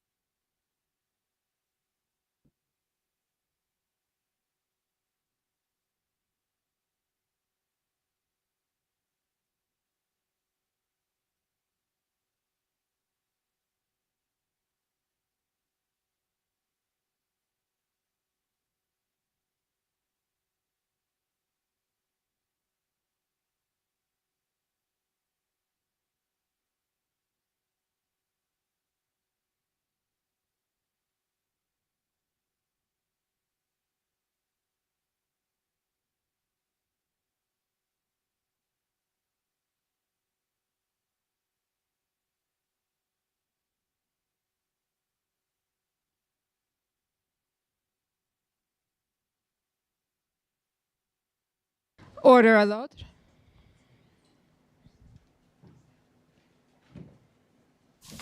The commission is reconvened. La commission reprend. Okay, good afternoon. The first up, I believe, is the City of Windsor. Good afternoon. My name is Graham Reeder, Counsel for the City of Windsor. I'm going to direct my questions to Mr. Sabia, but I invite input from Ms. Jacks and Mr. Mendez should they be in a better position to respond. I have some questions about the work the Department of Finance did to assess the economic impacts that was detailed in the department's institutional report. So your study on the economic impact of the border blockades was informed by figures from Transport Canada indicating that roughly $390 million in daily trade flows of goods were being disrupted by the blockades at the Ambassador Bridge. Is that correct? Yes. And you testified this morning that the Department of Finance concluded that the Ambassador Bridge blockade was impacting Canada's GDP as a whole. Is that right? Yes. By roughly $45 million per day over the first week? That is the estimate that Transport Canada had, yes. Okay, thank you. And the Department of Finance concluded that the blockade jeopardized Canada's reputation as a reliable economic partner for the U.S.? Is that right? We believe, yes, that the blockade did jeopardize our reputation. That was based on a number of public statements by officials in the U.S. Thank you. And the Economic Policy Branch concluded that the impacts would have compounded over time as the blockade went on. Is that right? So we believe that the impacts would grow as time went on, as I explained this morning. Yeah, you gave the example of the food and beverage industry and their inventory, right? Yeah, and I mean, more generally, I think that the impacts would have spread over time. Okay. And the department concluded that the impacts ultimately were likely transitory because the closures were relatively short-lived. Is that right? Correct. And the closures at the Ambassador Bridge were short-lived, you'll agree with me, because the Windsor Police and its policing partners cleared the blockade by February 13th? I'm not able to speak to the reason that the blockades were shorter or the manner in which they were cleared, but the data accords with my memory. Would you agree with me that reopening the Ambassador Bridge was key to avoiding long-term entrenched economic damage to the automotive sector, Canada's GDP, and to Canada's reputation as a reliable trading partner? I think a more prolonged disruption at the Ambassador Bridge would have done greater damage to our reputation as a good place to invest, our reputation as a reliable trading partner. And so clearing the Ambassador Bridge helped avoid that? Yes. And are you aware that after the bridge was reopened on February 13th, police maintained a strong presence in the area? They erected concrete barriers along the length of the municipal road, the Huron Church Road, between the Ambassador Bridge and Highway 401? I have some passing awareness of that. Okay, thank you.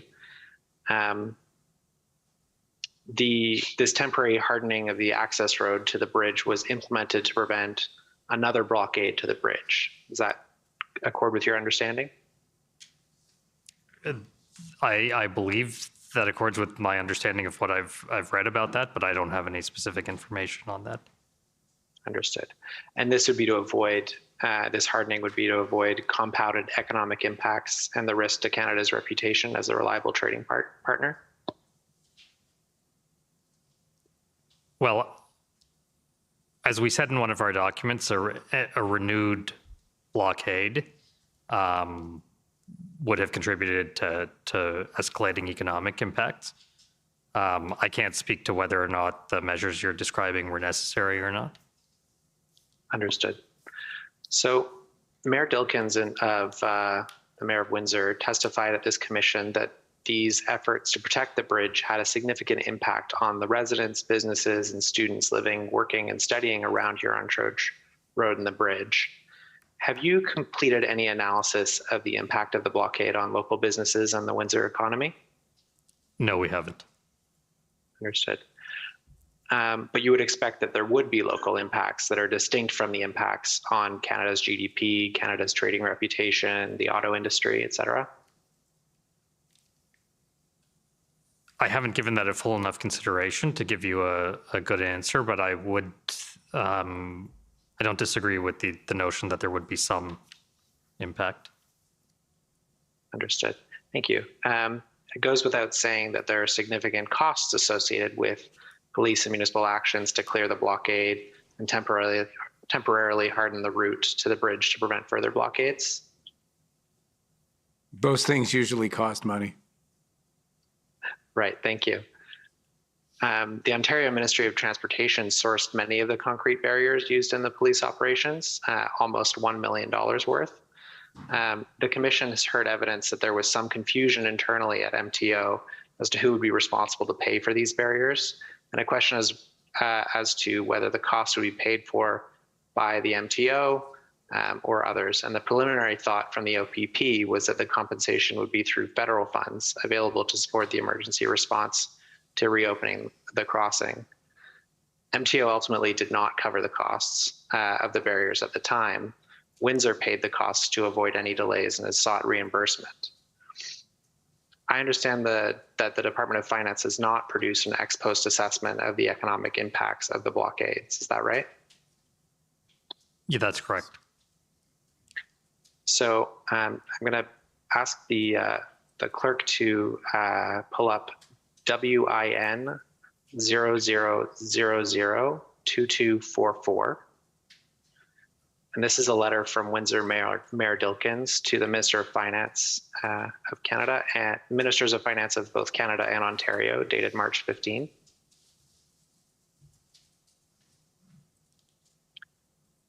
Did any of you see the letter at the time it was sent? This letter? I saw the letter, but not immediately after it was sent, sometime thereafter. Okay. On the third line in the last paragraph of page 1, there we go. It reads, since early February, the Windsor Police Service, the City of Windsor, and our partners have experienced significant costs associated with the illegal occupation and the ongoing need to secure Huron Church Road against continued risks. These costs go well above the normal course for municipal operations and are related to the clearing of this international gateway. The mayor goes on to request reimbursement of these unforeseen costs, stating, it would be unreasonable to expect municipal taxpayers to shoulder these costs alone. In his testimony at the commission, Mayor Dilkens testified that the city had incurred a cost of $5.3 million in response to the blockade.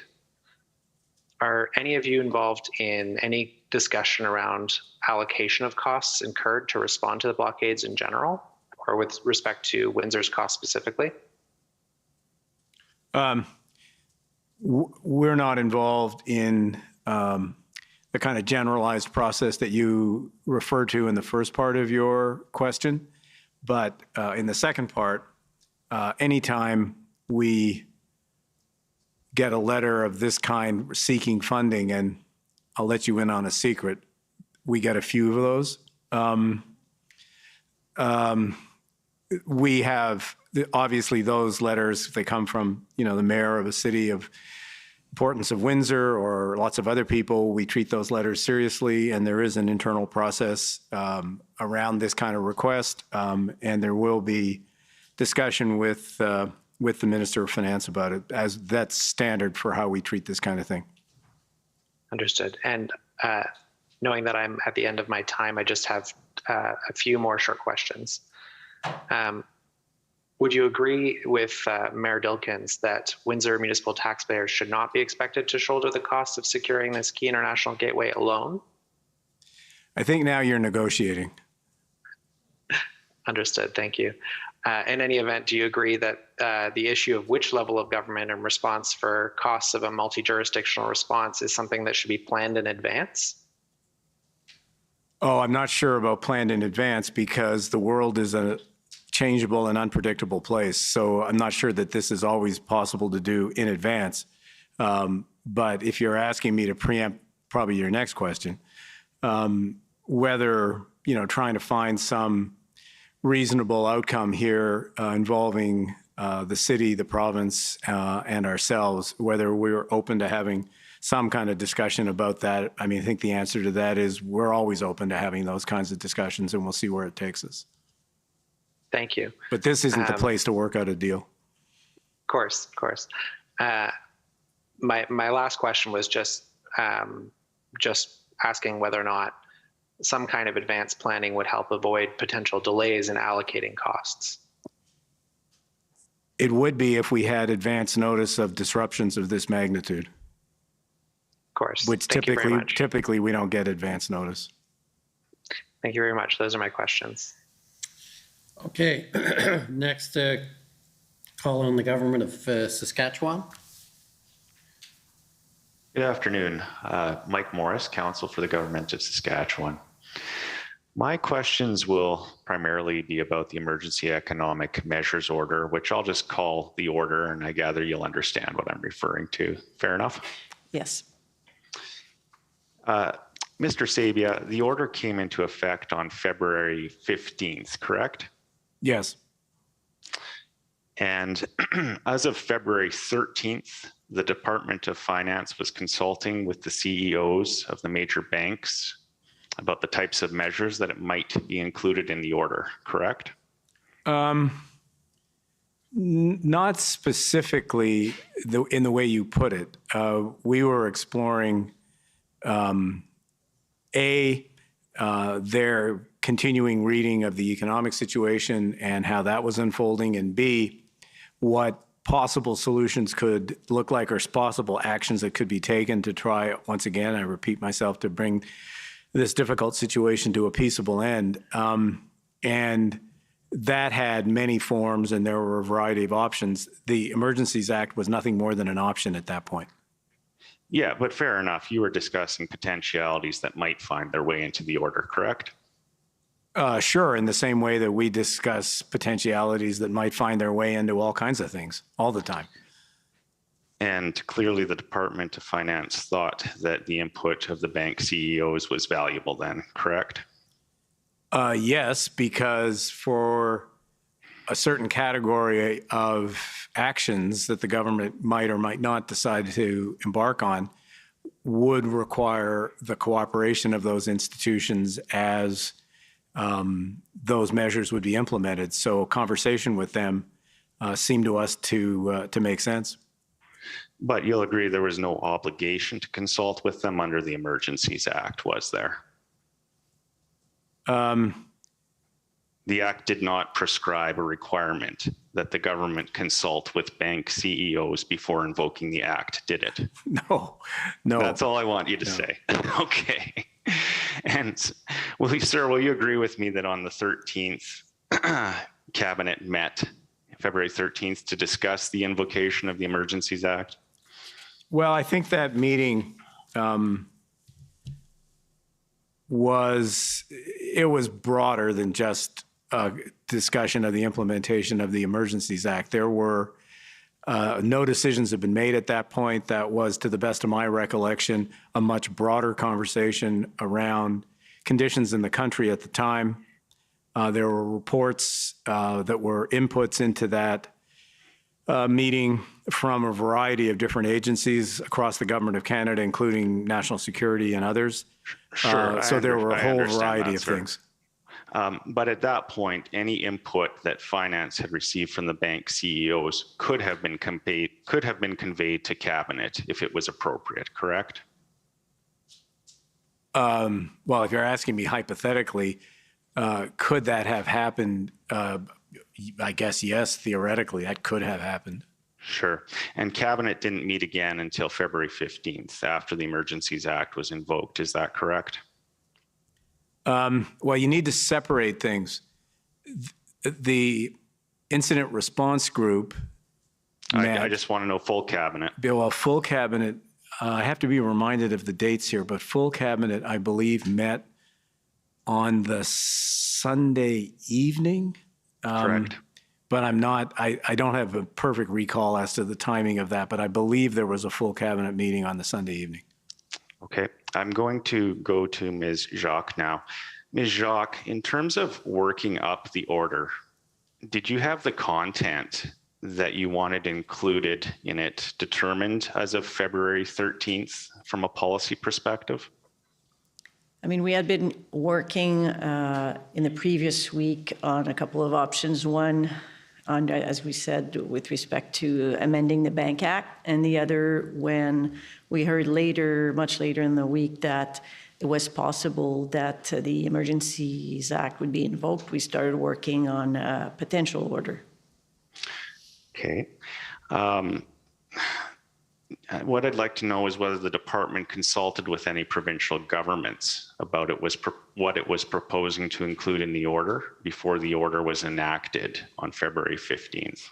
I certainly did not, nor any member of my teams, consult with the provincial government. Okay. What about with credit unions? We did not consult. What about with insurers? Well, it depends what you consider consultation. I had had some informal conversations, but in the previous weeks with some of the leadership of some of Canadian insurance companies. Okay, I actually want to move on because we're running a little slow here. So I'm going to ask the registrar to pull up a document CCU.IR.701, and this is the institutional report of the Canadian Credit Unit Association.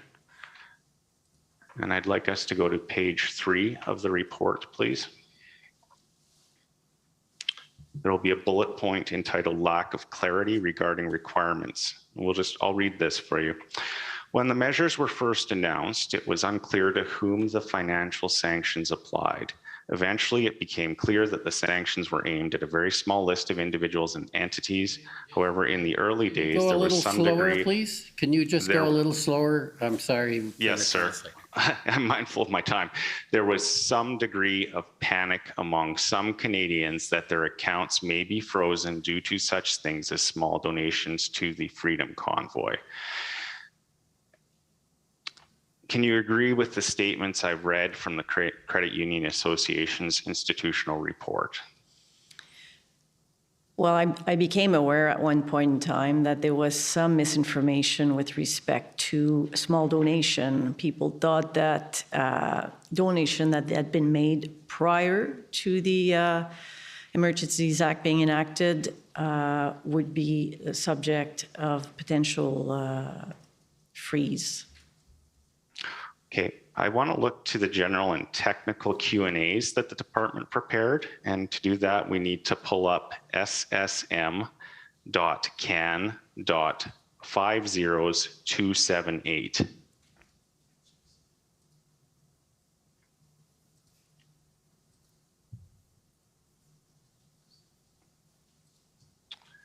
And I want to go to page 5, if we could, of the PDF. And in particular, question 13. Now, this has to do with insurance. And I understand this document would have been prepared by finance for answering questions that might be posed to it. Is that fair? I have not seen it. Yeah, let me see.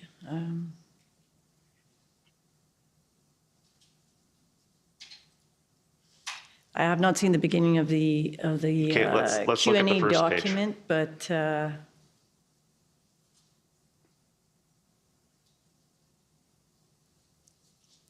at the bottom, does it say that it was prepared by Canada? Of the document, we can't see it on the screen. It's one of your documents produced by Canada. Thank you. Okay, thank you. So if we can go back to question 13, aren't you exposing others to risk if you suspend protesters' vehicle insurance? And I'm interested in the answer, which is the last sentence. We expect insurance companies to ensure that third parties can continue to benefit from an insurance payout. And I'm interested because I see it this way. Number one, the order directs insurers that they have to cancel insurance policies for vehicles. But number two, the government appears to be saying it still expects third parties to be paid out by the insurers. If the insurance is canceled, how can the insurer possibly do that?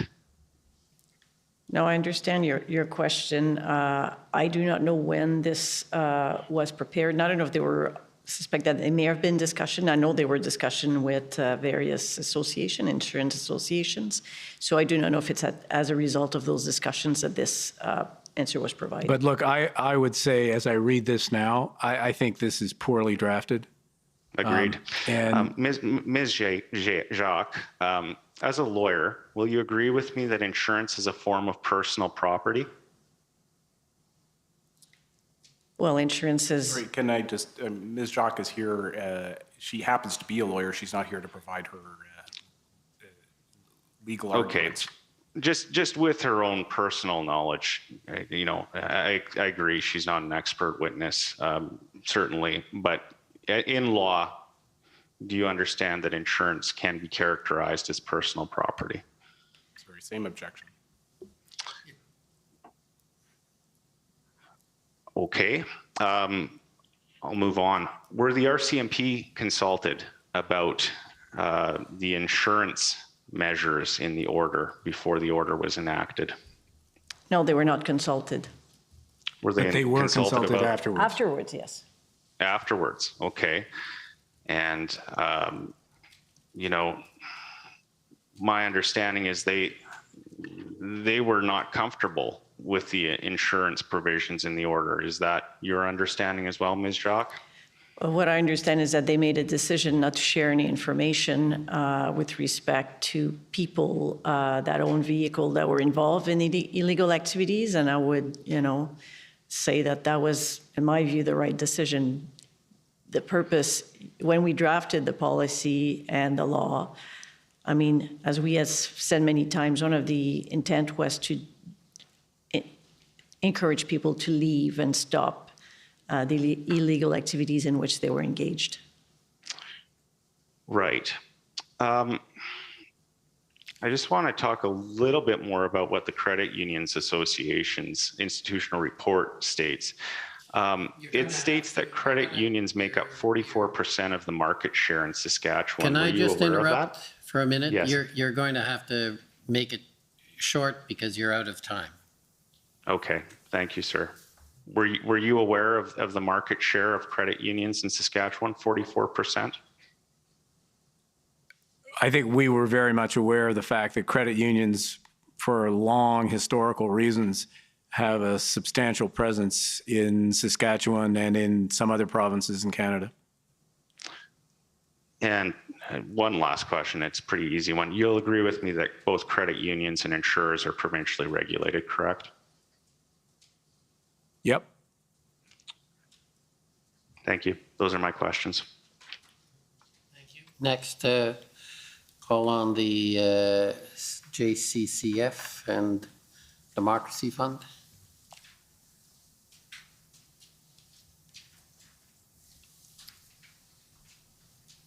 Good afternoon. Good afternoon. I'm Hatem Kir, Counsel for the Justice Center for Constitutional Freedoms. And given the subject of my questions will be for you, Ms. Jacques. So, first of all, at the risk of stating the obvious, this was unlike anything else your office had to deal with, right? These were not ordinary events. That is accurate. Right. And so, essentially, what your office was tasked with was a way, at first anyways, was to look for ways to use existing legislation or regulations to respond to the situation at hand, right? Yes, we wanted to see if we had any tools in place that could be useful. Right. And from a financial perspective. The need to respond arose in response to the massive amount of money that was coming in to support the convoy, right? Well, certainly that triggered our interest as people were starting to donate via crowdfunding platforms. We were looking at that, but it was to support what was a peaceful event. Mm-hmm. Now, we heard from Ms. Leach that the amount of donations took her by surprise. I imagine that they probably took you and your office by surprise as well, right? Well, at the time when we found out, I suppose it was maybe surprising, but we were right in the middle of budget at the time, and when we just basically read news article that were incoming. Mm-hmm. Tell me if you agree, but I'd go so far as to say that the amount of people donating to the crowdfunding sites was shocking, right? Especially as it's just coming in from the news. Well, I couldn't tell you how many people donated because you can't tell the size of the donation. So, but I mean, the amount were substantial amounts, yes. Okay, and now essentially in trying to see what your office could do, you found that there was a gap in the legislation and that you didn't have the tools that you needed, right? Well, as we said, we knew that in the past from our work with international association organizations that, you know, crowdfunding platforms and some most payment service providers were not captured by the legislation. Okay. And the legislation you're referring to is the Proceeds of Crime, Money Laundering, and Terrorist Financing Act? That's right. Okay. And now, the problem wasn't, so okay, you said that it doesn't apply to crowdfunding sites, or it didn't, but it does apply to banks, right? Yes, it does. So once any money from the crowdfunding site got paid into a bank, it would then be under the purview of that legislation, right? If it was paid to the bank, yes. Yeah. But even then, the act still wasn't used to, in response to any funds received by the banks, right? Well, I mean, the Proceeds of Crime, Money Laundering, and Terrorist Financing Act, I mean, applied at the time. So if information was being provided to FinTrack, I wouldn't have known about that. Okay, but... So it's possible that information was being shared. I do not know. But part of the reason that that act wasn't helpful, even for the funds being paid into the bank, was because this wasn't terrorist financing. Again, I can't say that. I do not know what information was shared. FinTrack would know if any information at the time had been shared with them. Okay, well, let's look at it from the perspective of what your office was working on. So the emergency economic measures prohibited a whole list of activity that basically amounts to providing funds to designated persons, right? That's accurate. And designated persons were people who were engaging in an assembly that was prohibited by the emergency regulations? Yes, unlawful act, yes. Activities, yes. Well, specifically under the emergency regulations to participating in a certain kind of public assembly, right? Yes. Okay, so, I mean, this is identifying a new category of conduct that this kind of approach is now being applied to, right? This wasn't conduct that was previously been done. I suppose we were not engaged in drafting the regulations. So we were engaged in what became the economic measures order, but not the regulations. But then the economic order works based off of people who are identified in the regulations. Of what is described as you, I think you were just saying, illegal activities. Let me see. You'd have to bring me we didn't work on those regulations. So which section were you referring to? Sorry. So section, section 1, I believe, of the emergency economic measures identifies a designated person, right? And that's someone who's committing something identified in sections 2 to 5 of the regulations? Correct, yes. The only requirement was nothing was changing in the act other than to extend to crowdfunding platform and payment service provider the obligation to register if they were in possession of property that were owned by those designated people. So it was a very narrow application. Okay, but what I'm trying to get at is that category of designated people, there wasn't an equivalent under the Proceeds of Crime Act. Not to my knowledge, no. Okay. So then now, in terms of what your office was doing prior to the use of the Emergencies Act, I imagine it must have been rather frustrating then in terms of the lack of tools available to respond to the situation. Well, no, not frustrating. I mean, we're trying to help, all departments were trying to help to find solutions. Okay, and at that time, you guys didn't have the tools needed to stop the donations from coming in, right? Well, it's not to stop donations. That was not the purpose. But certainly, I mean, we didn't have the tools to direct, financial service providers to review their relationship with their clients or to freeze bank accounts. And certainly, we didn't end the act, the PSM, the Proceeds of Crime, Money Laundering, and Terrorist Financing Act did not apply to crowdfunding platform and certain payment service providers. I'm sure you're aware that FinTrack does not have enforcement authorities. Right, but what my question for actually, so perhaps you can take a step back. I remember in the testimony in chief, it was identified that there were two goals to the emergency economic order. Yes. The one was to cut off the flow of support to the protest, and then the other was to put a deterrent pressure on protesters, right? Correct. Okay. So in terms of that first goal, essentially the way that support was coming in was through donations to crowdfunding sources or cryptocurrency wallets, for example. Yes. Okay. And I mean, we heard from previous testimony a couple weeks ago that it basically cost thousands of dollars in fuel to get a big truck across the country. And so that was one of the things that those donations were going to, right? Fuel? That's what I heard in the news. Right. And food and lodgings? Again, I have no personal knowledge, but yes, I read that. Okay. And would you agree that essentially the people who are making these donations, they're doing that because that's their way of supporting the protest?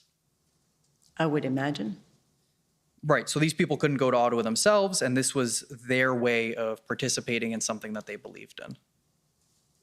I suppose so, yes.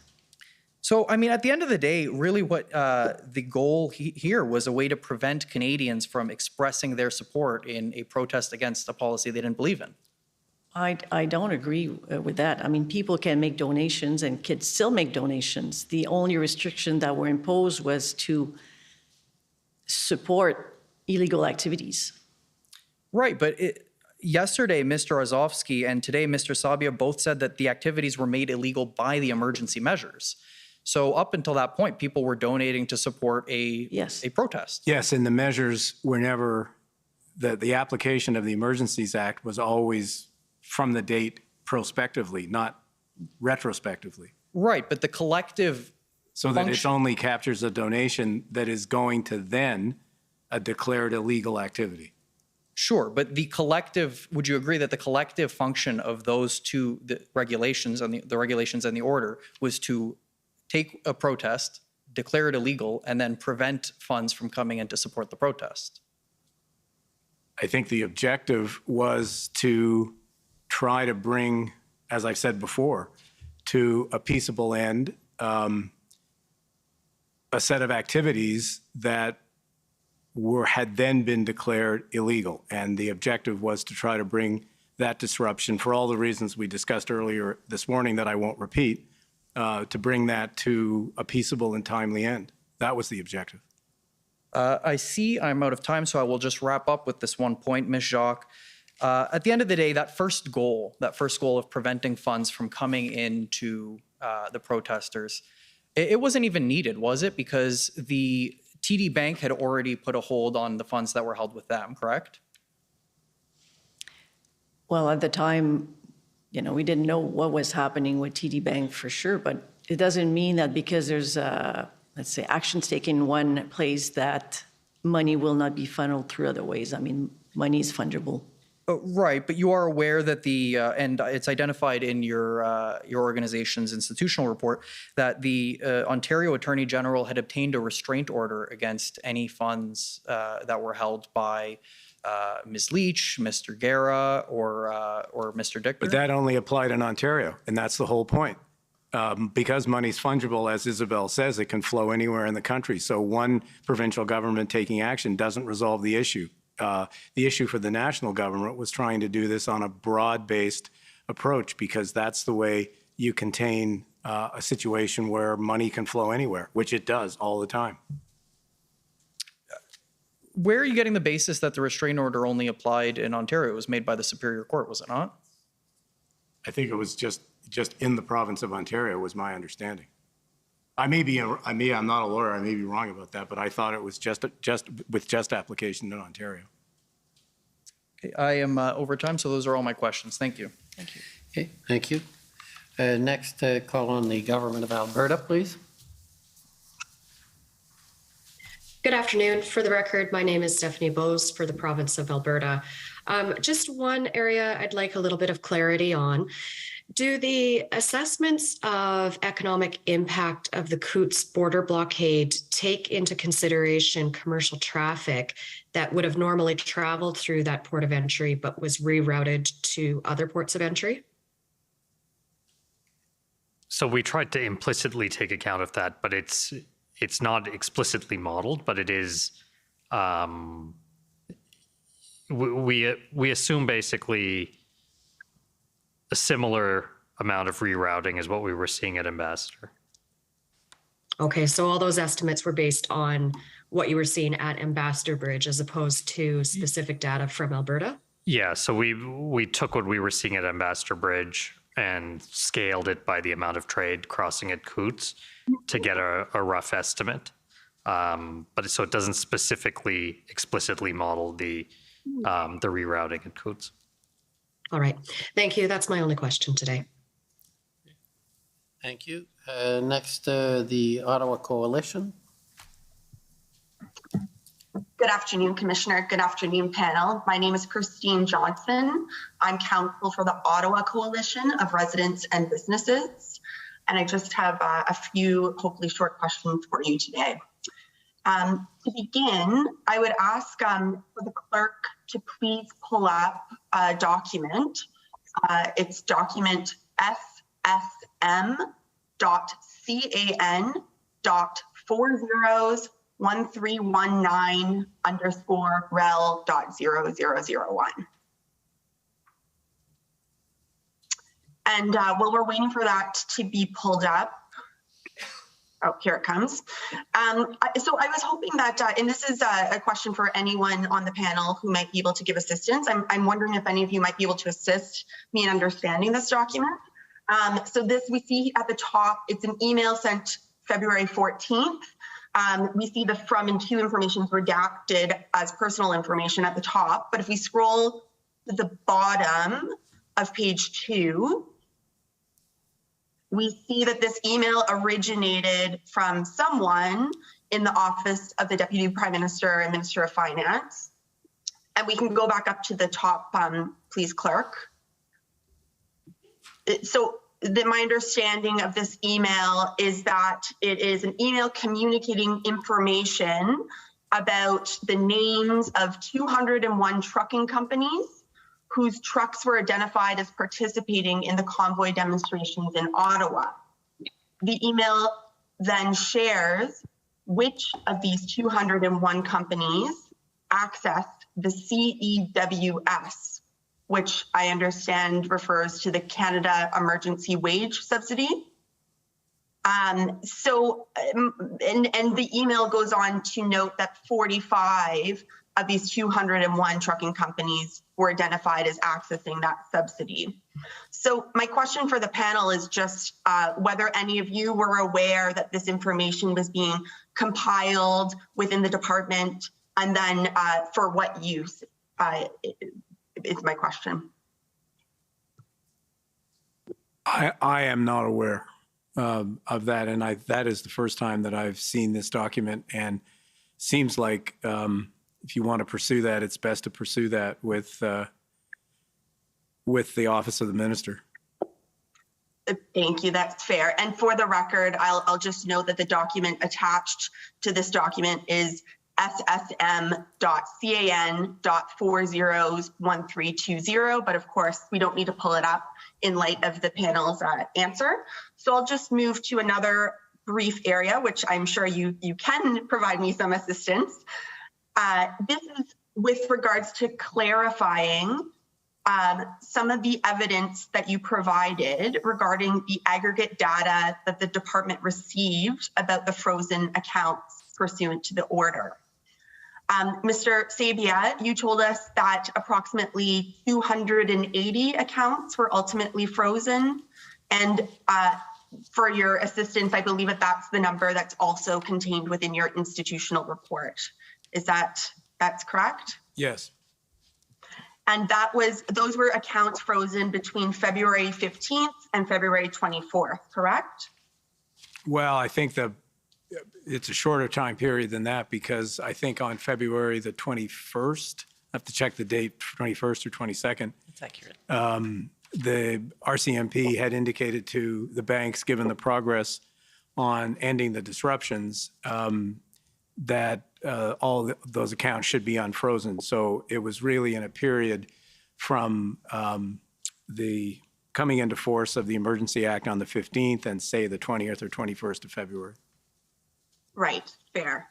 And we've heard you also give evidence that, to the department's knowledge, no donors had their accounts frozen. So those 280 accounts were not donor accounts, but they were more people who were leaders of or instrumental in some way in the protests.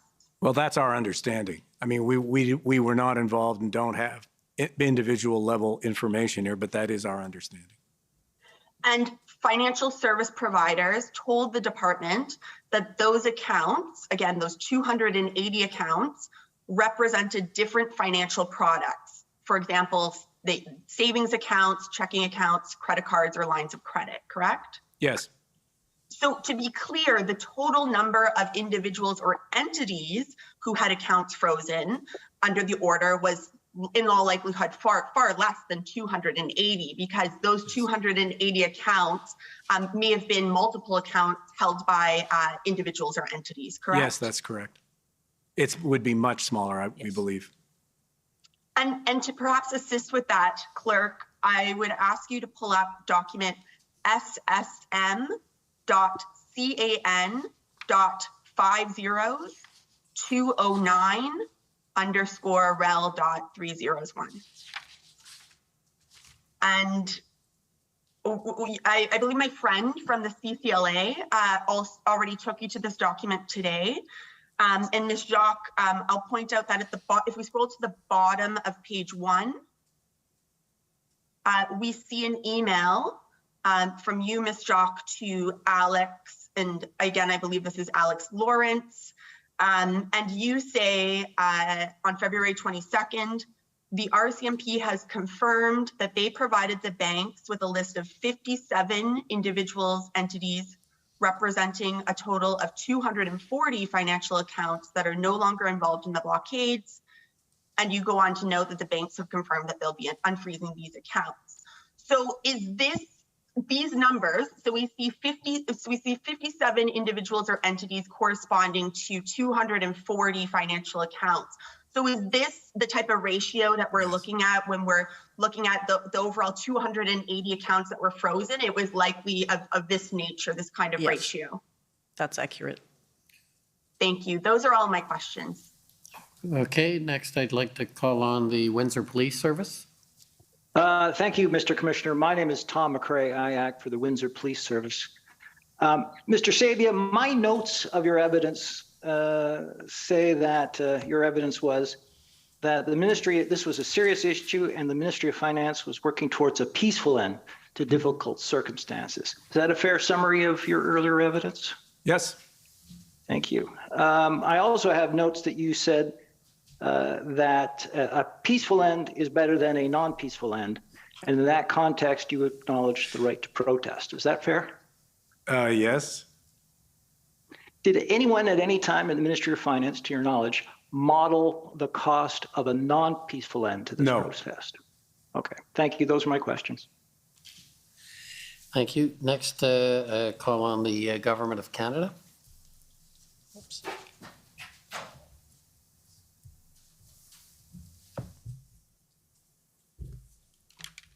Good afternoon. It's Stephen Aylward. I'm one of the lawyers for the Government of Canada.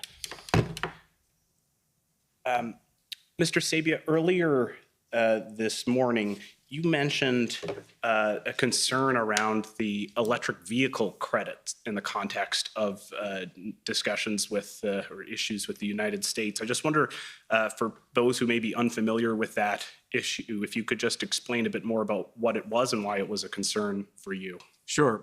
In the U.S. legislation since passed, they provide, there had always been a certain level of subsidy for electric vehicles. And that level of subsidy, one way or another, was matched because they were quite small on the U.S. side and on the Canadian side. The proposal was a dramatic increase in the level of government subsidy for electric vehicles that were assembled only in the United States. It is a dramatic increase. So the issue for us was that if that remained the case and that electric vehicle assembly was done on an American basis, not a North American basis, then the Canadian industry would be at a very, very substantial disadvantage, and that in effect, we would either, as a much smaller country, have to match the magnitude of those subsidies or have, in effect, over time, the automotive industry migrate into the United States. The automotive industry, is an extremely important part of the Canadian economy and an essential part of the central Canadian economy. So working toward a North American approach to the assembly of electric vehicles was something that was very important to us and to those companies, and especially to auto workers. So that's why the concern that was being expressed in the United States that Canada is no longer reliable raised such a serious issue for us, because if that was the political perception, then our chances of being able to convince Washington to adopt a North American approach to this, which of course required a level of confidence that auto parts and cars could move across the border pretty seamlessly. If we were not successful in doing that, then as I say, there would be a very severe economic consequences for, there are 500,000 workers in Canada, directly and indirectly, whose jobs depend on, it's a very, very important sector.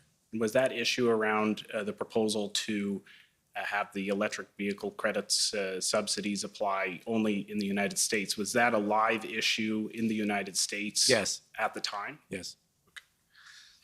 Okay. Mr. Mendez, you mentioned that there had been issues with semiconductor supplies in the supply chain to the auto sector that had arisen prior to the blockades. Did the impact of the semiconductor shortages apply equally in Canada and the United States on the auto manufacturing sectors? Actually, there was evidence at the time that given that the semiconductors had become scarce, there was a need to make choices about where and to which auto plants semiconductors were being allocated. And my recollection is that they were disproportionately being allocated towards plants in the US, so it was affecting Canadian plants to a greater degree. So as we know, the Ambassador Bridge the blockade was cleared by the time the Emergencies Act was invoked, but we've also heard evidence that there were plans from protesters to try and reestablish a blockade on the bridge. Just wondering for your perspective in terms of impacts, economic impacts or impacts with the U.S. trading relationship, on what would have been the impact of a blockade reemerging at the bridge? Well, I think because our concern at the time was not only with respect to the Ambassador Bridge, our concern at the time was that while a disruption may have ended in one place, there was certainly the very live possibility that disruptions could emerge elsewhere or, in fact, at that same bridge. We had no reason to believe that those disruptions had come to an end, period. At the time, prior to the time of the government's decision with respect to utilizing the Emergencies Act. And indeed, that was one of the significant factors, that there was no way of judging whether we could find ourselves in a situation of kind of rolling disruptions across various border points of entry. Had that occurred, and had we been unable to manage that situation. I think the reaction in the United States, in the politically important state of Michigan and in the federal government would have been to very seriously question Canada's ability to continue to act as a reliable trading partner. Can I just add that, you know, in a situation where the Ambassador Bridge became blocked again, you'll note that the estimates that Transport Canada did were for peak impacts in the first week of a disruption. Given that inventories had been drawn down during the period of disruption, a return to a disruption at the bridge would have put us more into like a second week situation, where based on our own past experience and discussions with Transport Canada, you know, that could reasonably be up to like 3.5 times the size of the impacts that we were discussing for the first week. In week 2 compared to week 1. Yeah. Yeah. I'd just like to add something here. You know, we talk about 0.1, 0.2 and the impact on growth rates and this and that, and we talk about it in very antiseptic terms. But what we're really talking about here is, you know, we were already experiencing it, but we're really talking about what does it mean, 0.1, 0.2? It's not just a number. It means layoffs. It means lower incomes for workers. It means communities less able to count on certain companies. I mean, there are real human consequences to these numbers. Whether it's an auto worker or whether it's someone in the food sector in Western Canada and their ability to pay mortgages, et cetera. I mean, we had a lot of conversation today about those who are involved in the disruptions themselves. But there's also a dimension of this about, well, what are the rights of the people who suffer the economic consequences of this kind of disruption? Because they are real and they are meaningful. Can I ask, you testified earlier that this was an urgent situation. We had to act quickly because there was, the longer it went on, the worse the economic impacts could have been. But just when you say quickly, what's the time scale that you had in mind? Was this an issue of days or weeks, or what was the time frame? Well, I think in an ideal world, these disruptions had already gone on. They varied the length by where they were in the country, but these disruptions had already gone on for a reasonable period of time, so reasonably lengthy period of time. So our objective here was we were thinking about this in a period of several days or a week, perhaps a bit more than a week. But what we very much wanted to avoid was what Rhys just said, particularly with the automotive sector, where once inventories were down, then the cost of this thing on a week-by-week basis would really escalate. And that's what we wanted to avoid. As it happened, we were able to avoid it, and therefore the economic effects and the long-term scarring of all of this was, was quite limited. But that's because it was ended quickly.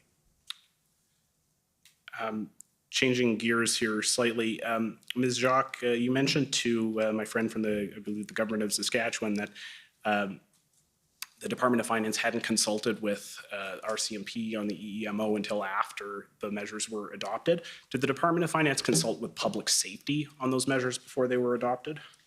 Yeah, we had discussion with public safety before the measures were enacted, yes. Now,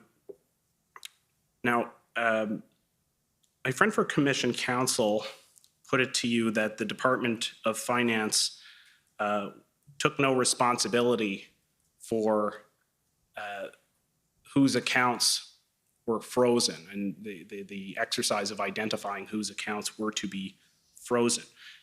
Does the Department of Finance have any information about the individuals who were involved in the blockades, or did it have such information at the time? We did not.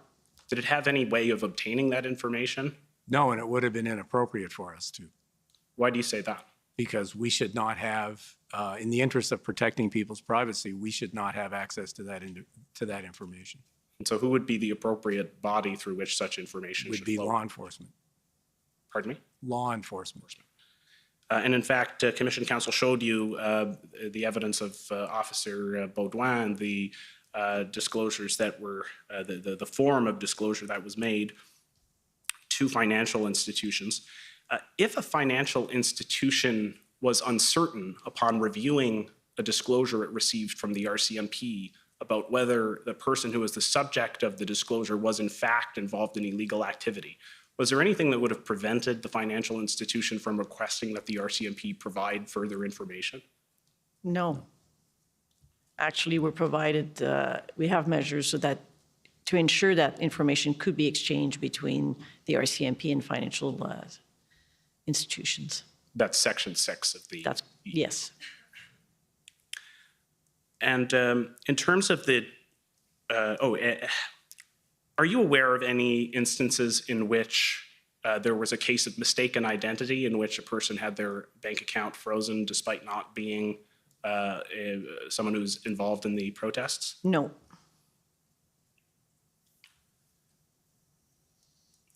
In terms of the decision to use a what my friend called a hybrid approach, not providing financial institutions with a list of designated persons, but also depending on their own systems. Ms. Jacques, you testified earlier that that was in part to take advantage of the internal systems and algorithms that those institutions have in place themselves.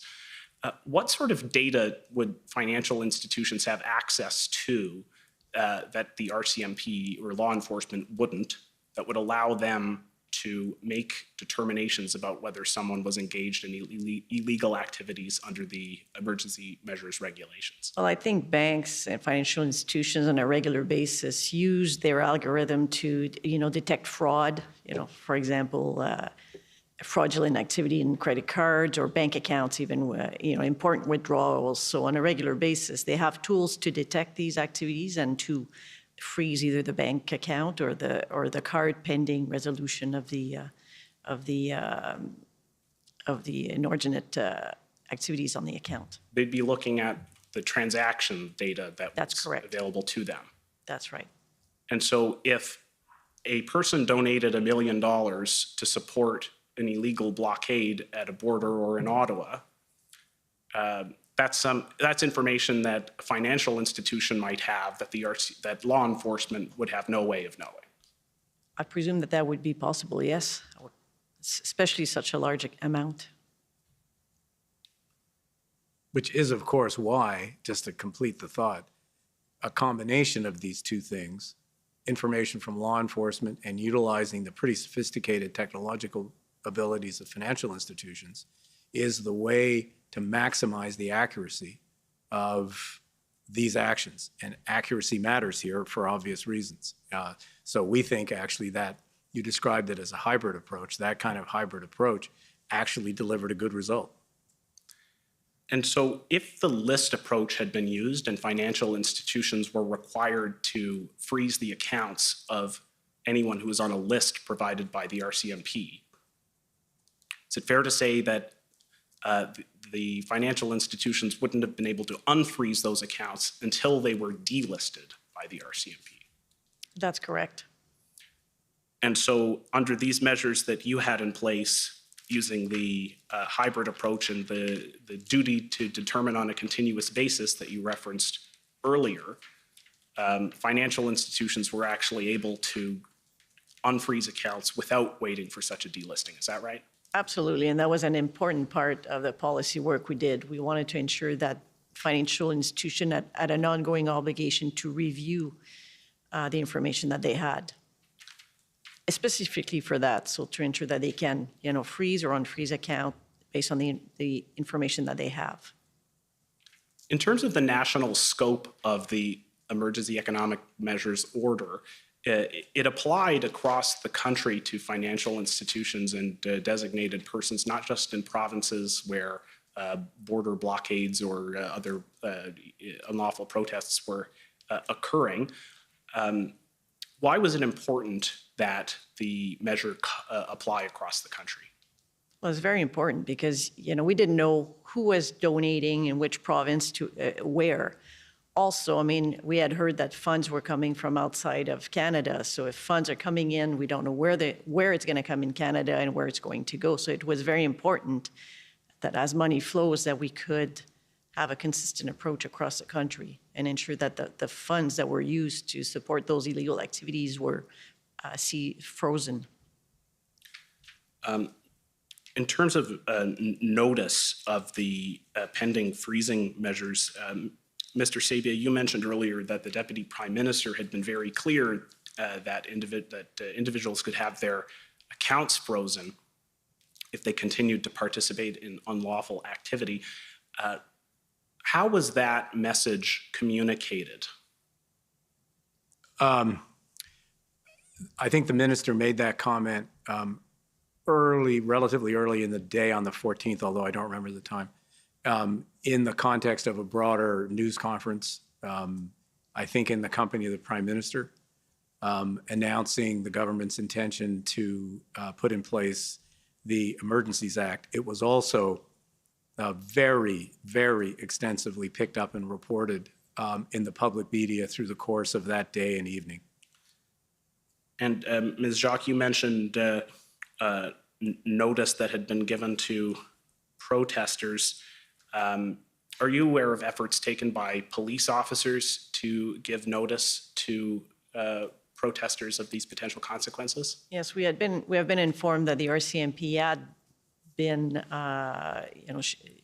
informing people, certainly on the Hill, I don't know elsewhere, that the freezing of bank accounts were a possibility if they were leaving the location where they were at. And there's lots of anecdotal material that we heard subsequently of RCMP officers or other officers speaking to truckers or other people who were protesting, saying with giving protesters the opportunity to say, look, I'm leaving, tomorrow, et cetera. And as I understand it, in those cases, law enforcement authorities were quite flexible as long as they had an undertaking that the person was leaving. They did not take the further step of then freezing that bank account. So I think there was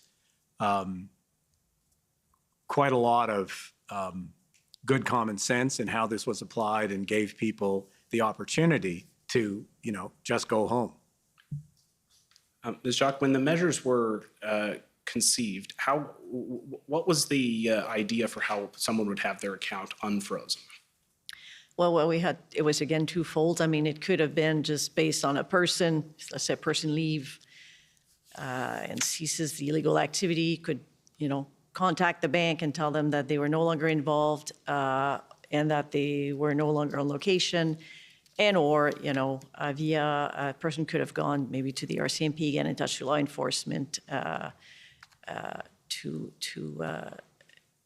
ensure that the information was conveyed to the financial sector.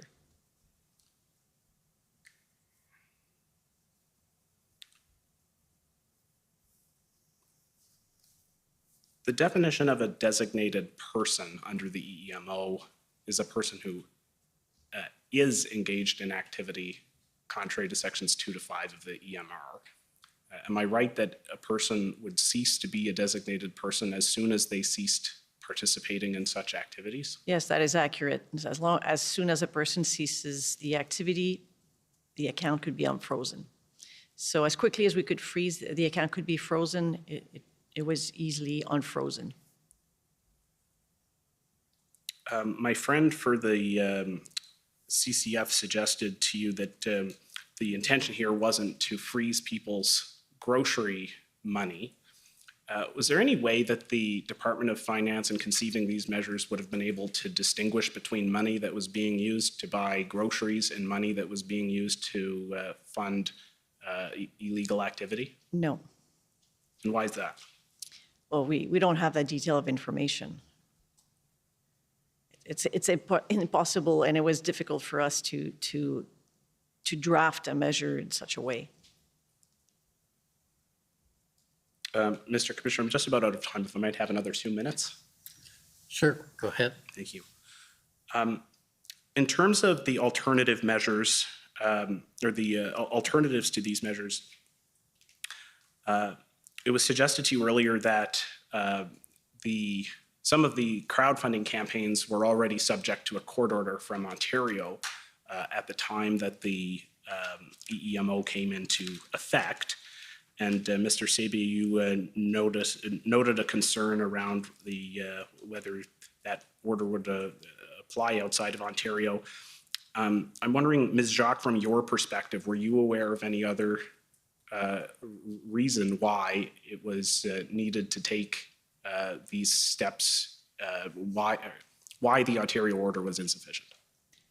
Well, I mean, the Ontario order was one circumstance, but it was, for us, there was always a risk that funds could be given to another crowdfunding platform using other payment service providers. Money, as we said, can be flown from different ways, could have ended up in wallets. I mean, we did not know at the time. So the fact that there was one court order doesn't solve the situation. So it was important that we take the measures we took. You refer to wallets, you're referring to cryptocurrency yes.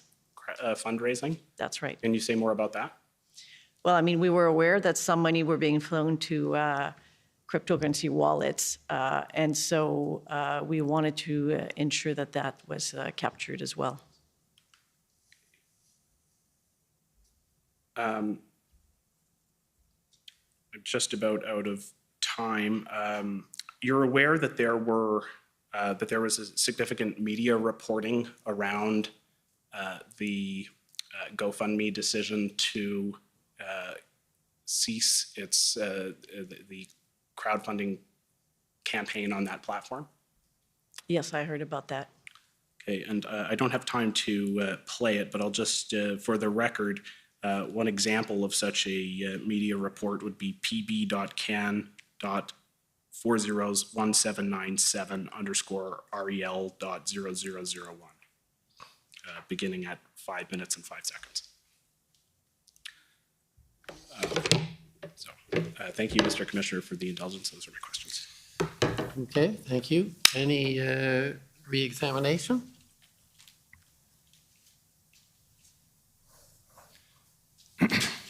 Thank you. Just very briefly, Mr. Commissioner. Presumably primarily for you, Mr. Sabia, and you, Ms. Jacques. As you might know, the Commissioner has a mandate to look into the future and make recommendations about the lessons that have been learned, and if you can contemplate for a minute the lessons that the Department of Finance has learned, and in particular from the steps that were taken with the financial institutions. Now, we heard evidence from both of you, Ms. Jacques, the very short period of time within which you had to draft these regulations, and from you, Mr. Sabia, the very short period within which you had to consult with all sorts of other outside institutions to see if you could make these work. And we'd heard earlier from the RCMP about how quickly they had to move as well.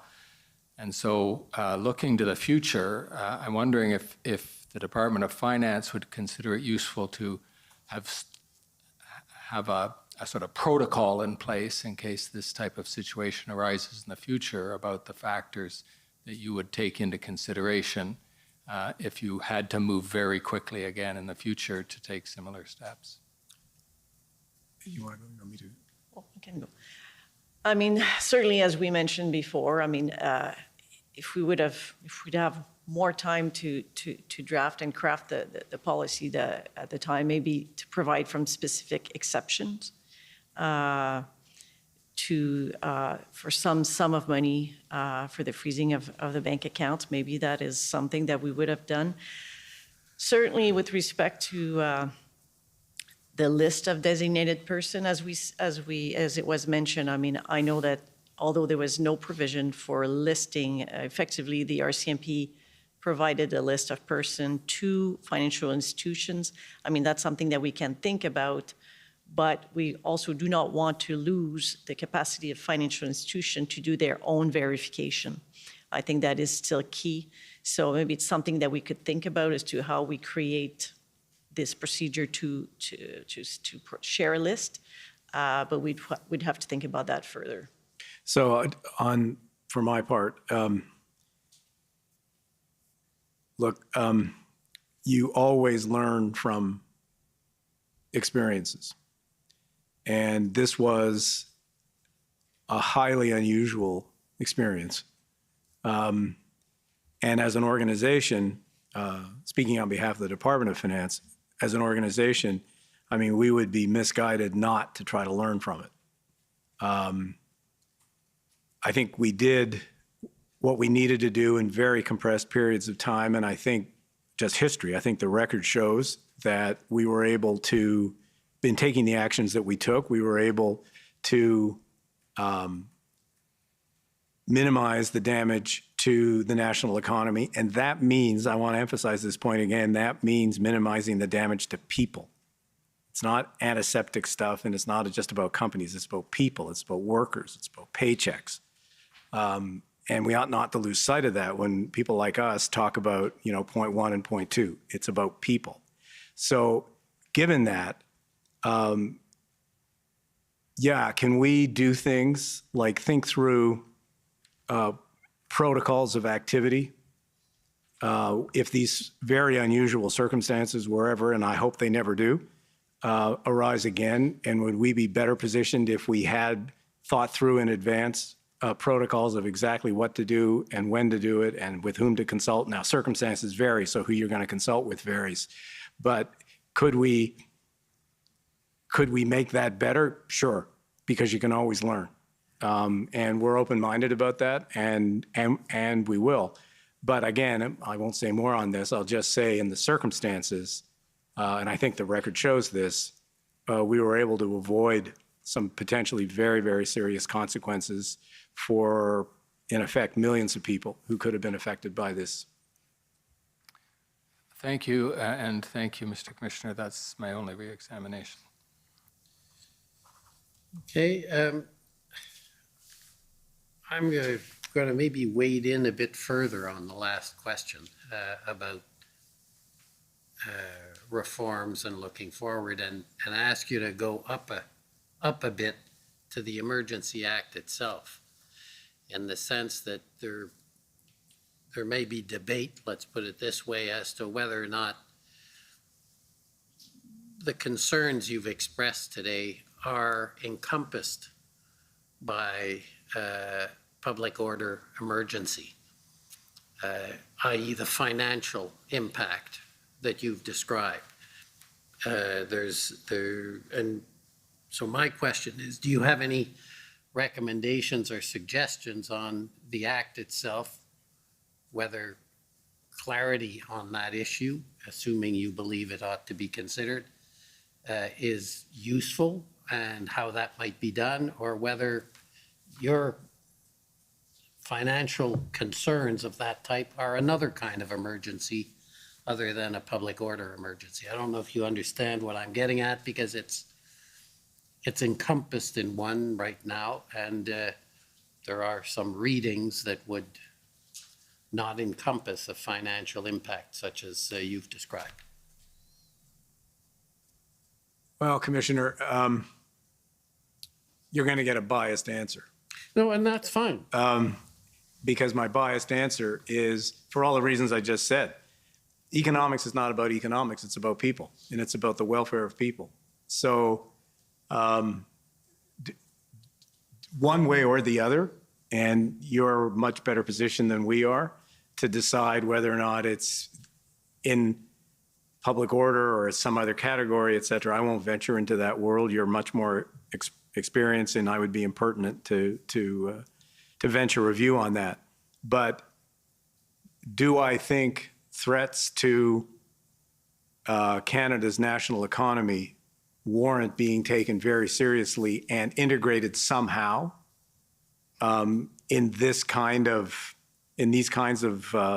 legal structures? My answer to that is unambiguously yes, just because they are of the importance that they are to people. So my answer is yes, and if there's ambiguity around those issues, then clarifying, I think that ambiguity would be a very useful thing, if there is ambiguity. No, and I'm not saying there is. I'm just trying to get clarity in your position, which, biased as it is, I think it has value. and appreciate that. And so I think that's all I'm going to ask you. So thank you very much for your testimony and for coming and for taking the time to give us the Finance Ministry's view. Thank you. Thank you. Thank you. Okay, so maybe we'll take a short break while we set up for the next, it's not a panel, I guess, but the next witness. So we'll just take 5 minutes and come back once they're organized. The commission is in recess for 5 minutes. La commission est levée pour 5 minutes.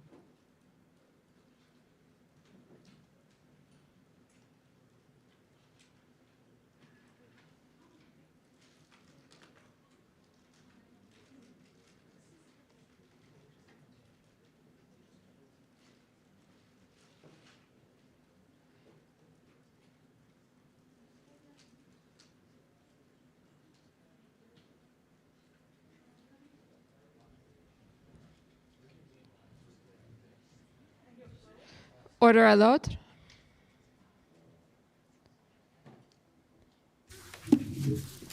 The commission is reconvened. La commission reprend.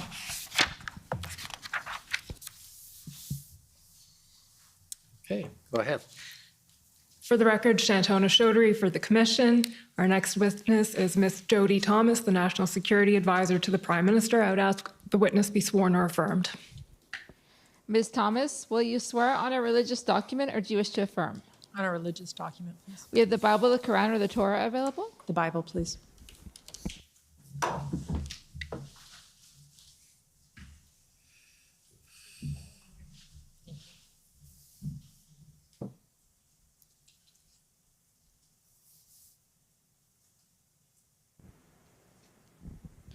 For the record, please state your full name and spell it out. Jody Hazel Thomas, Thomas. Do you swear that the evidence to be given by you to this commission shall be the truth, the whole truth, and nothing but the truth? So help you God. I do. Thank you.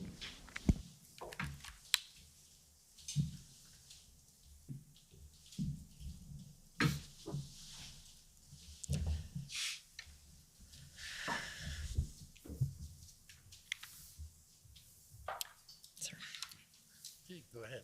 Good afternoon, Ms. Thomas. Thank you for being here. We'll just start with a couple of housekeeping matters. First of all, you'll recall participating in an interview with Commission Counsel on August 30th of this year? I do. Okay. And you'll recall that some of your colleagues who are not here today, namely Assistant Secretary Michael McDonald and Assistant Secretary Martin Green, also participated in that interview. That's correct. Okay. And after that interview, Commission Counsel prepared a summary of the interview. And for the record, I don't think we need to pull it up, Mr. Clerk, but for the record, it's WTS 5071. So, Ms. Thomas, I'll just ask you to confirm that you've reviewed that interview summary and that it's accurate to the best of your knowledge and belief, and that insofar as it contains the information of your colleagues, they have also reviewed it and confirmed it is accurate. That's correct. Okay. And the second little housekeeping matter is the institutional report of the Privy Council Office, affectionately known as the PCO. So you're aware that the PCO filed an institutional report with the Commission? I am. And you've reviewed it? I have. And it's accurate to the best of your knowledge and belief? Yes. Okay. For the record, that's DOJ IR 6013. Ms. Thomas, I'll ask you to just start by telling the Commission what is the role of the National Security Advisor to the Prime Minister? So the National Security and Intelligence Advisor to the Prime Minister is a position that was created after 9/11 in order to coordinate and bring sort of structure to the national security community, which is a group of very independent departments with independent deputy heads, although they all work together in a horizontal manner. And what was learned after 9/11 was that coordination amongst these departments and agencies is useful in understanding intelligence, national security, and foreign policy issues. And so in my job, what I do is I do coordinate the national security community. I have a convening function, which means I can call them to meetings, I can raise questions, challenge them on certain issues. So I have a challenge function like all deputy secretaries at the Privy Council office. And I also provide advice and information and brief the Prime Minister of Canada. Okay. And when you speak of the national security community and the various departments and agencies, who are you speaking of specifically? The Department of National Defence, Global Affairs Canada, Public Safety and its agencies, CBSA, CSIS, RCMP, and the Canadian Security Establishment, the Communication Security Establishment known as CSE. Those are the primary players. Okay. And within the Secretariat, well, I believe there's four separate secretariats, or 3 or 4 secretariats that were within the National Security and Intelligence Advisory. Can you tell us about those? That's correct. There are 4 secretariats. So the newest is the Emergency Management Secretariat, and it was created in November 2021. And then the Foreign Policy and Defense Advisor to the Prime Minister reports through me.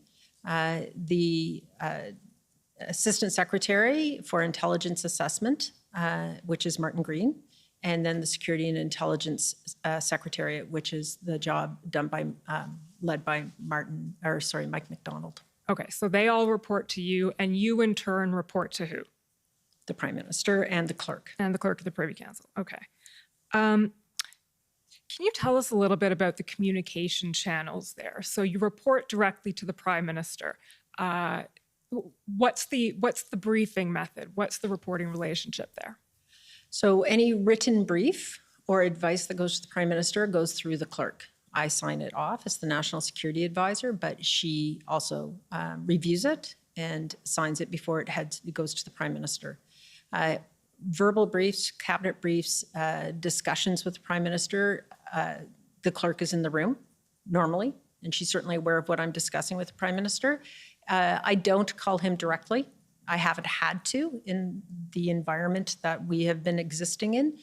Generally, the conversation, anything I need to get to him, I go through PMO or through the clerk. Okay. And I understand that you assume the role of National Security and Intelligence Advisor. I'm going to say NSIA. We all hate acronyms, but that's a mouthful.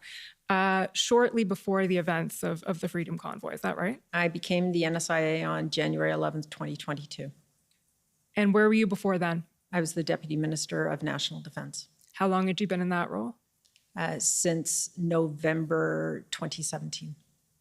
Okay. And what was your background before that? I was the Commissioner of the Canadian Coast Guard, then the Deputy Commissioner of the Coast Guard. So I've had 35 years of experience in the federal government.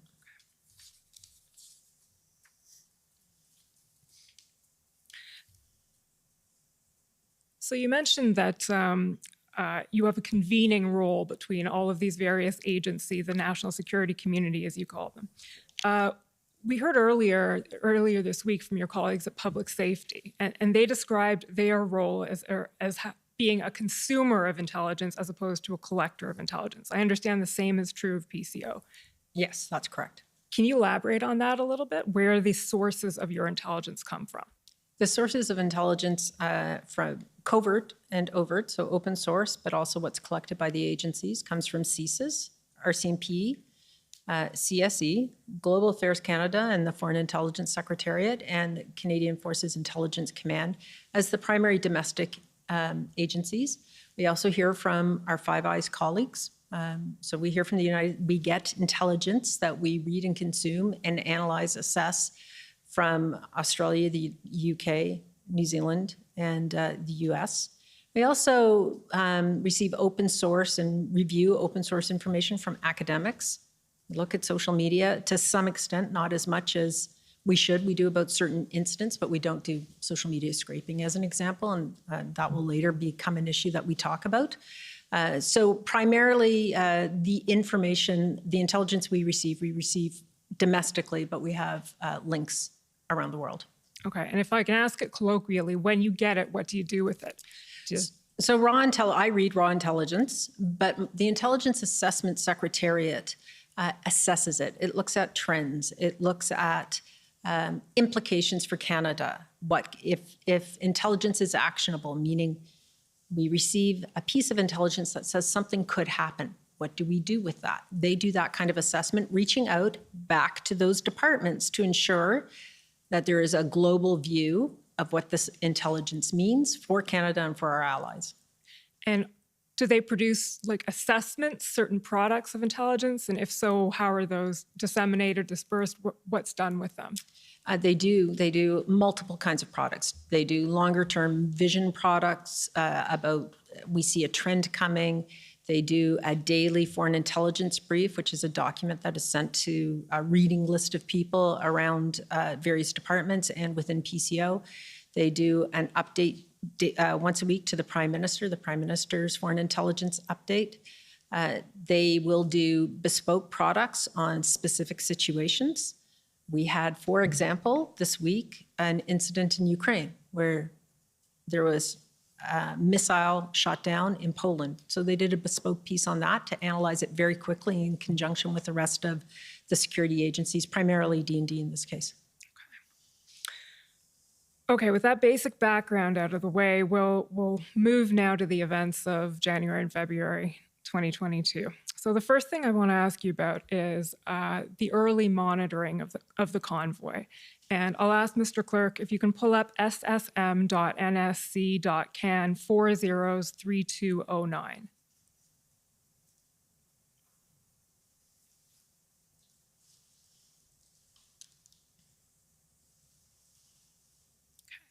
So this is an email from Mike McDonald, who we understand to be Assistant Secretary of Security and Intelligence, to you, Jacqueline Bogdan, who is Deputy Secretary, Emergency Preparedness, and a variety of people. So to situate you in time, this is Tuesday, January 22nd, so ahead of the arrival of the convoy. So I'm going to take you through a couple of points in this email. If we can just scroll down a little bit, Mr. Clerk. Okay, just a little bit more. Here we go, thank you. So at this point, in monitoring the convoy thus far, the RCMP and other law enforcement report that it is peaceful, participate to being lawful and disciplined, as they have an objective of arriving in Ottawa on time as planned. While the current convoy is peaceful, concern lies around whether any individuals might join the convoy who are not aligned with peaceful protest. And then there's some media reporting, YouTube videos, and some comparison to some people who might like to see a January 6th Capitol Hill type event. Just scroll to the next page, please. And we see there's some talk of social media, content targeting some ministers around the bottom of the page there. And then, sorry, keep scrolling a little bit, Mr. Clerk. Here we go. Then there's CSIS has received media queries lately about the convoy and CSIS's role in any monitoring activities. And there's a bullet here where Mr. McDonald says, this is a sensitive area for CSIS, as the CSIS Act defines that CSIS cannot interpret lawful advocacy, protest, or dissent as threats to the security of Canada unless it is in conjunction with defined threat activity to the security of Canada as defined in Section 2 of the CSIS Act. For example, espionage, sabotage, FI, I think it's foreign interference, serious violence, destruction or overthrow by violence of a constitutionally established system of government. Can you explain what Mr. McDonald was referring to when he said this is a sensitive area for CSIS? So what he is referring to is that with the media reporting that there were probably some people who had other than peaceful intentions, what was CSIS going to do about that? And CSIS cannot surveil a lawful protest. Now, if there are individuals who are subjects of theirs investigations, in that they can monitor the activities of those individuals, but they cannot scan, surveil, watch a protest anticipating violence, looking for subjects to follow. Peaceful protests are not part of their mandate. Okay, and I think we'll probably hear more from CSIS themselves when they testify on Monday, but would it be fair to say that meant that there was limited information on the convoy coming into you from CSIS? Absolutely. Okay. Then the next thing Mr. McDonald talks about, Mr. Clerk, if you just scroll down, sorry, back a little bit, outstanding questions. So these are some questions that were flagged as issues that you might have to deal with over the period of the convoy, whatever that was then going to be. Who has authority to pay attention to the online space and chatter? Threats to parliamentarians. Are other ministers, opposition leaders, or parliamentarians under similar threats? What would engagement look like? Should MPs meet with the convoy while in Ottawa? Is this safe? And do we have advice for them? What will be the specific advice to ministers on this issue? And I assume that's talking about meeting with members of the convoy. And then if we scroll down a little bit more, there's the talk of potential, does CAF is Canadian Armed Forces, or JTF2, what does JTF2 stand for? Joint Task Force 2. So Special Forces. Special Forces have a possible role. Okay, so it's fair to say that those were issues flagged by Mr. McDonald as things that PCO would and the government would have to think about. Flagged within the ADM NSOPS working group, I would suggest, rather than just Mr. McDonald. Fair enough, fair enough. Okay, and I think we'll probably come back to some of those issues as we go through the chronology a little bit. Okay, Mr. Clerk, if you can now pull up SSM NSC CAN 50250.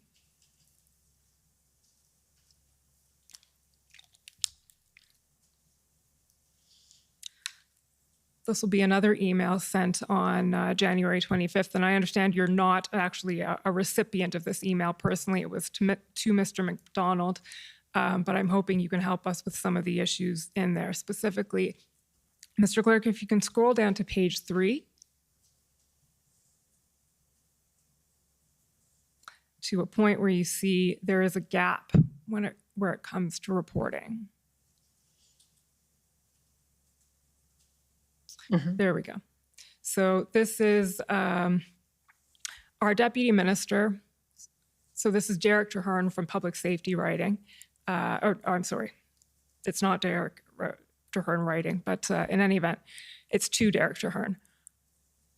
Our deputy minister, Rob, debriefed on the NSIA call on this topic today and mentioned that there is a gap where it comes to reporting on this issue as we head towards the demonstration this weekend. Do you know what reporting gap Mr. Stewart was talking about there?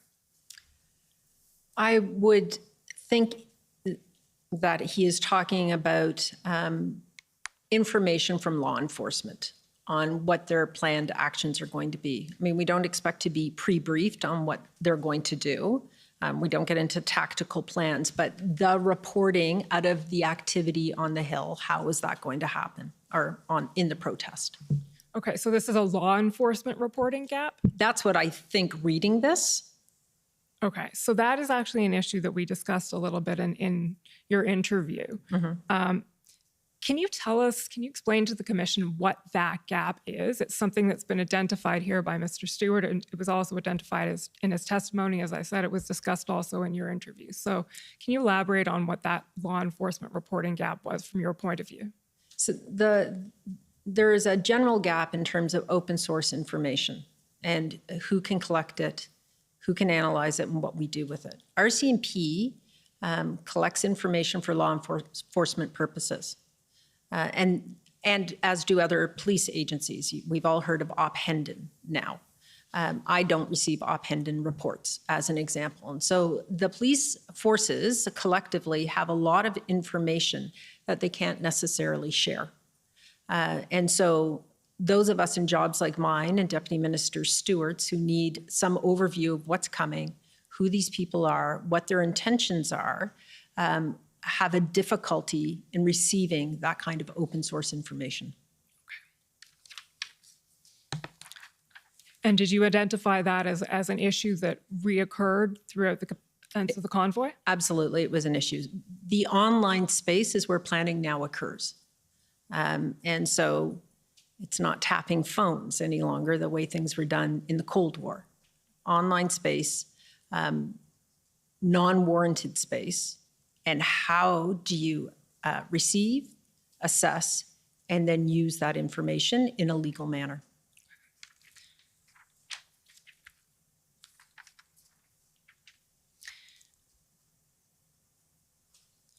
So with that having been said, what was your expectation of what the convoy was going to look like when it arrived in Ottawa?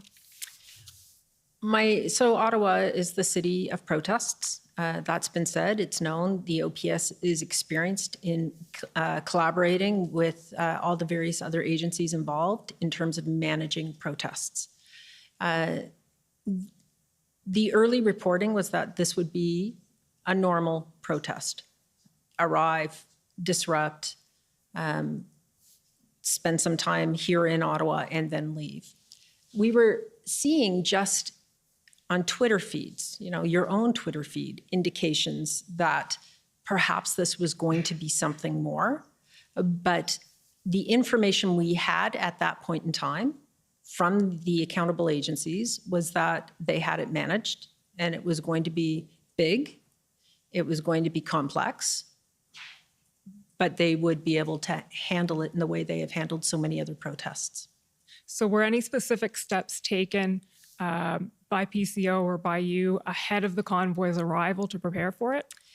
Well, Intersect, which is the grouping that you've heard about of all the police agencies in Ottawa, was certainly stood up and was operating. Employees were told to stay home over the weekend. Don't come to the office if you can avoid coming downtown. We set up reporting mechanisms, and we arranged to brief ministers on what we knew and what was going on over the course of the weekend. And then, as we know, the convoy arrived and didn't leave when it was expected to do. So what was the response from your perspective then? So the original response, every day, the question was, when is this going to end? What are we doing to end it? There's absolutely no doubt that having it end was the priority. In the immediate, there seemed to be quite a bit of activity between OPS and RCMP to understand the magnitude of this.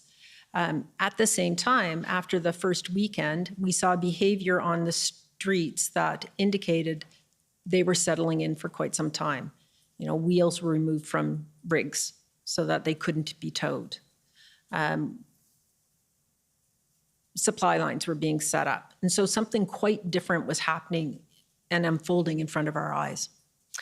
And within the federal government, the response, you mentioned earlier the ADMNS Ops, which is the Assistant Deputy Minister, National Security Operations Committee, and that's co-chaired by Mike MacDonald? Mike MacDonald and Don Rochon at the time. Okay, and so we've heard already that that committee was meeting daily as an information sharing mechanism? That's right, and DMOC was meeting, DMOC, you've heard a lot about it, it was meeting informally. We made it a standing meeting every day at the same time, but we were checking in to see what we knew and what could be done to end this protest every day, and we were briefing ministers. And DMOC was chaired by you? Yes. Is DMOC always chaired by you, or was that specific to this circumstance because it was a security thing? As long as it has existed, it's been chaired by the National Security Advisor. Okay. What other kind of meetings were you participating in? That's the majority of it. So with deputy ministers, hearing what the ADMs were doing, and then the law enforcement meetings were going on in parallel. And certainly Op Intersect was meeting in parallel. And what about with the externally to the federal government? Were you participating in meetings that involved other authorities, municipal, provincial? Not in the first weekend, not until the first meeting with the city. And when was that, in your recollection? I don't have the date in front of me, but we have the information available. So it was the first meeting that Rob Stewart called. I had asked, I'm new in the job, we're meeting every day to understand what we can do, what action can be taken, who has what authority. And I asked if I can call the city. What is my role vis-a-vis the city being a federal authority? Discussed it with Deputy Minister Stewart because he has the federal policing responsibility and that secretariat works for him. It was decided he would do the reach out to the city. And that's how we had our first meeting with the city manager and Chief Slowly. Okay. Mr. Clerk, can you pull up ONT 50159?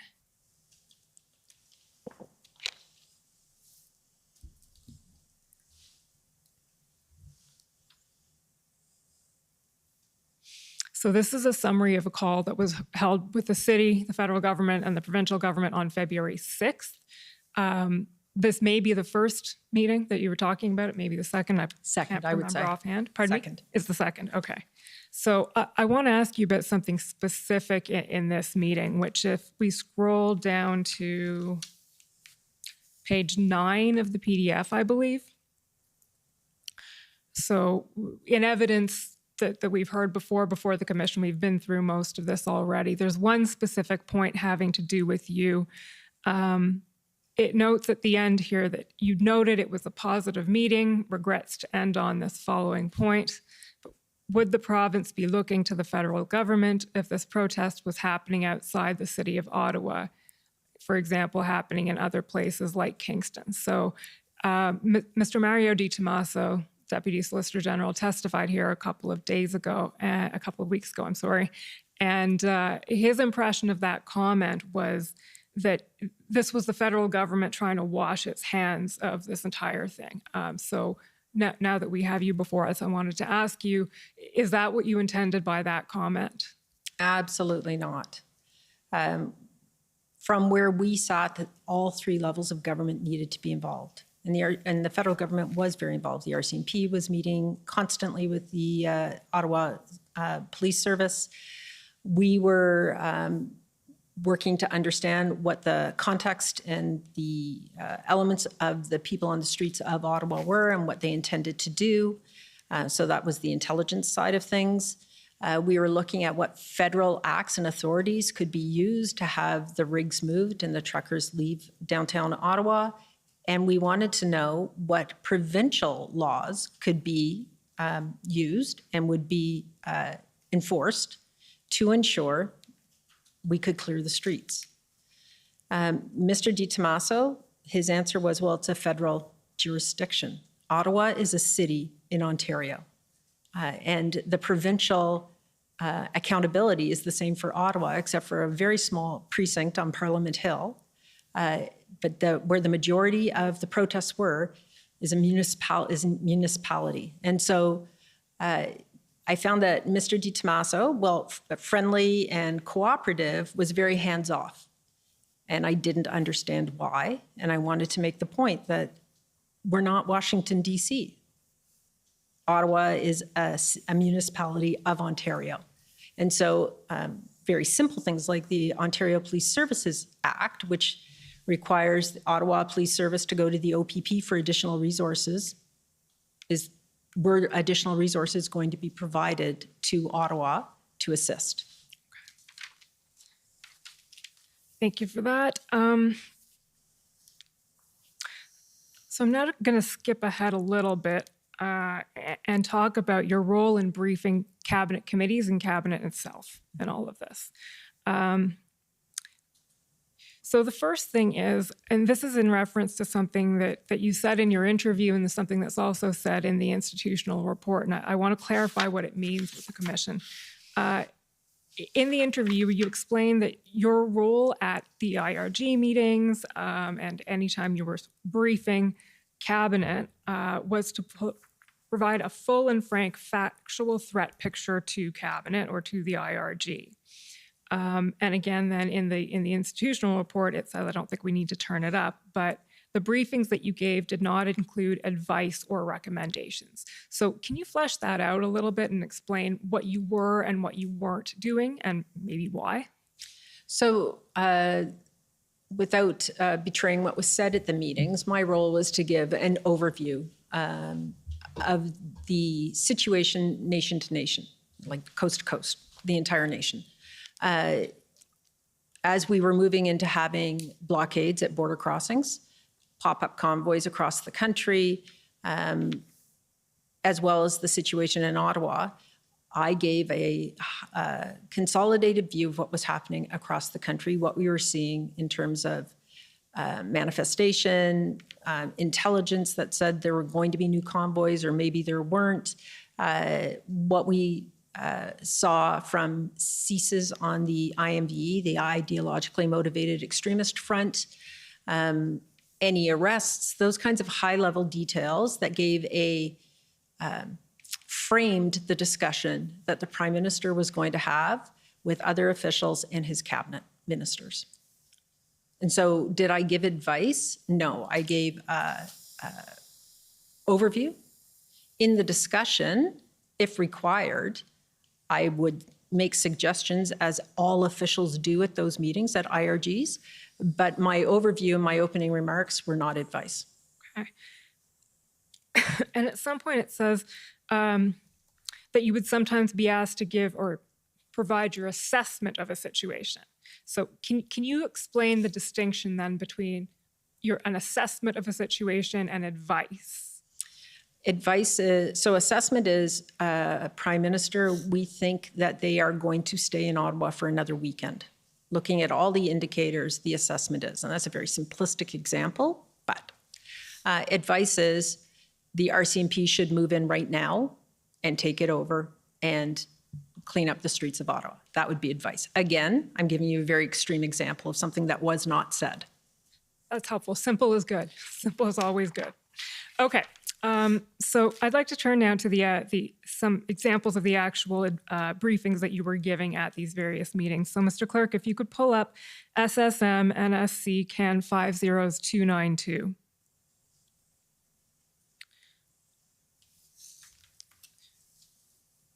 While you're pulling that up, I'll just explain. This is the SSE meeting of February 3rd. And can you just give the commission a brief reminder of what SSE is?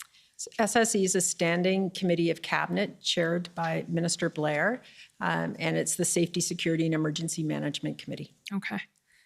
If we can just go to paragraph 4, please, Mr. Clerk.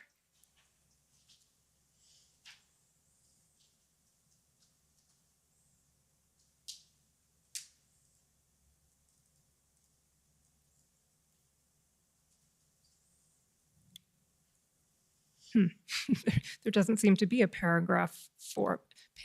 Oh, there we go. Yeah, thank you. It's paragraph 4 of a different thing. Sorry about that. The National Security and Intelligence Advisor, NSIA, indicated that protest organizers have indicated an interest, sorry, I should slow down, I know that, indicated an interest in negotiation. However, the protesters confirmed that representatives from the city, province, or federal government have not reached out. So this is February 3rd at this point, and you're indicating that the protest organizers have indicated an interest in negotiation. Where did that information come from? What were you talking about there? Open source. They were saying it themselves. They had news conferences, and they were putting out their own media indicating that they would sit down with representatives. Okay.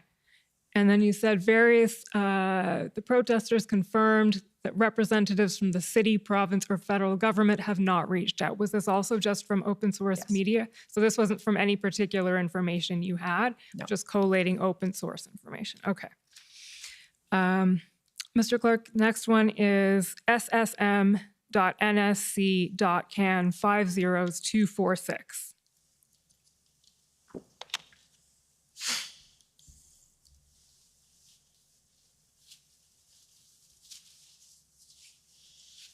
Okay, these aren't minutes of a meeting, they're talking points. So do I understand that these would be materials prepared for you by your staff in preparation for one of these meetings? That's correct. Okay. We go to page 3, please.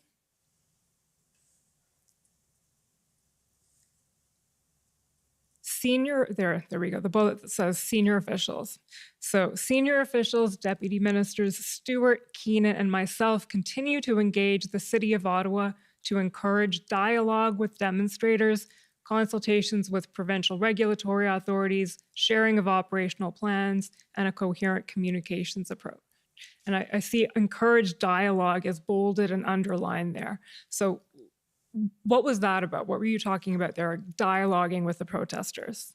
Some of it was the work that was already being done by the PLTs, and so it was to introduce that discussion and that line of work that was being done by OPS with the demonstrators. And we were hearing that engagement would be welcomed. It wasn't yet defined. We didn't have a plan for it. We didn't even know what it would look like, but we're just reporting what we're being told. And we're hearing that from the City of Ottawa primarily.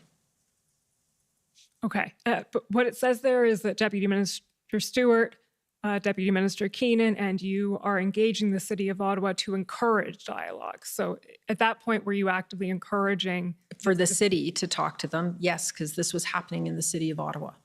Okay. In the hope then that dialoguing with the demonstrators would produce a positive outcome. Exactly. Okay. Reduce the noise, the number of rigs, hopefully break up the protest. The next document, please. ssm.nsc.can 50209.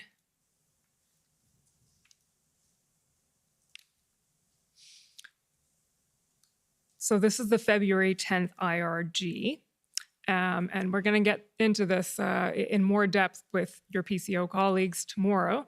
But again, just a brief description of what the Incident Response Group is, please. The Incident Response Group is a cabinet committee chaired by the Prime Minister that is used to make quick, rapid decisions about incidents of national importance or a crisis.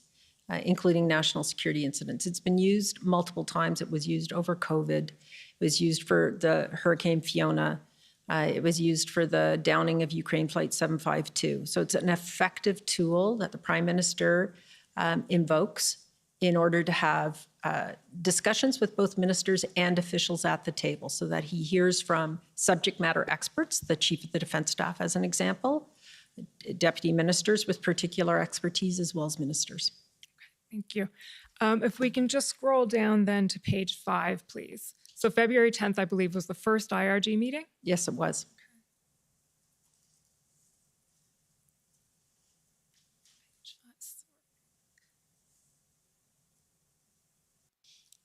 Just going to find the actual page. Okay, here we go. So the National Security Advisor, you're giving that rather lengthy report here. Ottawa situation remains largely unchanged. Threats on social media persist. It continues to be used as a planning tool. Possibility of driving by Sussex and local schools. And you say there's indications that some protesters would like to leave but are unable to do so given physical barriers. And an integrating planning cell is developing a plan of action. The preference remains to continue moving forward with negotiations, with enforcement actions to start early next week if negotiations remain unsuccessful. And then a surge and contain strategy will be employed for the upcoming weekend. So is it fair to say at that point that the notion of negotiating with the protesters is still very much on the table? It was still being explored, absolutely. Okay. Then you go on to talk about Coots, and there's a line here. The number of protesters have dropped from 200 to 40. However, those remaining are firmly entrenched in their views and there are weapons on site. So that's information that have been provided to you by the RCMP? Yes. Okay, the weapons were on site at Coots already. Right. At that point, only the RCMP knew the extent of the weapons. I'm sorry, only the RCMP knew the extent. Yeah. So you knew that they were present, but you had no idea about the extent. That's correct. Okay. If we can just keep scrolling down a bit, please, Mr. Clark. CSIS reports tracking several individuals, and then there's some threat assessments by CSC and CSIS. Scroll down a little bit more, please, Mr. Clerk. Okay, I think that's probably it. So on that topic of negotiation or engagement, I just want to take you sort of a bit of an aside for a moment, but related. SSM can 406131. While that's being pulled up, I'll just situate this. So this is the engagement proposal about which the Commission has heard quite a bit. Mm-hmm.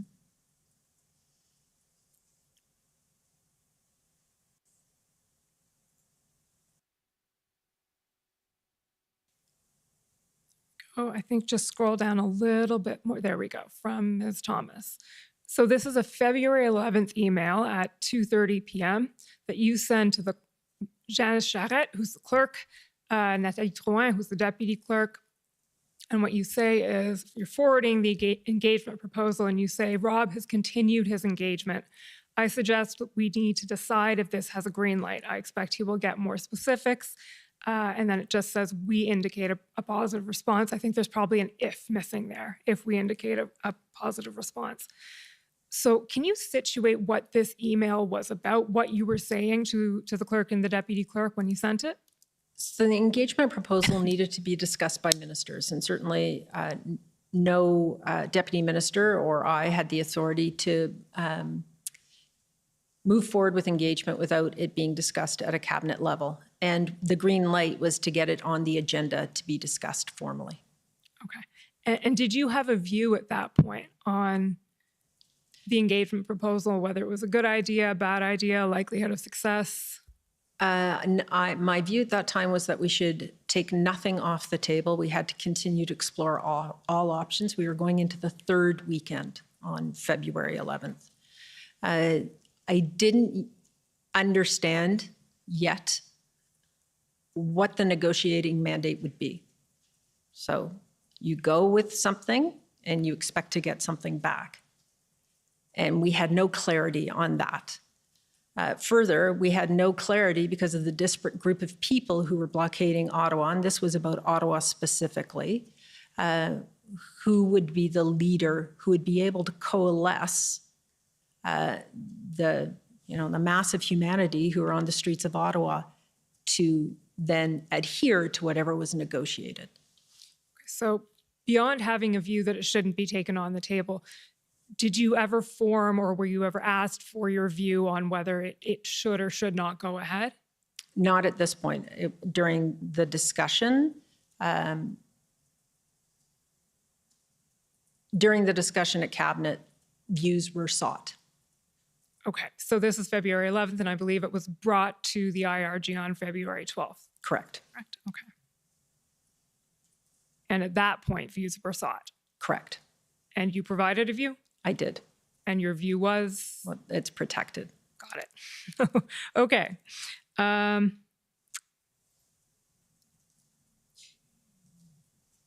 we then go to the February 12th IRG, ssm.nsc.can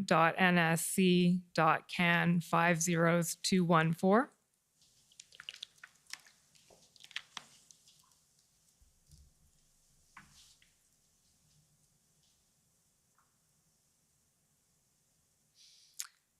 If we can scroll down then to page 5.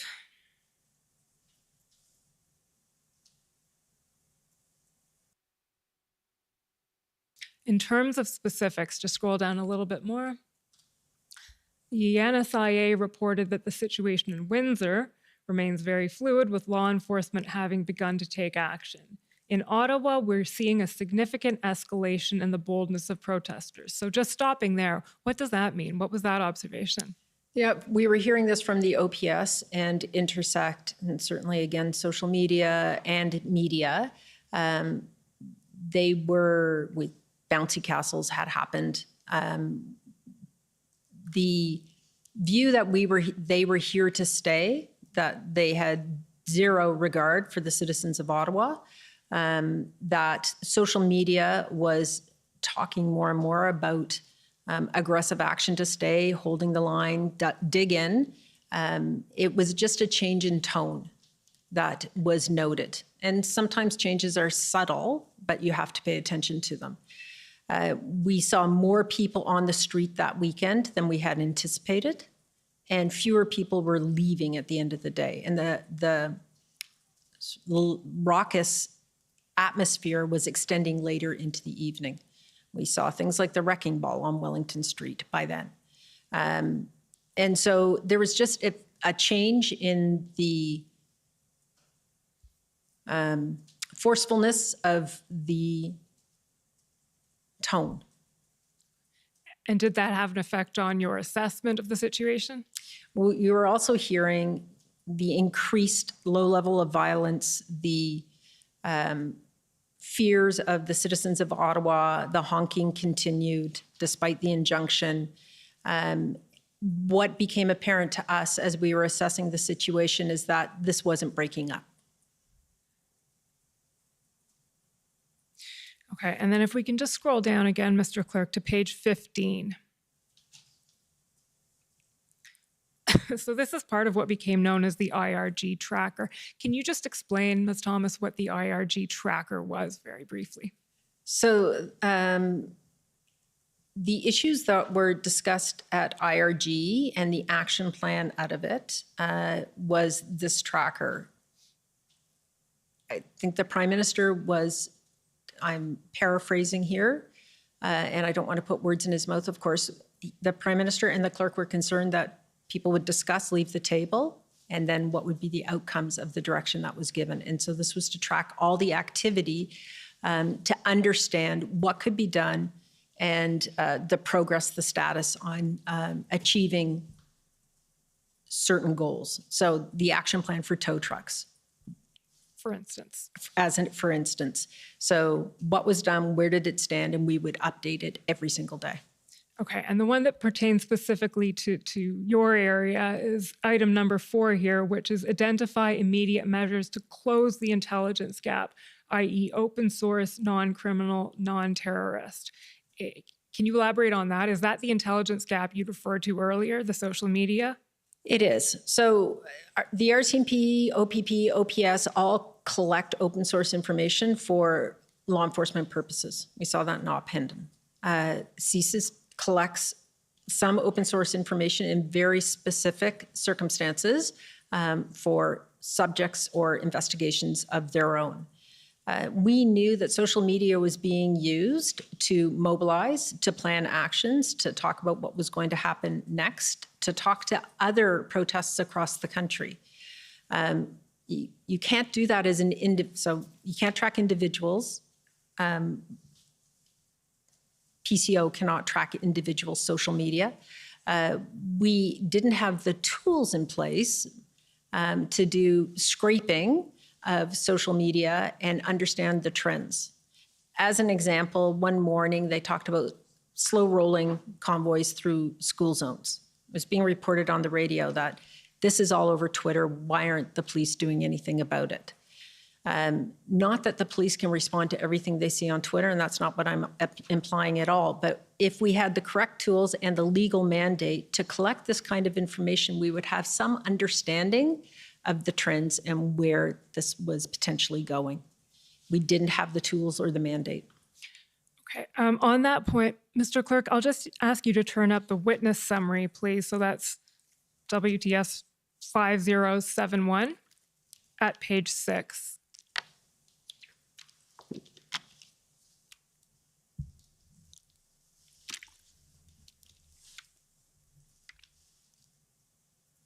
It's under the social media intelligence gap. So, Ms. Thomas, I'll just ask you to elaborate with reference to this a little bit on some of the points you were making. For instance, the tools. What tools, when you say we didn't have the tools, what tools are needed to do that? Well, there are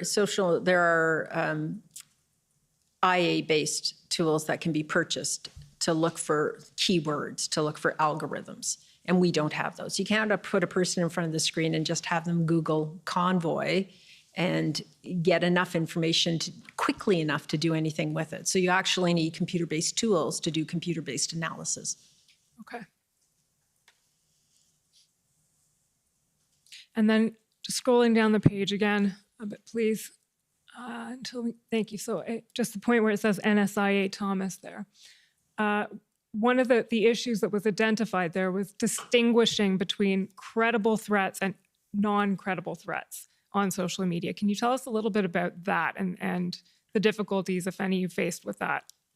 That is one of the primary problems that we're facing right now. The level of violent threats against the Prime Minister and other elected officials and some public figures. Dr. Tam, as an example, received enormous hate online, and some of it was threatening and indicated a threat against her.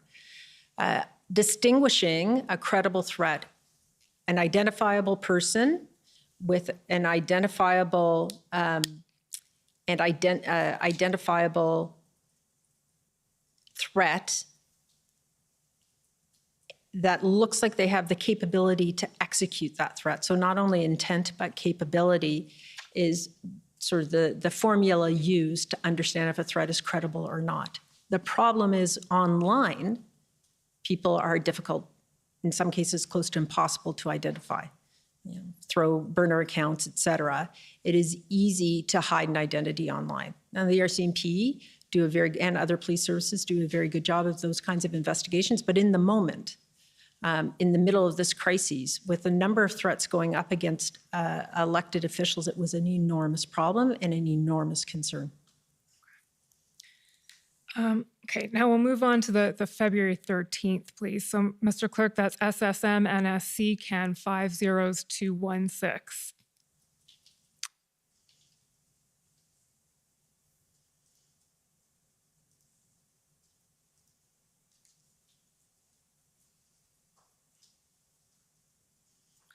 Scroll down to page 8, please.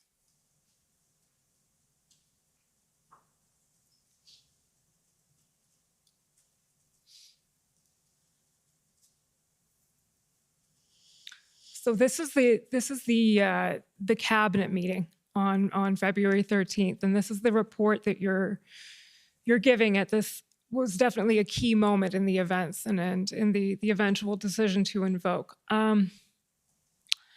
and you're reporting on what you've heard from various agencies, including CSIS and including the RCMP. I don't know if you had a chance to see the RCMP's testimony on the other day, but Commissioner Lucky testified that she was never asked to speak either at the IRG meeting on February 13th or at the cabinet meeting on February 13th. And there's a key bit of well, I call it evidence, but it's information at the time, where Commissioner Lucky had expressed the view to Mike Jones, who is the Minister of Public Safety's Chief of Staff, that law enforcement had not yet exhausted all available tools to it. Is that a message that you, who were asked to speak at these meetings, conveyed to the IRG or to Cabinet at either of those meetings? No, I was not. And we build my speaking points from the information from the agencies and departments. I will say that at an IRG, deputy ministers and deputy heads, individuals who are at that meeting are expected to provide information that is of use to decision makers, being the Prime Minister and his cabinet. And so if there is useful information or critical information, it needs to be provided, whether you're on the speaking list or not. Was that information provided by Commissioner Lucky to you? And the DMOC meeting that morning, she said that there was possibly a plan with the OPS and OPP. She had said that several times previously. Okay, so that's about whether or not there was a plan in Ottawa. Yes. Did she say anything specific, or did you know that her view was law enforcement had not yet exhausted all its tools? No. Okay.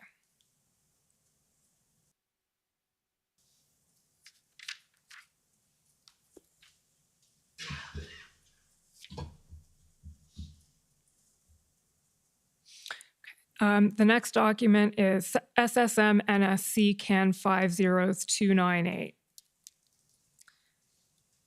So these are your talking points for this meeting. Chronologically a little out of order, but that's okay. Okay, so here again we see the mood of the organizers in Ottawa appears emboldened. So that's essentially a repeat of a point that's been made on a previous day, no change there.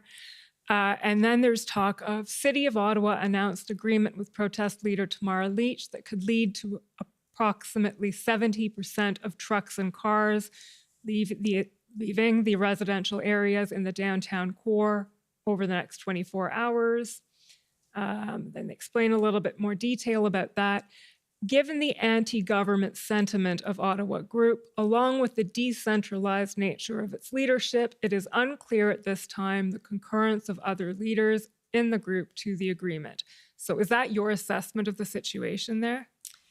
It was our collective assessment, yes. And we were already seeing signs that the agreement was falling apart, that other leaders, other parts of the blockade were saying, no, we're not leaving. Okay, so that there is no deal. Would it be fair to say that at this point your confidence in negotiation with dialoguing with protesters was no longer what it had previously been? At this point, it was very clear that there was no one person or group to dialogue with where you could get achievable outcomes, which meant the group breaking up in downtown Ottawa.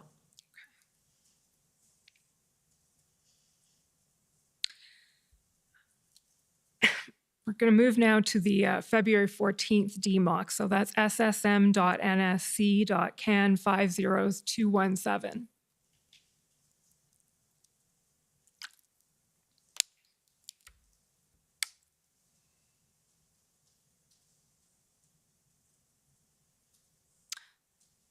Bottom of page 1. Just keep scrolling a bit. There we go. OPS has approved a joint operational plan for Ottawa developed with support from RCMP and OPP will be put into action in coming days. So this is now, we're on February 14th. In your recollection, when was Cabinet made aware that a plan was coalescing to carry out an operation in downtown Ottawa? I don't recall Cabinet being informed of that.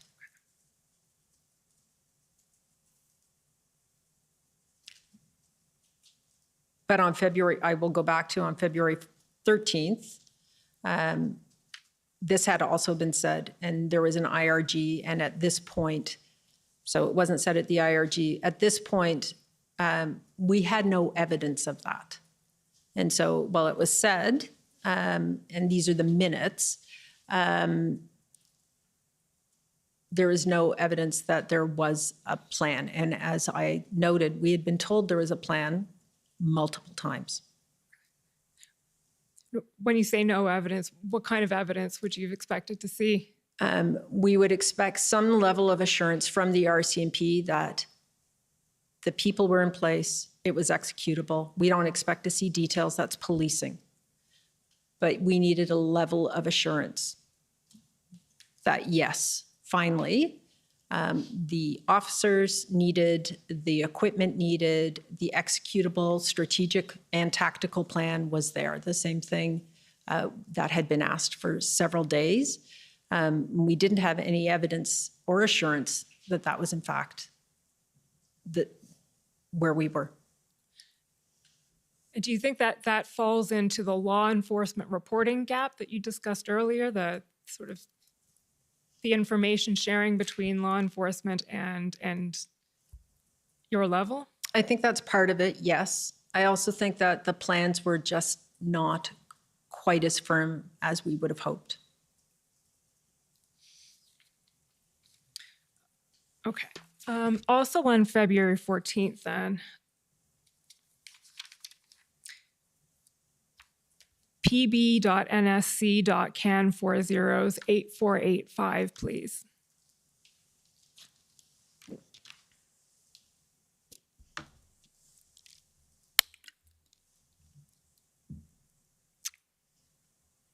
Scroll down, please.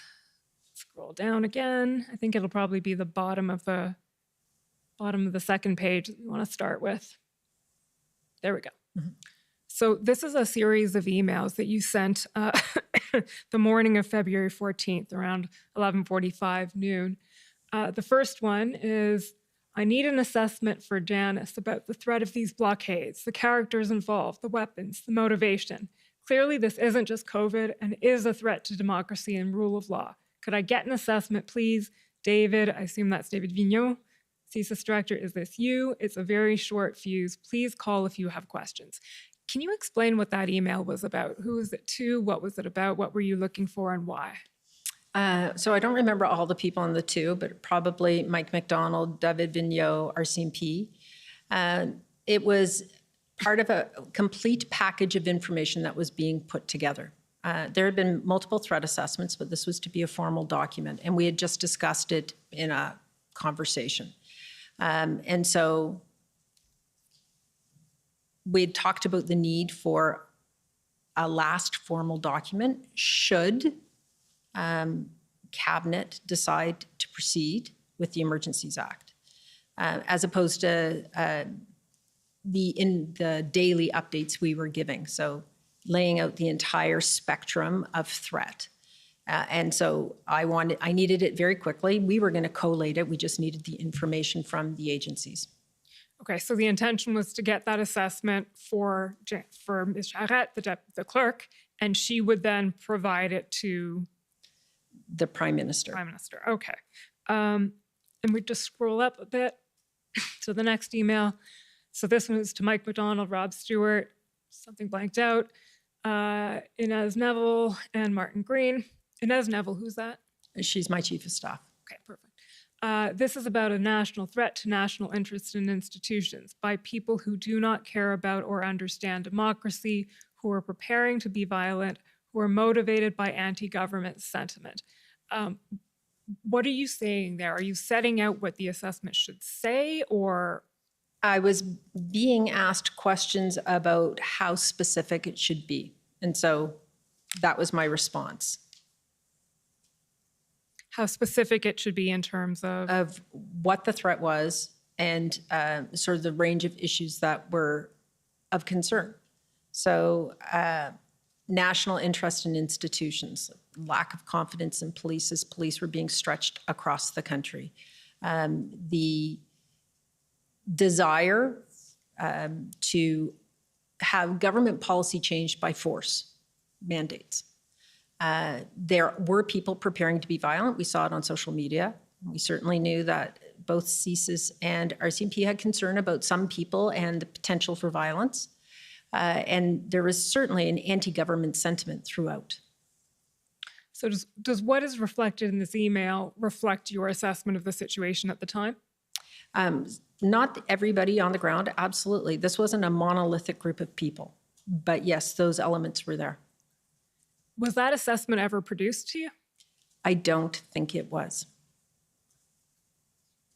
And why would that not happen? I think it fell through the cracks and we were overtaken by events.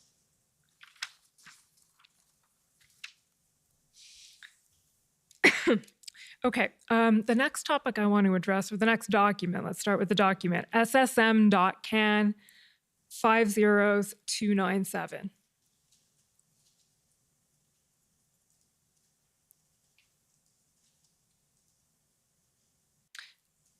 Before I go there, actually, if that document had been produced, that threat assessment, it would have been CSIS who did it, or would have been the RCMP who would have been? We would have, PCO probably would have written it based on information received from all the agencies. Okay, so it was a call for input so that PCO itself could produce the? Correct. Okay. So the topic I want to address with you now is something that has come up, will come up, and will forever be part of the Commission's inquiry, which is this idea of what is a threat to national security. This email, scroll down a bit, just want to see. So this is an email from you to Jacqueline Bogdan, a fellow named Philippe Lafortune. Can you tell us who that is? Philippe Lafortune worked for Mike McDonald. I believe it was Mike, in the Security and Intelligence Group. Okay. So here, Philippe did some research, which is handy to keep in our quote unquote back pocket, FYI, at this stage, Mike. And the date of this is February 9th. So before the IRG started, this research was done. Mike, as requested, we did some digging on the Canadian definition of national security. As you know, one of the challenges on this issue is that the GOC, Government of Canada, never ended up formally defining it.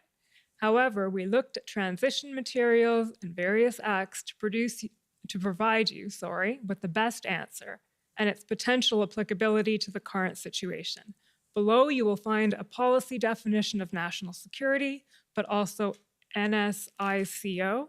Can you explain what NSICO is? If not, it'll make me feel better about my lack of acronym knowledge. Offhand. Take on it, and what the CSIS Act, SCIDA, SCIDA. That's the information sharing. Information sharing, okay. And the Emergency Act stipulate on the issue. Here are the various pieces. We'll just, I think, probably read through most of this email because it's quite relevant. But first of all, before we get into the specifics of it, can you explain the context of why that information was being sought? No, I don't think I asked for it. I don't recall, unless there's an email that says I did ask for it. But it is an ongoing question. Who defines national security? What is the definition? And even in the national security policy in 2003, I think it was written, it wasn't really defined. Okay, so that's what Monsieur Lafortune is talking about when he says the problem is it's never been formally defined? Correct. Okay. And how would that be formally defined if it were to be? In a public policy. In a policy. So not in legislation, but in a policy. Yes, correct. A Government of Canada policy of some sort. Right. A national security policy, as an example. Okay. And that would be something prepared by, if it were to exist, PCO? No, probably public safety. Public safety. As the policy lead on national security issues. Okay. So here we have the first. National security pertains to the safety and security of Canada's territory, government, economy, and people, as well as the promotion and protection of Canadian national interests. National interest refers to Canada's sovereignty, democratic processes and institutions, security, territorial integrity, economic prosperity, social cohesion, environmental protection, and healthy and resilient communities. That's the NSICOP. So NSICOP, I believe, is the National Security Intelligence Committee of Parliamentarians annual report. So that's about as broad a definition of national security as one could possibly imagine. That's correct. Okay. Then there's the legislative perspective reported by Monsieur Lafortune. What he says is there is no true legislative definition of quote unquote national security. The CSIS Act and SKIDA provide examples of threats to security and activities that undermine security. However, do not exclusively define what is included in the term quote unquote security, as their lists are non-exhaustive, and do not specifically reference quote unquote national security. And then there's the definition of the CSIS Act, which we're all familiar with now. You just scroll down a little bit, Mr. Clerk. SKIDA has its own definition here. Scroll down a little bit more. Then there's a quote from a Supreme Court ruling. I think the case is actually called Suresh, not Sunresh, but and so what the Supreme Court says in Suresh is they talk about danger, a fair, large, and liberal interpretation in accordance with international norms must be accorded to danger to the security of Canada. And they're talking about deportation here. And then they say the danger to the security of Canada is difficult to define. And then they go on and talk about a broad and flexible approach, et cetera, et cetera. Then, I think this is now Monsieur Lafortune, not part of Suresh, the Emergency Act, and he talks about how the Emergency Act does define national emergencies as the following, and then he gives a definition which again is familiar to us here in the Commission. So you received this email and this sort of memo, if I can call it, on national security. Did that have any impact on your thinking, your assessment of the situation that was happening at the time? No, it laid out the complexity of understanding how to define the problem set, absolutely, but not particularly. We received a lot of information in those days. And would this memo be something that was kept internally to PCO, or would it have been disseminated, shared? Would it have been briefed up to Cabinet? It wouldn't have, I don't believe it was ever discussed at Cabinet, but certainly it was shared with other deputy ministers.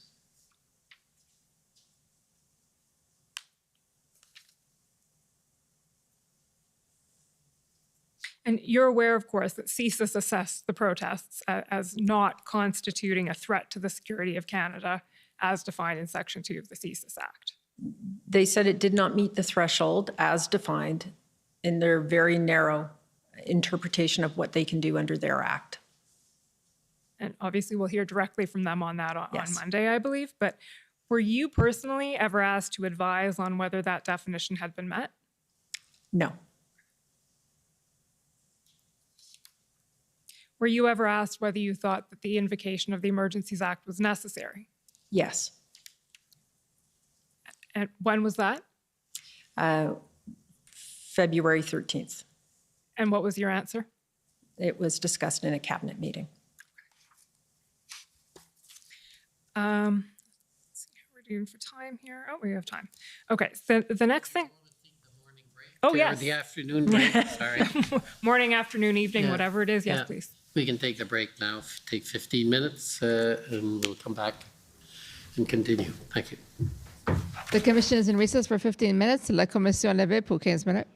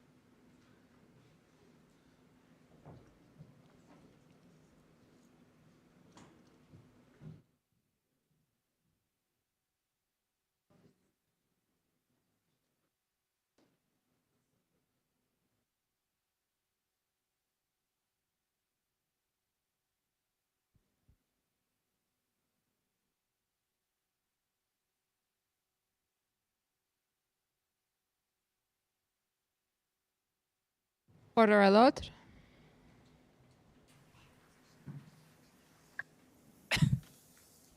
The commission is reconvened. La commission reprend.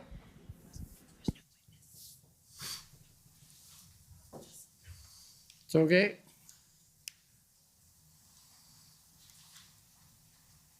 I'm happy to fill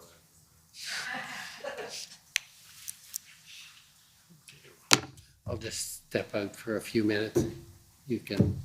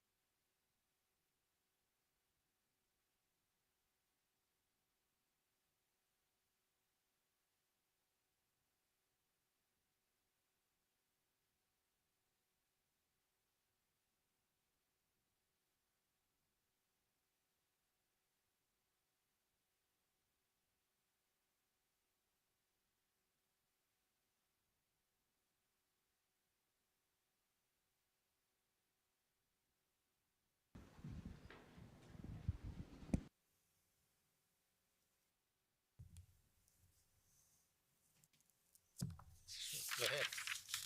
Ms. Thomas, I understand that you had some discussions at break with your counsel, which actually obviated the need for me to have a discussion with your counsel about whether or not you could answer some questions about the inputs that you and views you expressed to Cabinet on a couple of issues. So I'm just going to ask you those questions again. The first is with respect to the engagement proposal. What view did you express to Cabinet on the engagement proposal? After the discussion was concluded, my view is that it was not a workable plan. And this would be on February 12th? Yes. And why did you form that view? That I did not see who we would negotiate, engage with, what the outcomes could possibly be, that there was not one group who had enough influence over the entire group to affect an outcome that would be positive. And I did not know who we would put in front of them. Esteemed and capable as my colleague, Deputy Minister Stewart was, that wasn't going to be a name that was going to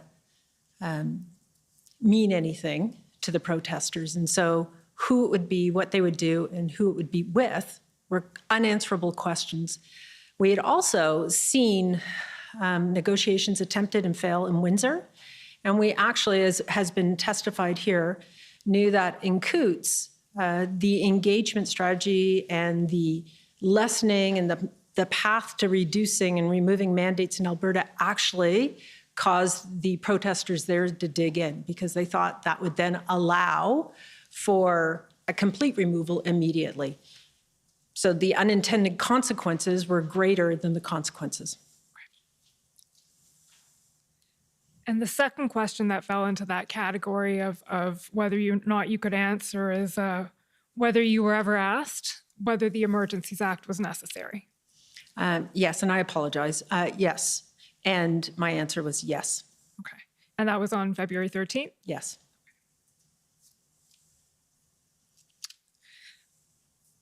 The other area I'd like to take you back to briefly, just to elaborate on a little bit, is this idea of the law enforcement gap in reporting. So for that, can we pull up the witness summary again, please? So it's WTS, bunch of zeros, 71.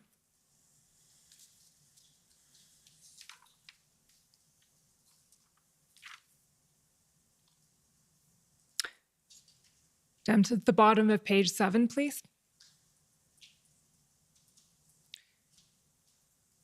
Okay, so you've discussed here two different sort of intelligence gaps that you've identified. One is the social media gap that you've spoken about, and we may speak a bit about again. The other is the law enforcement intelligence gap. So what you've expressed here is a slightly more elaborate view than you'd expressed earlier today. So you didn't receive, and this is you and Assistant Secretary Mike MacDonald, Social Security and Intelligence, did not receive direct reports from law enforcement partners such as OBP, OPS, and WPS, so that's outside the quote-unquote federal family. You can tell I'm learning the lingo. that constituted another significant intelligence sharing gap. Assistant Secretary McDonald recalled a significant delay in receiving updates from the RCMP, given the RCMP's policy obligation to consult with each relevant agency prior to sharing investigative and operational information. And you clarified that neither you nor your staff received SITREPs, so situation reports, project reports, or other forms of information directly. And as you mentioned today, you hadn't heard of Project Hendon specifically. And if we just scroll down a little bit, it also says there that you learned of the Coots arrests through the media, not directly from the RCMP. And just scrolling down a little bit again, sharing among all three levels of government and information and intelligence in relation to the convoy could have been better. So I'll just ask you to elaborate a little bit on where you think the deficiencies are and what maybe can be or should be done about them. Because as you know, the Commission has a sort of a forward-looking mandate as well as a backward-looking one. I think when we are looking at primarily open source information as opposed to investigation-specific information. So let's draw a line there. The RCMP is investigating person X for having done something criminal. As the NSIA, should I receive that? No. I receive information when the RCMP are making an arrest of a federal crime that would be of interest to the NSIA. So, but after they've done it or as they're about to make the arrest or make the announcement, general tactical operational information on a day-to-day basis, I don't have any need for from the RCMP. But when we're in a situation like this, it's a crisis, I'm coordinating the town. The RCMP is where I'm coordinating the town. I'm asking for information about what's happening, what's coming, what they expect, what, not again, operational planning, but what is going to happen, what law enforcement is talking about, what their concerns are, because there are ways I can help, potentially. It would be useful to have that information. And we didn't receive the flow of information from the RCMP, even their intelligence unit, that I think we possibly might have. When you say there are ways you can help, what are you referring to? We would do X, Y, or Z, and we think this is necessary. We're short 100 people, or we need cabinet permission, or we need... It could be any number of things, and the hypotheticals are long. But in this particular situation, I think that we could help reduce the pressure on the RCMP to answer questions constantly if we had some indication of the intelligence they were seeing, primarily, again, open source, and what they were going to do with it. We could answer questions. We could reduce the anxiety about what was going on. So from your perspective, keeping in mind the need for police independence, which... Absolutely. This isn't interference or telling them what to do, and it's not getting in the way of an operation. It's just information flow. So there's some work to be done in the area. Correct. From your perspective of information flows between law enforcement and government. Absolutely.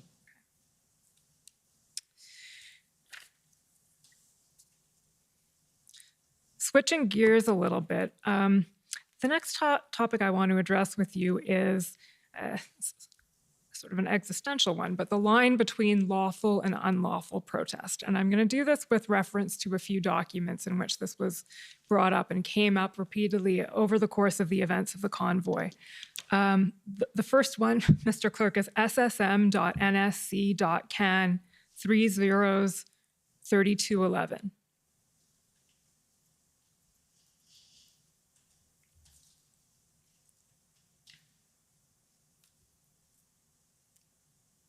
We can scroll down to page 2, please. So this is a readout, a report from ADM and SOPS on January 26th.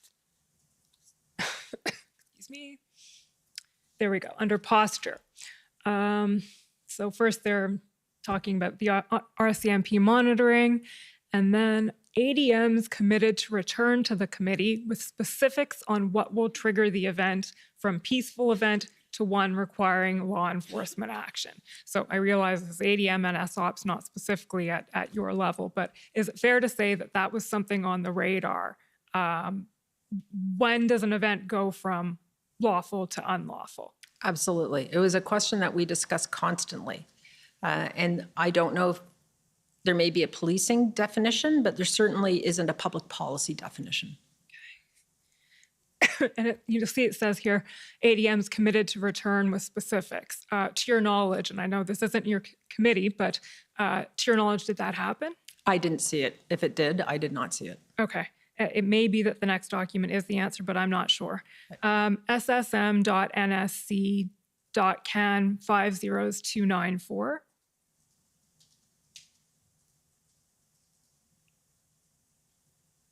At page 6, please.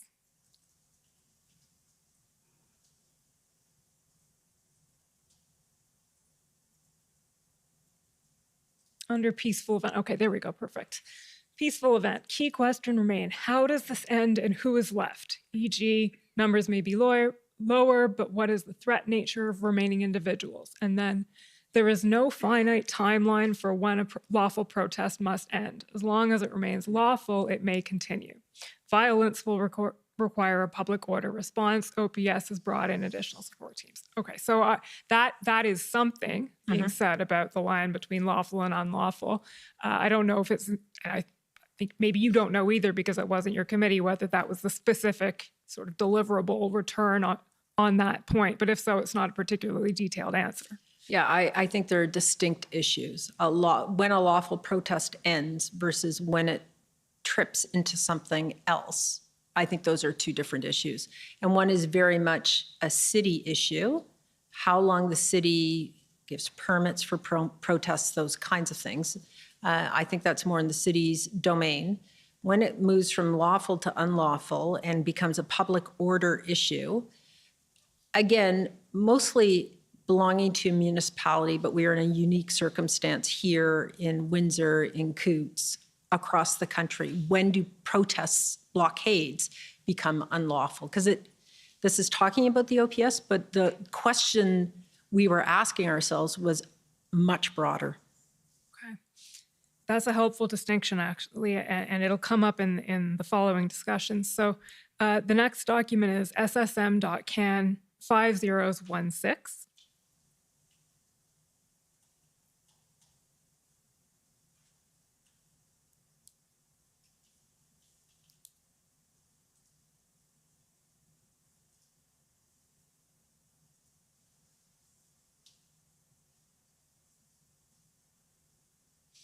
So this is a readout of the February 14th DMOC. And if we can scroll down a bit to page 2, please.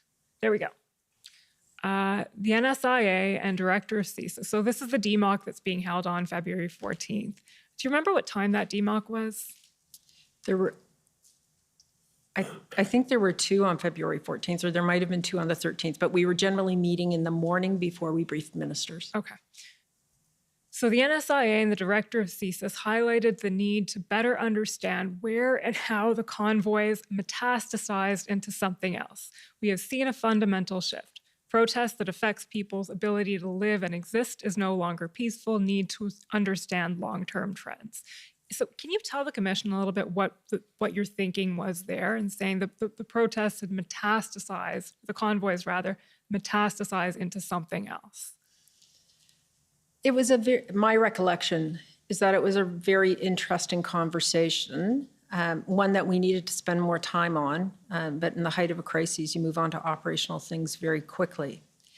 It was a discussion about lawful and unlawful, violent and peaceful, and can you be unlawful and still, for all intents and purposes, peaceful, meaning you're not January 6th? And is that line of violence only measured when you are at the January 6th status, series of events, or is the violence the people of Ottawa were experiencing on the streets, the inability of people in Windsor to conduct their lives in the neighborhood where the blockade was, the inability of the town of Coutts to function? Is that a line? And so where is that? And I don't have an answer for it, but it is something that we have to consider as situations like this perhaps become more of the norm. And what we were discussing is that the only measure can't be violence of a nature of January 6th. That can't be, well, this is something different, or January 6th is about to happen, therefore it is now not only illegal, but a national security threat. There is a spectrum of activity and behavior and threat in there that we need to understand. And so that was the nature of the conversation. And it's one that's continued. I can't tell you that I have a paper on it yet. We don't have a policy paper to bring forward to the clerk, but it is a conversation that is continuing because it's critical. We have seen these kind of uprisings in democracies around the world. What does it mean? What can we do? What should we do? Questions to be asked that have to be thoughtfully considered before we're in this situation potentially again. In a sense, I think you've preempted my next question, which is this an area that is being worked on within the federal government, is in case anything like this ever happens again, where that line is? And when you talk about the line between lawful and unlawful, in some senses, that's the line where intervention would happen. Correct. And yes, the work is ongoing.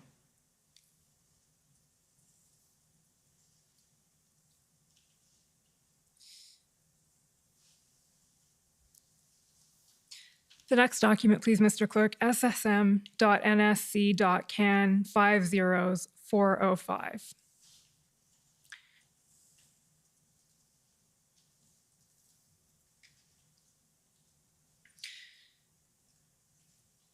So this is a related point, Ms. Thomas, to situate you a little bit on the need to protect lawful protest. There is unlawful protest at some point. We don't know precisely where that line is, you've said, but the need to protect lawful protest in all circumstances where possible. Was there any thought given, and I'll wait for the reference to turn up here, but in your recollection, was there any thought given in the discussions around how to intervene once it became clear that there was going to be intervention in what was happening in Ottawa specifically? I mean, I suppose it would apply across Canada, but specifically in Ottawa, to protecting lawful protest so a subset of that protest. Was there any thought given to, okay, well, you can't do it on Wellington Street, but maybe you can go somewhere else? And I'll just situate you a little bit here. Can we turn down to page, of course I don't have the page, I believe it's page 2. It could be a bit later.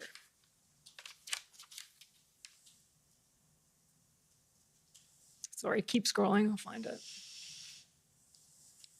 Keep scrolling, please. Oh, no, I guess not. Page 5, sorry.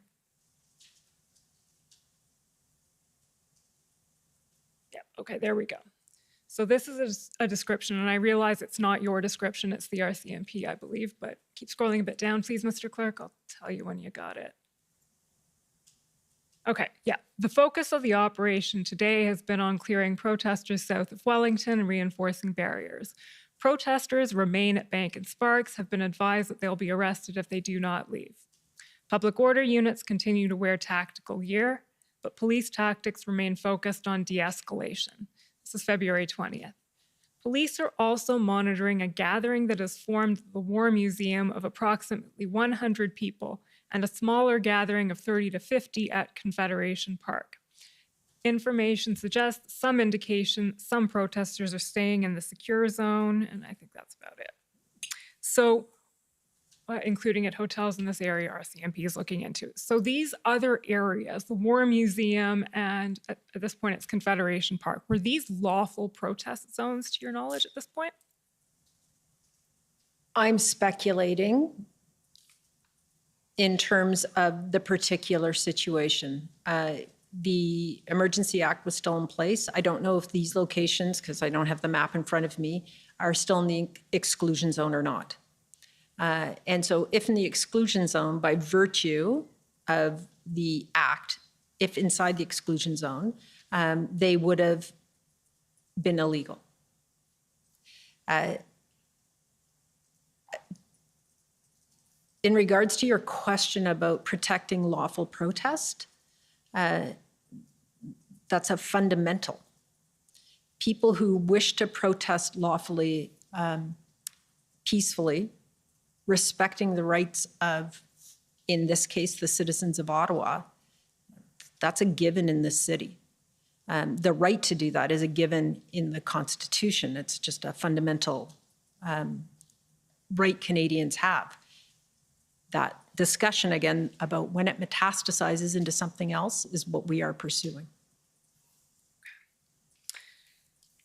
So I think this will be the last area that we can cover today, but I want to ask you about a couple of intelligence assessments, secretariat assessments that were produced to the Commission. The first one is ssm.nsc.can 40218.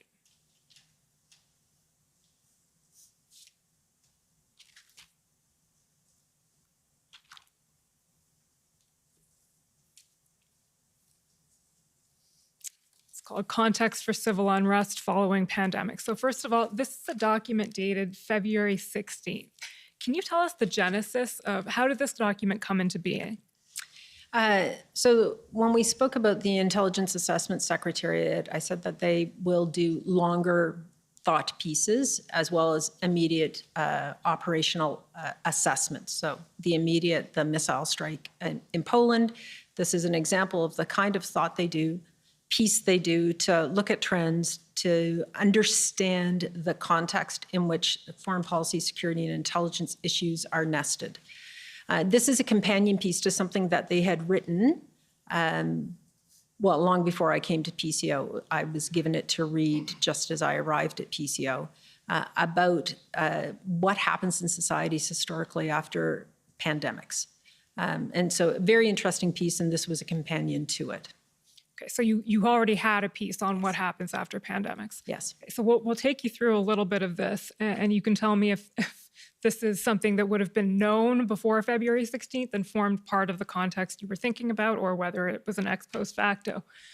So the first thing, just introduction. Historically, civil unrest, degradation of social cohesion have been common in the immediate aftermath of pandemics or epidemics. The health impacts and restrictions involved provide fertile ground for social unrest and mobilization as pandemics progress or end. This is particularly true when there are existing underlying inequalities and or social fault lines within the population. The ongoing trucker protests have several markers demonstrating consistency with this trend. So is this something that was part of your thinking when the convoys rolled in? Or was this something that was only thought about after the fact? I didn't know about the previous piece when the convoys rolled in, because again, I wasn't at PCO, and in my job at Defense, I hadn't seen it. The clerk brought it to my attention as something she had read and found very interesting, and so I pulled it up and read it, and this was done as an addition to that. So that, if I understand correctly, it wasn't part of your personal thinking, but it may have been part of the thinking at PCO. I think it was part of thinking implies. I think it was more it was just informative. If we just scroll down a little bit more, it speaks to Canadian historical context. 1885 vaccine requirements intended to curtail the spread of smallpox resulted in public violence throughout the city. Per the Washington Post, more than 2,000 violent rioters marched through the streets of Montreal screaming, "Kill the vaccinators," in response to vaccine mandates.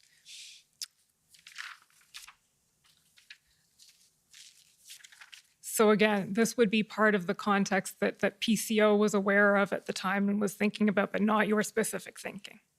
Some people were aware. Was it of the documents we talk about on a daily basis at PCO? Was it one of them? No. Okay.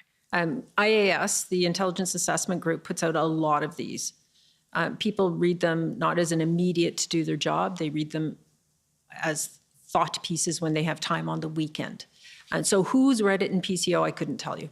And what would be the purpose of having an assessment like this done? Again,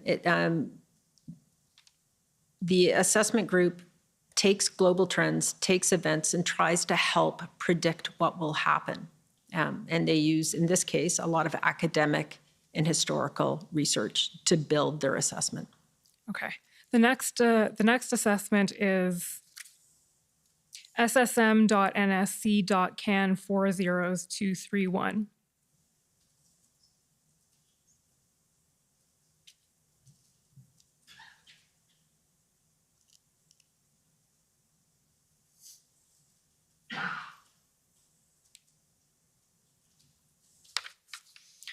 So the first paragraph here, it talks about the date of this one is the 21st of February. So this is right actually as the Emergencies Act was being lifted and to a certain extent events were coming to an end. And it says here, the Freedom Convoy is not an unprecedented event. Again, talking about societal alienation, civil unrest, and social polarization.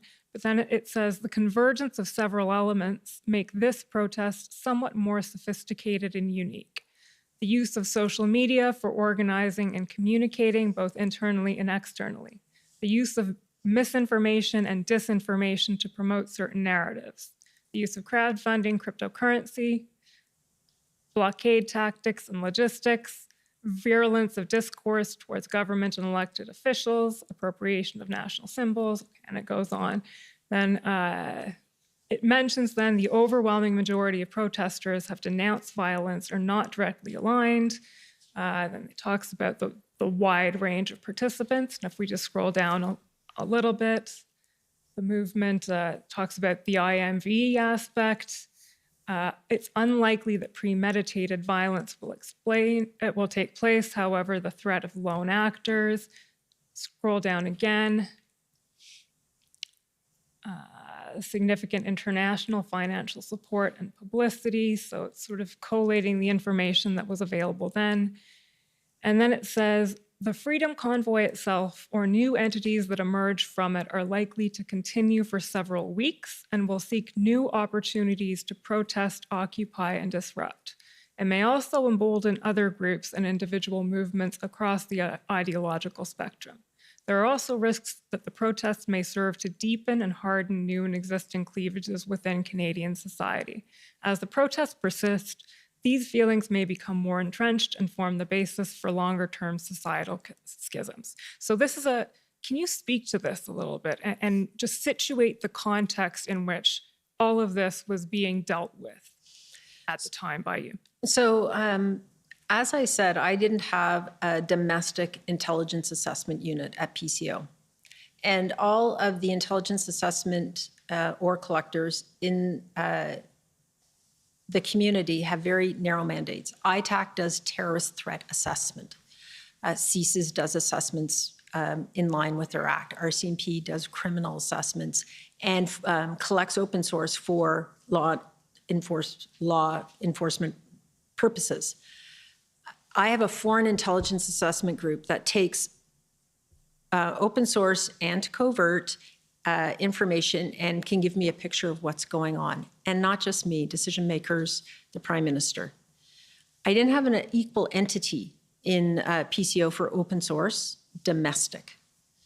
And I asked Martin Green, the Assistant Secretary of the Intelligence Assessment Group, to start trying to think about what this could look like. I was hoping, this was a really interesting piece. It wasn't exactly what I wanted in the minute. I wanted more, here's what we're seeing tomorrow. But a very useful piece where he tried to be very thoughtful about what this could mean based on known aspects of protests, what we were seeing in other countries, conversations with colleagues in other countries about similar phenomena, and try to build an idea of what this could mean from an intelligence perspective, but what it would mean for government institutions, democracy, rule of law, the things that we need to consider as senior public servants advising government. Those are my questions for you today, Ms. Thomas, but before I sit down, is there anything that we haven't covered today that you'd like to raise? No, I I don't think so. Certainly, there's been a lot of focus on Ottawa because it was significant, and it was on, at the footsteps of where our democracy is housed. This was a national situation, and our concern about Windsor, as you've heard from other people, Coots, the pop-up convoys across the country, the intelligence that we were getting about potentials in New Brunswick, Cornwall, the Peace Bridge, Via Rail protests, that all came together to form our view of what was going on and raise our level of concern. So while, yes, Ottawa is a significant event, this was a national crisis.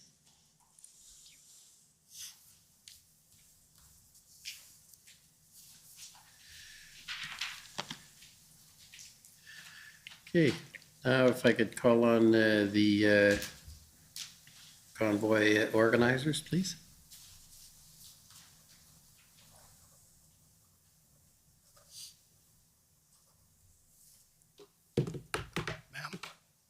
My name is Brendan Miller, and I'm counsel for Freedom Corp, which is the entity that represents the protesters that were in Ottawa in January and February of 2022. I have a few questions for you, and hopefully we'll be able to get through them. Ma'am, you had just mentioned, and I'm glad you did, the rule of law. What's your understanding of the rule of law?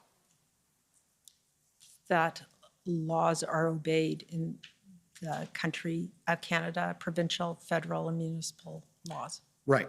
And you agree with me that the rule of law applies to you, and it applies to the executive and the elected executive of the government of Canada?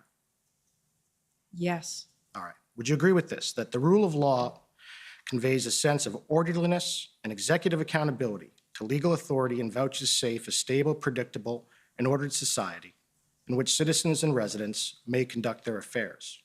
It requires that government power or any authority delegated by Parliament must be exercised pursuant to valid laws, either directly or indirectly permitted by an act of Parliament. Do you agree with that? I do. All right.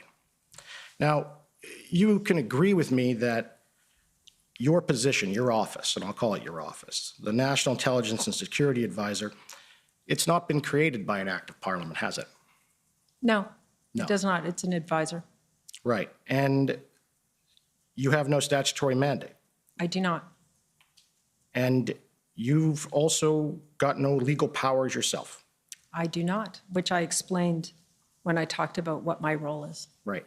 And I take it you've never been an intelligence officer with CSIS or within the intelligence community, is that correct? I have not. And you've never been an intelligence analyst with CSIS or in the intelligence community, is that correct? That is correct. All right. So you said in your evidence that you didn't feel that you were getting the proper intelligence or updated intelligence from law enforcement or from CSIS, or weren't getting enough of it. Is that fair? I didn't say that about CSIS. All right. So you were satisfied with the intelligence you received from CSIS? I was. And CSIS specifically told you and Cabinet that there was no Section 2 CSIS Act threat posed by the protest or posed by any of the actions going on throughout Canada at the time, did they not? You're misinterpreting what CSIS said. Can you tell me how? Because I can put up the statement and Right. the reports, because Right. that's what it says. But there isn't, what they said and the interpretation of what they said are two entirely different things. Their mandate is very narrow. And so Section 2 of the CSIS Act is about the work that CSIS does and the intelligence they collect. And they said they are not the only arbiters of what is a national security threat in this country. Okay. And so very true that they said that vis-a-vis their particular act. Right. And the thing is you agree with me that the CSIS Act, the meaning of security threat to Canada, is incorporated directly into the Emergencies Act, correct? You're going to receive legal briefs on the Emergencies Act and the legal interpretation, and I'm not a lawyer. My understanding is that the Emergencies Act is assigned the meaning as defined in the CSIS Act, but is not limited by the CSIS Act. Well, I don't know how that could be, but we can agree to disagree. But you agree that the Emergencies Act on its own reading, and I put this to the Deputy Minister, you understand that it requires reasonable grounds that a Section 2 CSIS Act threat exists. I don't agree. That's what it says. No, it says it assigns meaning as the language is defined in the CSIS Act. But again, you'll get legal arguments.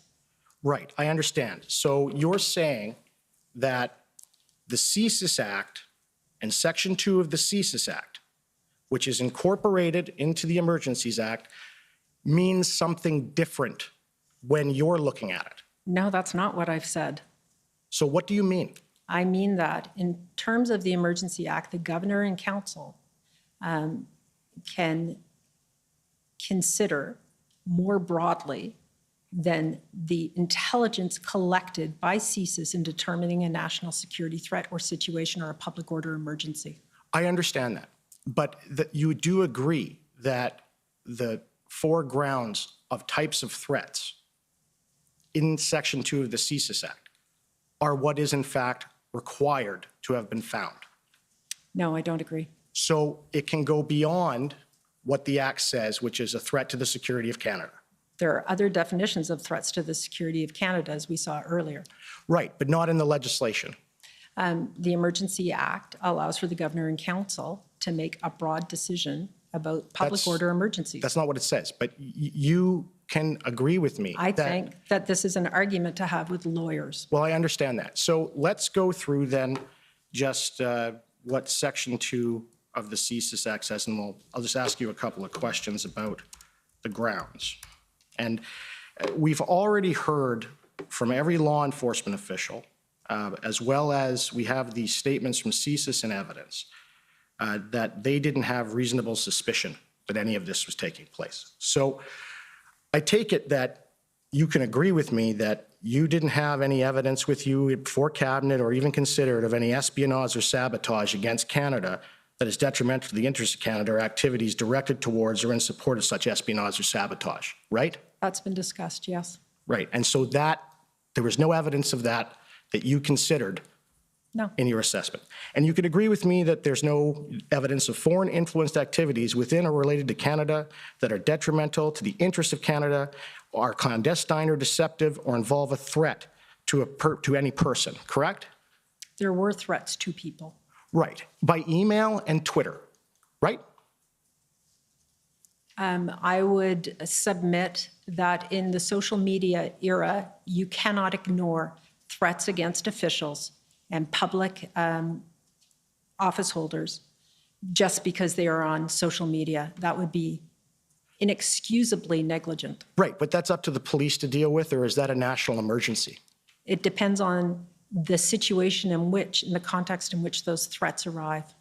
Okay, can we please bring up document ts.nsc.can.001 000000206_rel0001.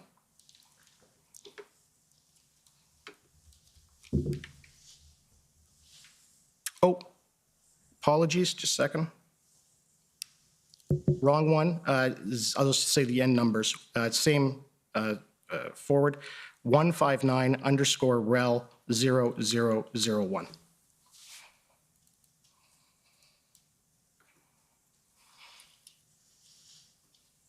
Okay, so I take it that you're familiar with the CSIS assessment that they provided on the Freedom Convoy in downtown Ottawa, right? That's one of the assessments. Right, okay. And their assessment was this, and at the beginning, you see downtown Ottawa was actually quite festive, not threatening to a passerby. Some criminal acts did occur, law enforcement. And again, you've said you're not an intelligence officer, you don't have any training as an intelligence analysis, so I take it you rely on CSIS for intelligence. CSIS provides one input on intelligence, yes. Yeah, and then the RCMP? Another input. Right, and then the Canadian Border Services agencies? Another input. Right, and then you also have the Canadian Security Establishment. Yes. Right, okay. None of those people provided you intelligence that there was a Section 2 CSIS Act threat. Again, we've been through this. There are other measures other than Section 2 of the CSIS Act. So let's scroll down, if we can. And you'll see in there with respect to the flags. Now, I take it there was concern with these flags that there was a couple of flags that were seen that were inappropriate, and that was one of the reasons why there was a consideration of ideological motivated violent extremism.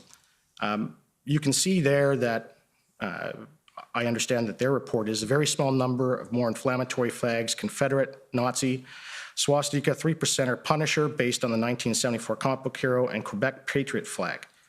And then they say that a random flag is just a flag until the reason the person holding it explains why. Flags can have multiple meanings and are routinely co-opted by various groups, individuals. No way of connecting those views holding flags with any online content. The presence of 3% flags, for example, does not necessarily mean that members of the 3% are in attendance. And that was the intelligence you were given. That's part of the intelligence we were given. That's intelligence that can be released. Okay, so what do you mean intelligence can be released? So, well, there's Section 38. Right, I understand that. But why don't we scroll down? Now, this is important. And you know that CSIS does, in fact, because there's no reason, you don't need a law to look at what's online or open source intelligence, that it's open source intelligence. Anybody can look at it without a law authorizing it. Can you agree with that? No, the reality is that open source intelligence has to be anonymized so that we are not targeting specific people who are not under investigation. So it's not quite as simple as you're depicting it. Well, ma'am, again, there's no privacy interest for Canadians on things they post online. Anybody can go on and read it, right? You know that. Yes, but the privacy commissioner and the privacy laws of this country are such that they cannot then their information cannot be scraped and be part of an assessment writ large. There has to be boundaries around that. Around its distribution. No, around its analysis and collection. Right, and that's why storage. And that's why we have units in the RCMP that do that. Some of it, yes. Right, so you have I believe it's called the IMCIT unit. That's all they look at, is they look at online violent rhetoric and assess it. For criminal purposes, yes. Right, and so for violent rhetoric, what are your other purposes other than criminal purposes? Well, so I would like to be a little more expansive in this answer, if I may be. An analyst looks at a piece of information for very specific issues. When we, as people advising, and it's my deputy minister colleagues and I, to advise the cabinet and decision makers on the threat, the confidence in government institutions, the rhetoric, we have to look more broadly than at specific elements as described here. Someone should kill the PM. Wouldn't it be great if someone killed the PM? That says something. And it's not just random because they can't identify it to an individual and it doesn't say the day, doesn't mean it doesn't matter. So what are you looking for? Are you looking that the government without warrants is allowed just to go and look into metadata? No, that's what I just said to you. Yeah, so I just said to you that we should not be doing that, and so we have to find a legal framework for it. We are actually violently agreeing.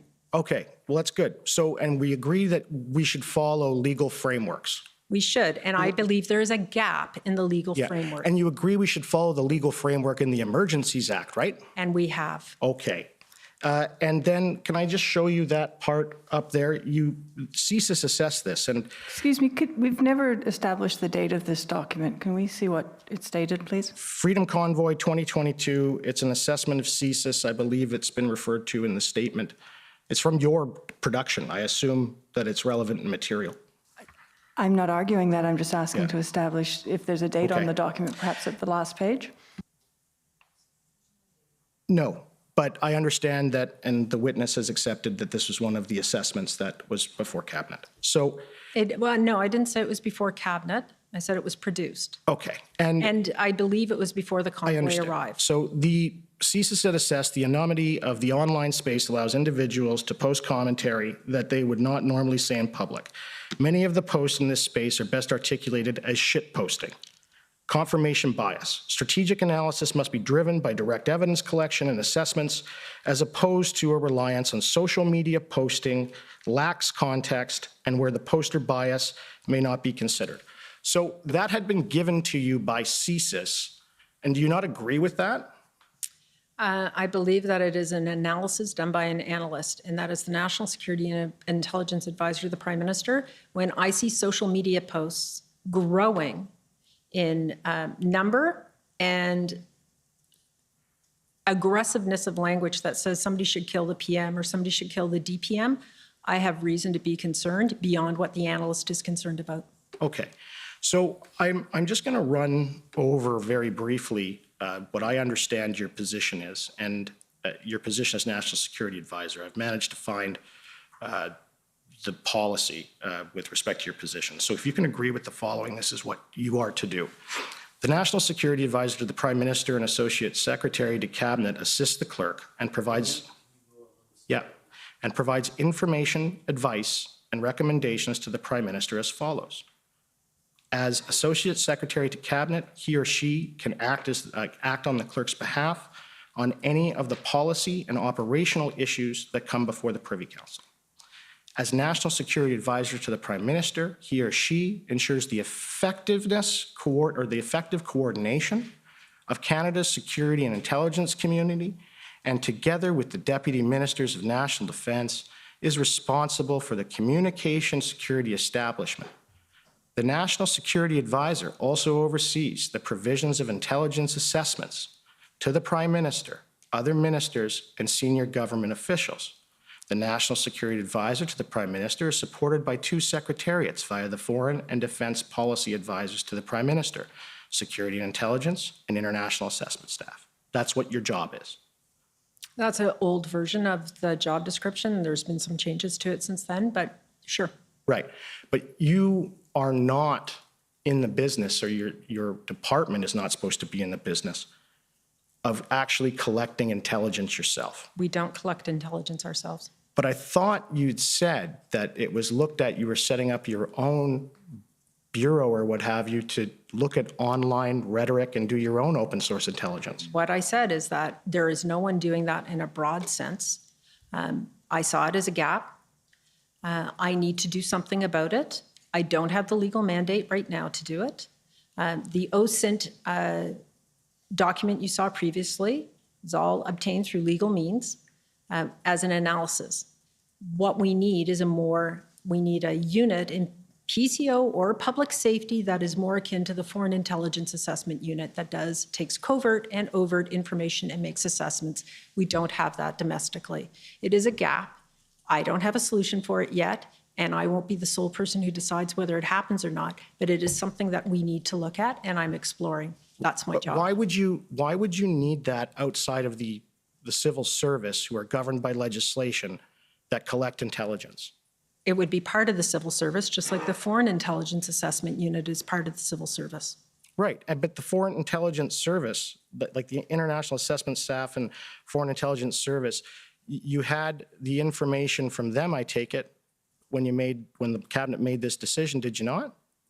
They were assessing foreign intelligence, not domestic intelligence. And domestic intelligence was being assessed by the RCMP. Who assess also foreign intelligence. Right. CSIS. Who also assess foreign intelligence. The Canadian Security Intelligence. Who also assess foreign intelligence. And they also look at domestic intelligence. Some of them do, CSE does not. So just as those units all have mandates to collect and do some assessment, we see that raw intelligence and we make assessments of it on the foreign side. I would like an equivalent on the domestic side. I don't have that now. I believe it is a gap. So why is what the RCMP does already doing that with their reports. They have two sets. They have the IMVE assessments online. They have the onset assessments online. Why is that not good enough for you? Because I would like to look at, just as we do with foreign intelligence, all the various pieces in totality rather than institution by institution. It's part of our job to give a holistic picture. And it's your job, according to this description, to effectively coordinate all that anyway. Right, but I need to have people with the mandate to do that assessment, which is I coordinate the function and the issues, the issues management of what's going on in the national security community, but not necessarily their intelligence assessment. How about this? What if they just got rid of your position and left it to the director of CSIS to do what you do? So the director of CSIS is not the only person who is responsible for security in this country. That's number one. You can certainly make that recommendation to the governor and council if it's useful to you, but there are more people than him involved in assessing national security in this country. But it's nothing passed by Parliament, right? Parliament The Privy decides. Council office is an established office that is essentially the Prime Minister's department. We coordinate information, we challenge, we provide policy advice to the Prime Minister, and I am part of that mechanism. I understand that, but you can agree that Parliament has given you no mandate to do that with respect to intelligence. I don't agree with how you framed it. Parliament? I don't agree with the basic premise of your challenge. Well, here you go, yes or no. Has Parliament, via statute, given you, the National Security Advisor and the Privy Council, authority to collect and then analyze intelligence? The Foreign Intelligence and Assessment Group is a longstanding group that, no, Parliament hasn't given it authority, but it exists and it continues. Okay, next is the City of Ottawa, please.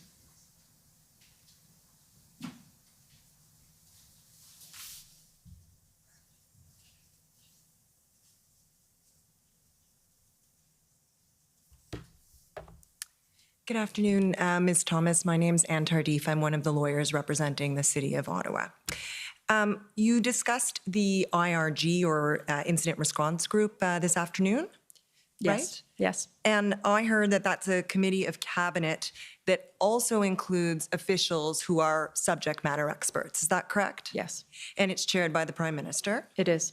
And its purpose, if I understood you correctly, is to make quick, rapid decisions. Let's just go with rapid decisions about issues of national importance or crises. Yes. Including COVID. Yes. And you gave a number of other examples, right? I did. And it's the committee that is the most effective in dealing with crises. Yes. And my understanding is it met first on February 10th. It did. And that was, of course, day 13 of the convoy here in Ottawa. Is that correct? That's correct. And I think, as you mentioned earlier, we were in fact going into our third weekend in Ottawa. Fair? Yes. And the commission has heard some evidence that, in fact, weekends were more volatile. Is that right? Correct. At least in Ottawa. I'm just Yes. talking about Ottawa. Yes. Okay. And commission counsel took you to the minutes of that IRG meeting. I won't turn them up, but I'll give the reference for the record. It's ssm.nsc.can.50209. And you had reported, if you need me to turn it up, I will, but you had reported that in Ottawa, the situation at that time remained largely unchanged. Do you recall that? I do. So the reason then that the IRG was convened at that point was not because something new or something had changed in Ottawa. Fair? Fair. And, you're perhaps seeing where I'm going here. I'm assuming it had something to do with the blockade in Windsor and perhaps concerns about other protest activity outside of Ottawa, in addition to what was going on in Ottawa. That's a fair comment. The clerk of the Privy Council, Jan Charette, decided that briefing a group of ministers who are largely the ministers in the responsible departments for the national picture, and the Cabinet Committee, SSE, which was meeting quite regularly.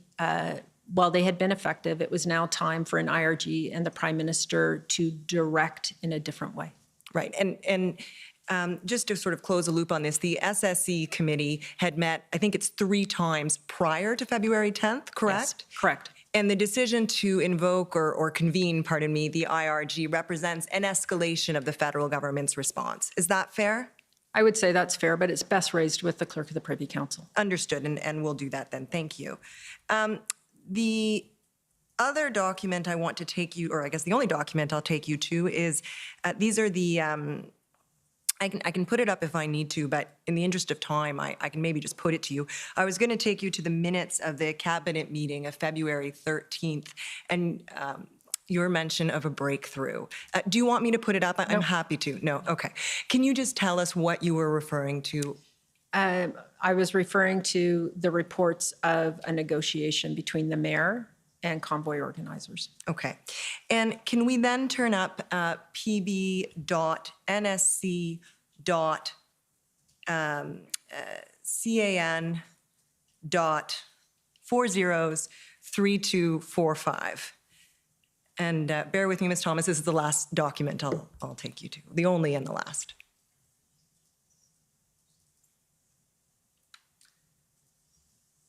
So these are talking points that Commissioner Lucky sent to you and Minister Mendicino on February 14th, correct? Correct. And if we scroll down to page 3, Mr. Clerk, thank you.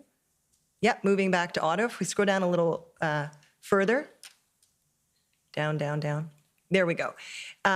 This is the agreement, I take it, that was being reported and that you're referring to in the last 2 bullets. Now we're at the 14th. I appreciate we're the day after cabinet, but this is the same agreement, right? And if I won't read it, but that's what's described there in those bullets. Yes. The last 2 bullets on page 3. And scrolling down to page 4, Mr. Clerk, there's the rest of the description. Just in fairness to you, Ms. Thomas, that's the agreement, right? Okay. And you'll see there the final bullet on the page, well, the 3rd bullet from the top. While this is a step, this being the agreement in the right directions in terms of reducing the truckers' footprint and impact on Ottawa, it is not a win. That's what Commissioner Lucky was reporting to you, right? Yes. And do I understand that to mean it's a step in the right direction, but it's not a win, it's not going to bring the whole convoy to an end? Is that what you understood? Yes. Excuse me for interrupting. I just want to be clear. If you go back to the top of page 1, we have an issue again with the date stamp.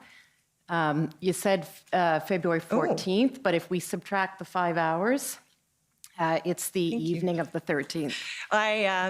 Thank you very much, and I apologize. I confess I've never quite gotten that Greenwich time down. So, Ms. Thomas, you understood what your counsel said, so I apologize if I misled you. I'm not great with the time change. Thank you, counsel. And the last point I want to take you to is that final bullet. Commissioner Lucky reports, this agreement complements the plan to reduce the footprint through the work of the public liaison team, integrated command planners, and that's a reference to the integrated command planners in Ottawa, correct? Correct. Need to now incorporate this development into their resource and enforcement plan. And that's the information you had in the potential breakthrough to the extent you were aware of it. Is that correct? That is correct. Thank you very much, Ms. Thomas. Those are my questions. Okay, next, the OPS, please.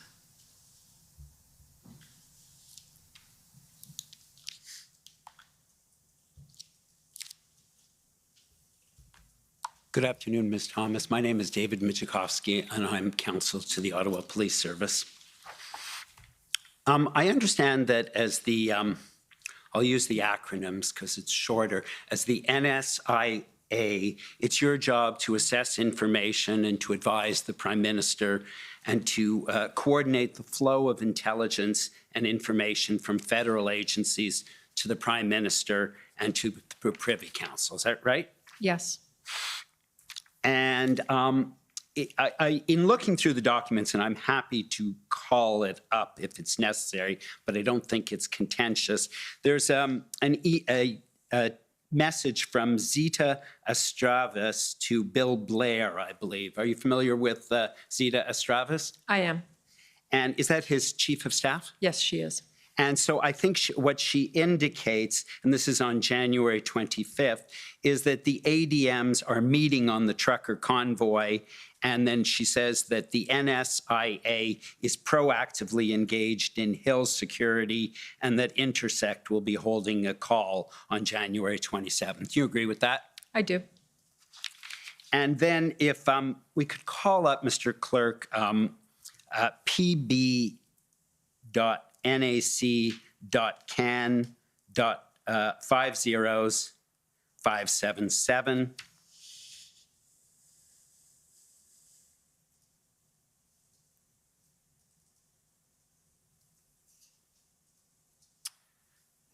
There is a report on January 27th in which you asked for an update. Is that right?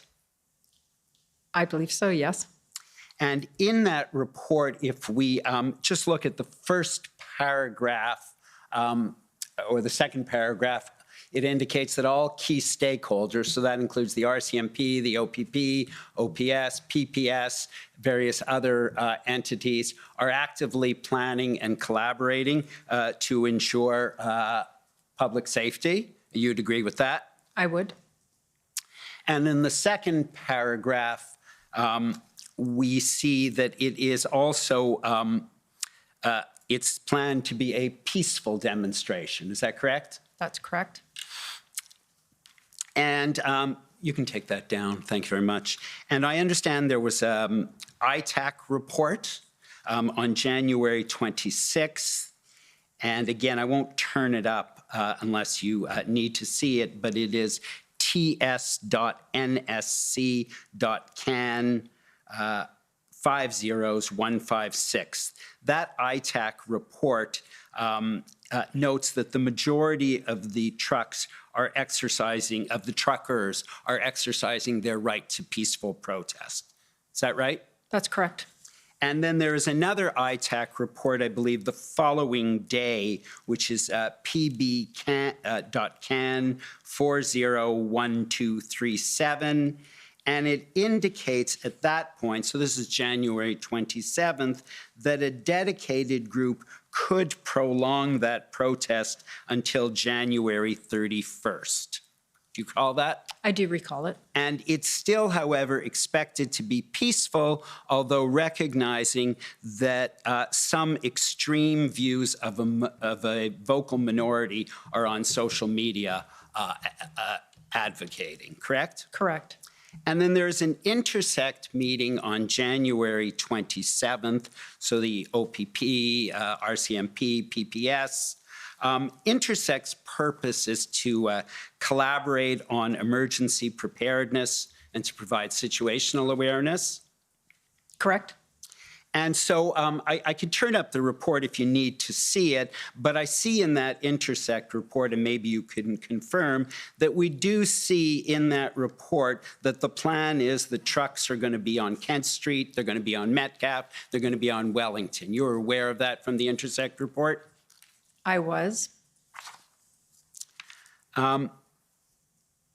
In a memo you received on January 28th, you again expressed, and I guess this is on the Friday, that the organizers of the protest had at that point expressed the intent for a peaceful event, correct?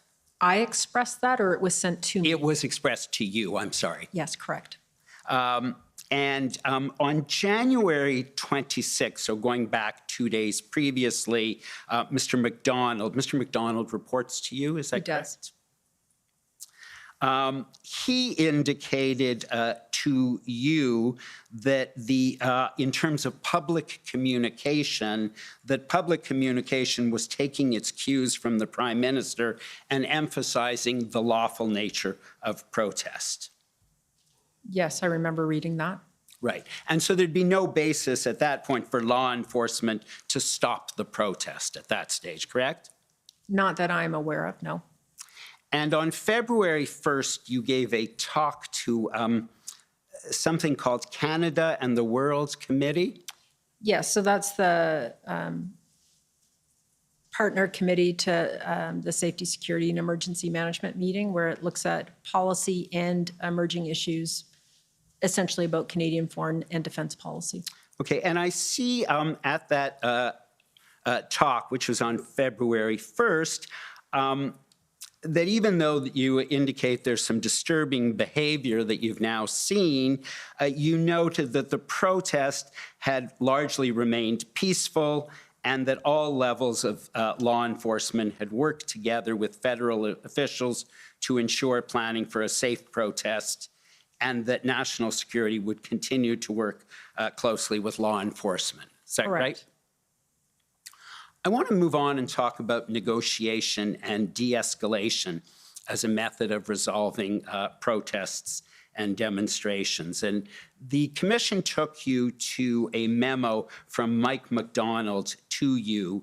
And in that memo, the question was asked, and this was on January 25th, as to whether MPs should meet with the convoy while in Ottawa, and whether it was safe, and if there was advice for them. Do you remember that memo? I do remember that memo. And that question wasn't answered at that time as to whether MPs should meet with them, correct? Correct, and partly because it was not for ADM NSOPs to make that determination broadly. And you would agree with me that sometimes enforcement action can have undesirable results, correct? It has, yes.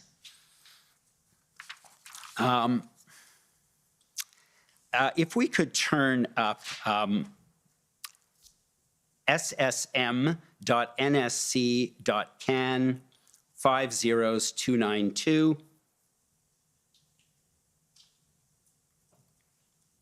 And if we turn to page 5,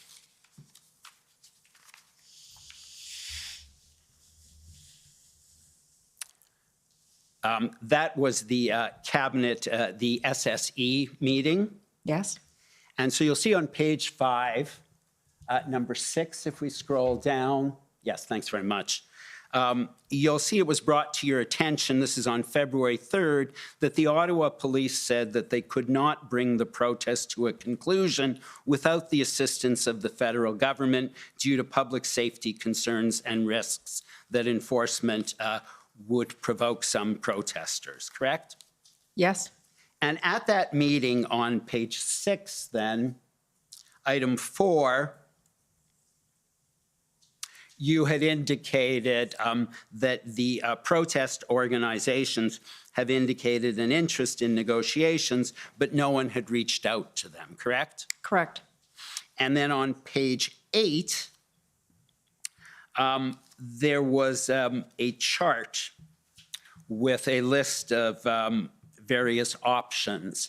And one of the things we see in the third box on the left-hand side is engagement with protesters and the question of a dedicated minister. So this is on February 3rd that's raised, correct? A dedicated minister amongst others. Right. Certainly not as the only option. Right, to engage with them. And then if we go then to the February 6 SSE meeting, and again, I won't turn it up in the interest of time, but if you need it, do let me know. I see at the February 6 meeting, there's a reference to the deputy minister reiterating the views of provincial colleagues that negotiation is the preferred option for resolution. Do you recall that? I do. And you participated then in a call with the city and the federal officials that the, and Chief Slowly that the commission took you to earlier this afternoon. And there was a discussion about negotiation resolving the situation at Confederation Park rather than going tactical. Do you remember that? I do.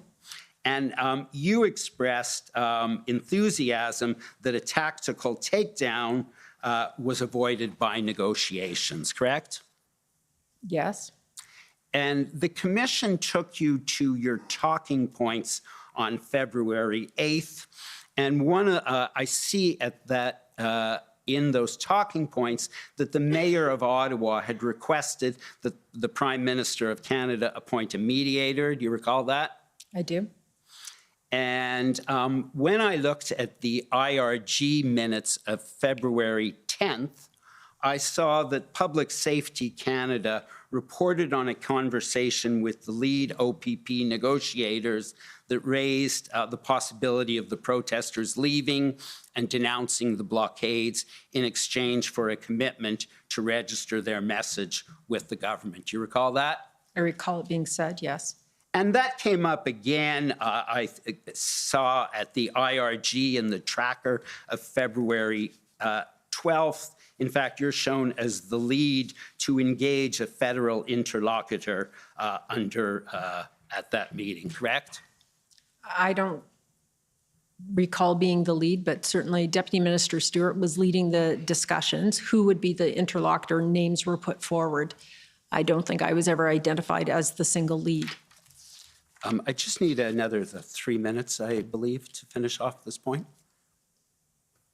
Yes, if you didn't go over the same documents with each witness and focused on key, that might shorten your time, but I'll let you go. I'm doing my best. And so you indicated that there wasn't an interlocutor. And one of the things that you mentioned to my friends earlier this afternoon was that the negotiations in Windsor had failed, correct? Correct.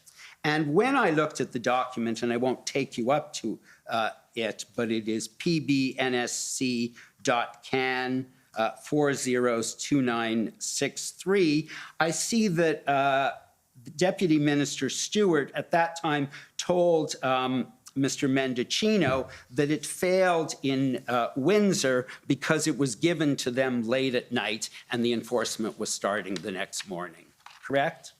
That is what Deputy Stewart said and is in that memo. And so I just want to take you to one last document.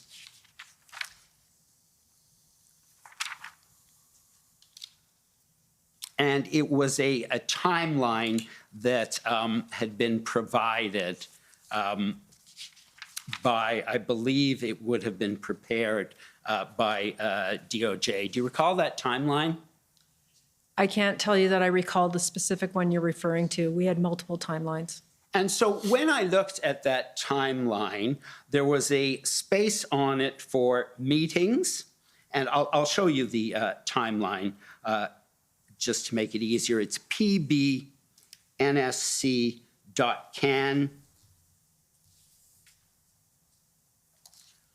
I'm sorry, it's, I'm sorry, I'm giving you the wrong document number for the timeline. The timeline had 2 columns on it, and it had a column that said meetings, and then it had federal decisions. Do you remember that? I don't recall the document you're speaking of. Okay. And when I, when I looked at that document, and it started prior to the convoy and it went right up until past the emergency. And what I saw on the right-hand side was lots of meetings, dozens of meetings with various committees. But when I looked at and you'd agree that that occurred? Yes. And when I looked at the column that said federal decisions, pages 1 to 21, although there were dozens and dozens of meetings and suggestions about a federal mediator or a negotiator, none of that ever happened. And the only federal decisions that took place from the start of the convoy to February 14th were on January 28th, government buildings were locked down. The airspace over Parliament on January 29th was closed. And on January 29th, a request by Ottawa Police to use a parking lot at Cartier Drill Hall was approved. And on February 3rd, a request for RCMP resources was approved. And that's it until the Emergencies Act. That doesn't reflect the significant amount of engagement, consultation, work with provinces, Ontario in the particular case of Ottawa, which is what you're concerned about, to try and enforce provincial law. the Highway Traffic Act as an example. And so it wasn't achieved, which is part of the problem. Right. And so the one thing that the protesters wanted was a meeting with somebody in the federal government. They have that meeting in this process, but they never got that meeting before passing the Emergencies Act. Is that right? And as was discussed earlier, the reasons why were explained. Okay. Thank you very much. Those are my questions. Okay, next, if I could call on the CCLA, please. Good afternoon, Ms. Thomas. Can you see and hear me okay? I can't really hear you. Okay. How about now? That's great. Thank you. Okay, great. My name is Kara Zwiebel. I am counsel for the Canadian Civil Liberties Association. If I could get the clerk to put up just the witness summary, WTS 6071, and go to page 11. I don't know if we'll need to refer to this, but just so you have it in front of you.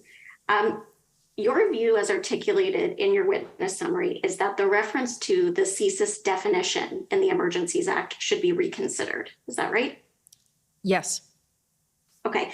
And in your witness summary, there's a statement that the CSIS definition requires the existence of a known actor carrying out activities in support of the threat of violence against persons or property, correct? A known actor or group, yes. Okay. And your colleague, Assistant Secretary McDonald, said that in order for the 2C definition to be met, CSIS targets would have to move from using rhetoric.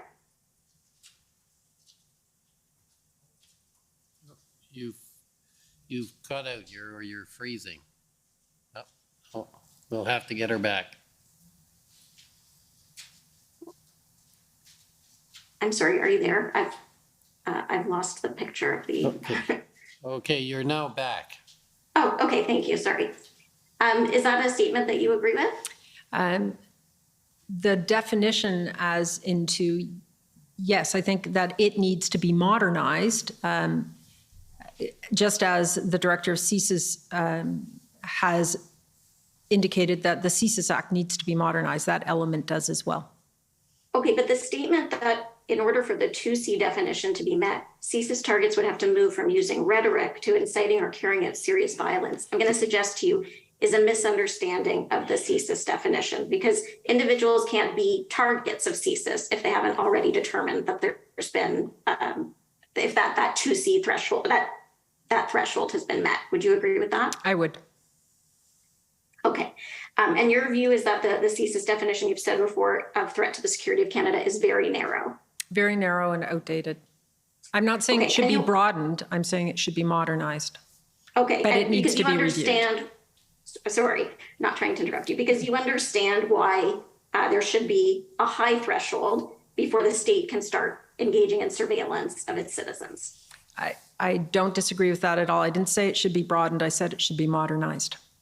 Right, because expressing unpopular political views shouldn't be enough to engage the surveillance apparatus of the state. And that's not what I've said. Okay, and disagreement with the government should not be enough? I agree. But your view is that the Emergencies Act should have a broader definition of what constitutes a threat to the security of Canada. Is that right? I think that both acts were written in the 1980s and they both need to be modernized to reflect the reality of the nature of threats that are occurring in 2022. Okay, but again, you understand that in the case of the Emergencies Act, there are reasons why we would want a high threshold. I'm not disagreeing with the threshold. I'm speaking about an act that was written 30 years ago that needs to be modernized to reflect the reality of the kinds of threats that exist in the world today. Okay, and we'd want a high threshold because the Emergencies Act allows the government to bypass the parliamentary process and rule by executive order, at least for a brief period of time. Right, but does allow for all the transparency of going through the parliamentary process and for processes like this one. So right. I am not saying that the government should have more expansive power or a lower threshold. I'm saying that the act should not sit 30 years untouched. Okay, there's no disagreement there. I mean, I think we probably have different characterizations of what's a high threshold. You also understand, and maybe I'm not sure if this is the case. I was trying to follow your answers to my friend, Mr. Miller. But although you believe that the definition should be reconsidered in the Emergencies Act, you understand that currently the definition of a public order emergency in the Emergencies Act is tied exclusively and exhaustively to the definition in the CSIS Act. The federal government legal opinion is different, and there will be legal arguments to that, and I'm not the person to make that argument. Okay. One other area I'd like to cover. Your office, you mentioned, is a consumer of intelligence, and you receive intelligence from CSIS, CSEC, ITAC, Global Affairs, Foreign Intelligence Partners, all of those? Correct. And in this case, I think there was also mention in the witness summary of receiving information from the CBSA, from Immigration and Refugee Citizenship Canada, from the Parliamentary Protective Services, and from the Department of National Defense. I actually don't receive anything personally from Parliamentary Protective Services, but the rest are true. Okay. On the IRG minutes that you were taken to earlier by Commission Counsel, that tracker, that was a place where you had identified this intelligence gap that you characterized it as, and it said there, open source, non-criminal, non-terrorist. So I just want to put a proposition to you, and you can tell me if you agree or disagree. And that proposition is this, that the difference between a society where individuals are monitored by the state, where there are no grounds to believe that they are going to engage in criminal or terrorist activity, and one where they are not, is the difference between a surveillance state and a free society. Is that a proposition that you would agree with? Well, that's exactly what I've said, that we need to understand trends, but we don't need to understand, we need to anonymize that information so that we're not tracking individuals. So I agree with you. I just think that we have to have an understanding of growing threats that are not yet at a threshold or potential that they're under a CSIS investigation or a criminal investigation. That when there is something like a convoy, as we saw here in Ottawa, and there is open source information that we're going to target a school, and we're going to do a slow roll around the school, and that information maybe is being monitored by the police so they can do something, I don't actually know, but there needs to be an understanding that the individual said that isn't under a criminal investigation. We're not even sure that the behavior is criminal, but it says something about what is happening in the middle of a crisis or an incident. I don't want to know who said it, and I need a legal framework to do this. So it's not monitoring, it's not individuals, it's understanding trends, just as we do with foreign intelligence. And so I would like to agree with what you're saying, but I don't actually agree with your framing of it. Okay. In terms of what I am proposing is required. Okay. Okay, you're well out of time, so you're going to have to wrap up. Okay. No, that's fine. I'm done. Thank you. Okay. Thank you. Next, call on the counsel for former Chief Slowly.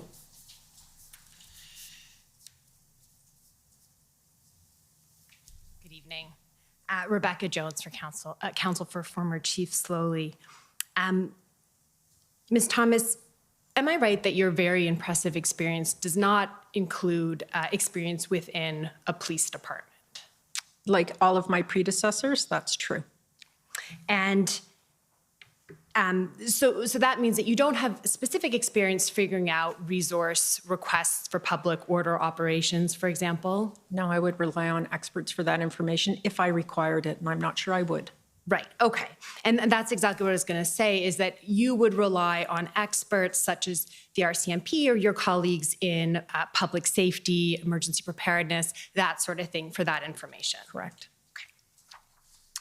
And you've testified about the incredibly complex situation occurring in Ottawa, which you saw as a national security threat, right? Yes.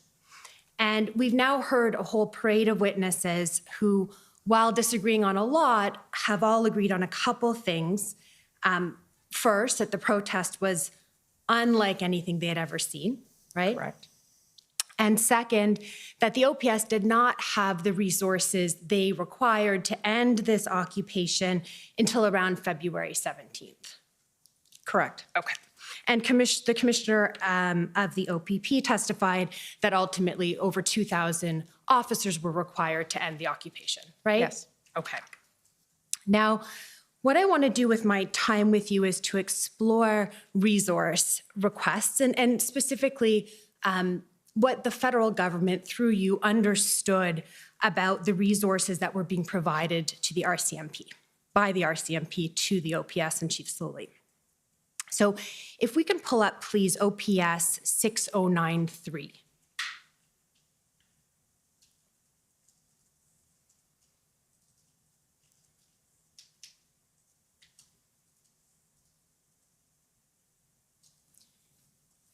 And if we can go to page 4, please.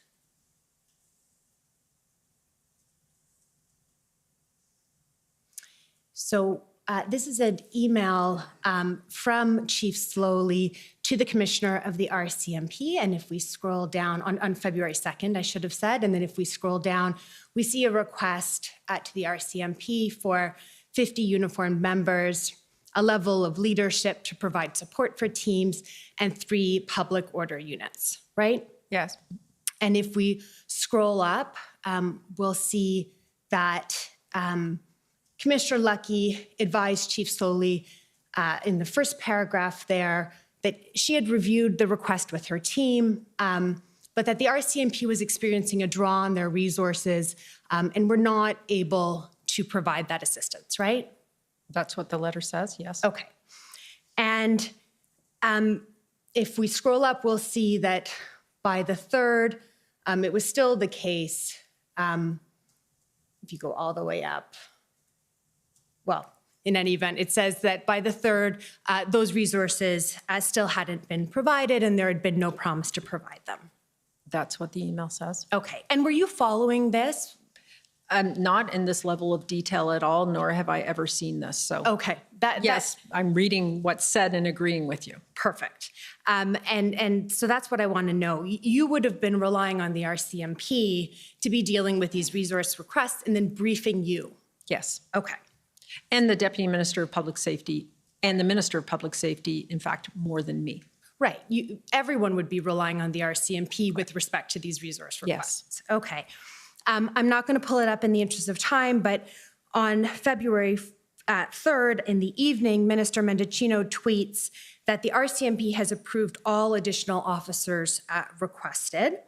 And we heard evidence. Have you watched the evidence of the RCMP yesterday? As much as I could. Okay.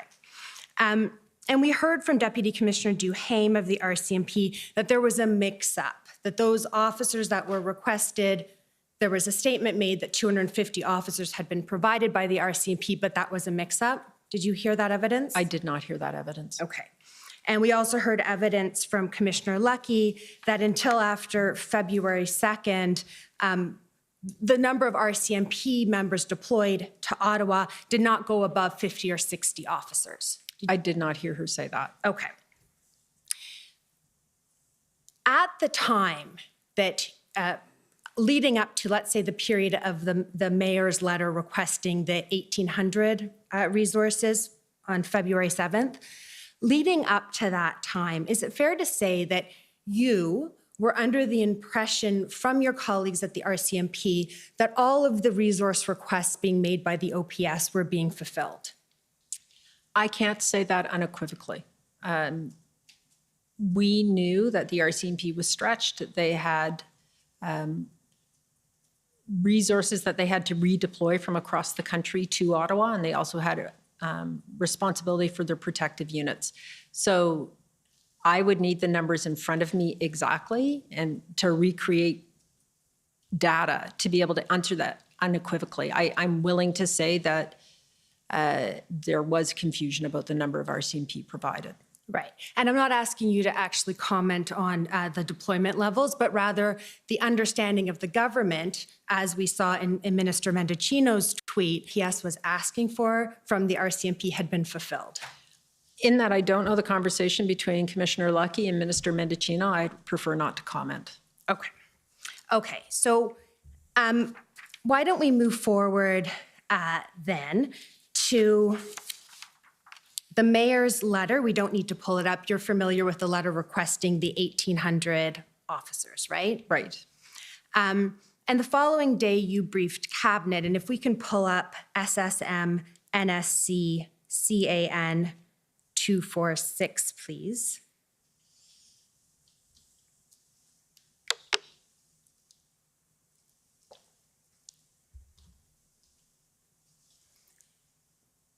So this is the day after the resource request. And if we look at the fourth bullet, this is your briefing. You say the chief continues to communicate publicly his view that OPS lacks resources to effectively manage the situation. This may be somewhat true, but may also be a strategic tactic. So I want to just break that down. This may be somewhat true. We can now agree that it was true that the chief required those resources, correct? Correct. At the time this was written, I would not necessarily have seen that letter because it didn't come to me. The letter about the resources that were from being the mayor. requested. Okay, so when you're commenting on the OPS lacking resources and you're saying it may be somewhat true, what I'm asking you now is you'll acknowledge now that you know it was entirely true that the OPS lacked those resources. I know in retrospect for the size the convoy grew to and the way it became entrenched into the city, Chief Slowly did not have the resources to manage it. Perfect. And then you say it may also be a strategic tactic. And I take it that that wasn't something you arrived at yourself. It was something that you were being briefed on? Yes, that's correct. And who briefed you on that? The commissioner of the RCMP. Okay. So she told you that the request for resources may be a strategic tactic. Correct. Okay. Can we agree that this kind of communication to cabinet would lead cabinet and federal government officials to question what the OPS was asking for in terms of resource requests? Without betraying what was discussed in cabinet, I think that ministers were very open to understanding what OPS's needs were. Right, but we'll see that what they're being briefed on is that this request might be somewhat true, but might be a tactic. And that was the thought at the time. Right. And we now know that was incorrect. Correct. Okay. And then you testified a moment ago that you weren't really sure what the RCMP was saying in terms of whether they had fulfilled all resource requests. We now know that there was the request for the 1,800 on February 7th. And what I'm curious about is that there are multiple times after that date where the RCMP was still indicating that it had provided all resources that the OPS had requested. Do you remember that? I actually can't say that unequivocally. Okay, so why don't we quickly pull up SSM NSC CAN 209.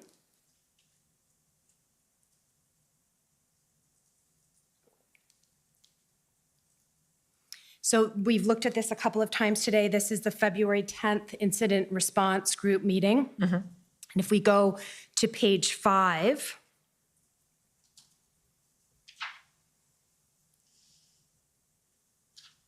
if you look at the first big paragraph right in the middle, you see the sentence, the RCMP has provided all resources requested by the OPS. That's what I would have been briefed. Right, and that's all I'm asking is, does that refresh your recollection that you were still being briefed after the mayor's letter that the RCMP had provided all of the resources that the OPS had requested?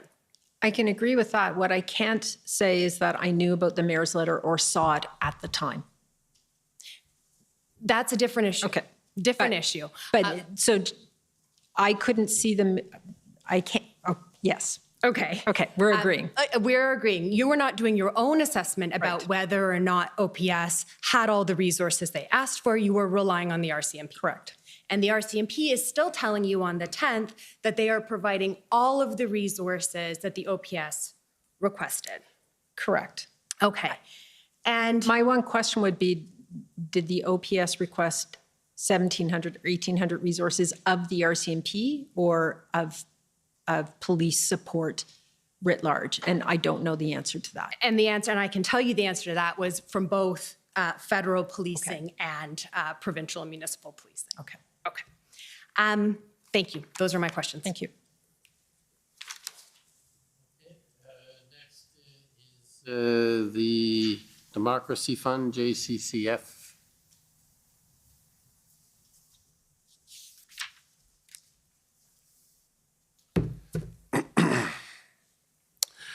Hi, Ms. Thomas. I'm Rob Kittredge, counsel for the Justice Center for Constitutional Freedoms. I only have 10 minutes with you today, and I'm going to try and cover a fair amount of territory. So to the extent possible, if you can give me yes or no questions or yes or no answers, that would be very helpful. Obviously, answer where you have to, but if we can plow through this, that would be great. I imagine your job comes with a pretty high-level security clearance. Would it be fair to say that there's no intelligence information that Cabinet or the PM is cleared to see that you can't see? That's true. You attended the incident response group meetings where the invocation of the Emergencies Act was considered and regularly briefed the PM on national security issues during the period leading up to the invocation of the Act, right? Yes.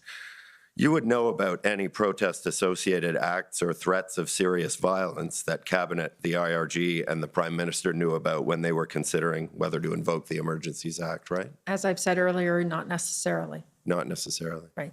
All So I'm cleared to see everything. Right. That's different than seeing everything. Okay.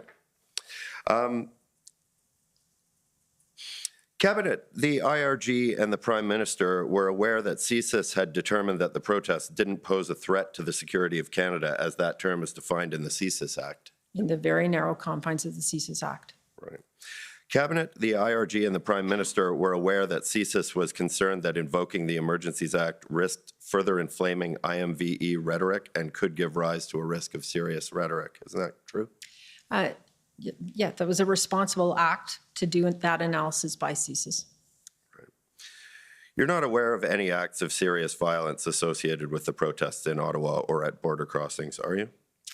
It depends on the definition of serious violence. There was continual violence in the streets of Ottawa, but there wasn't anything that you could point to like January 6th. And I mean, when you say continual violence, what kind of level of violence are you talking about? As has been reported by the OPS and by the city and by the residents who have testified, harassment, people being followed, people being intimidated, the noise, the pollution, the mess. Right, but not serious violence. There were some incidents that were early reported, but I don't know if they, the outcome of them was directly related to the convoy participants or just the general atmosphere in downtown at that point in time. Okay, but you can't point me to an example of an incident of serious violence. Not serious violence. All right. There wasn't any espionage associated with the protests or blockades, was there? That's already been established, no. Right. And there wasn't any sabotage? Not as it's defined in the CSIS Act. Right. And CSIS found no indication of foreign state interference at the protests, and you don't have any reason to disagree with their assessment, do you? No. Okay. Your interview summary says, the National Security and Intelligence Advisor assesses intelligence and advises the Prime Minister on national and international threats to the security of Canada. When you use the term threats to the security of Canada there, that's used in a general sense and not in the restrictive sense set out in Section 2 of the CSIS Act, right? It's in a broad sense. Right. In other words, in your role as National Security and Intelligence Advisor, you're not governed by the CSIS Act. The information I receive from CSIS is. Sure, but your assessment of what a threat to the security of Canada isn't governed by the CSIS Act. You advise the Prime Minister on anything you consider to be a threat to the security of Canada, whether those threats meet the definition set out in Section 2 of the CSIS Act or not, right? No, that is, you're misrepresenting. I would not brief on a threat where I did not have intelligence from one of the intelligence agencies that I had thoroughly discussed with the intelligence agencies. Right, but what you consider a threat that's worth bringing to the attention of the Prime Minister might be something that doesn't strictly fall into the limited definition of Section 2 of the CSIS Act, right? Yes, but it would be very much consulted with the heads of those agencies. Sure, but you're not as restricted in scope I am as not. CSIS is. Okay. In the time leading up to the invocation of the Emergencies Act, you felt that the protests in Ottawa and at border crossings constituted a threat to the security of Canada, right? I did. But not in the sense contemplated in Section 2 of the CSIS Act. Correct. All right. In your interview summary, you say that CSIS's legal mandate obliges it to assess threats to national security through a very narrow lens. Do you remember saying that? I do. And that narrow lens basically boils down to the definition of threat to the security of Canada as set out in Section 2, right? No. CSIS is restricted in terms of the threshold they have to meet in order to open an investigation, to get a warrant, and pursue collecting intelligence. There are threats to Canada that are broader than that. Foreign interference is a threat to Canada, as an example. That doesn't fall under that definition of the CSIS Act. Okay. If I'm understanding your testimony earlier, it's your opinion that the Emergencies Act doesn't require a Section 2 threat to the national security of Canada. That's not what I said. I said that the public order emergency is assigned meaning by the CSIS Act, but is not restricted by the CSIS Act. Right. And so a public order emergency is broader than as defined by the CSIS Act. So does a Section 2 CSIS Act threat to the security of Canada have to exist in order for a public order emergency to exist under the Emergencies Act? Well, as we've seen, the answer to that, in my opinion, is no. Okay. Well, I guess I'd like to walk you through the Emergencies Act and maybe see if I can persuade you that the answer is not no. Well, as I said, you're going to receive legal arguments, and I'm not going to respond to you in terms of the legal view. You're a lawyer, I am not, and our lawyers will be making arguments. Fair enough, but I just want to show you the section of the I Act, understand. I've read the section. and we'll see where we get it. Well, I've read the section. Okay, but you don't mind my showing Sure. it to you, I imagine. All right, Mr. Clerk, can we pull up the Emergencies Act? It's CCF 047. When did you first read the Emergencies Act? The Emergencies Act, when I arrived in PCO. Which would be when? In January. Okay. And when did you first read the CSIS Act? I haven't, 5-10 years ago. Yeah. Okay. Can you take us to the section of the Emergencies Act that defines a public order emergency?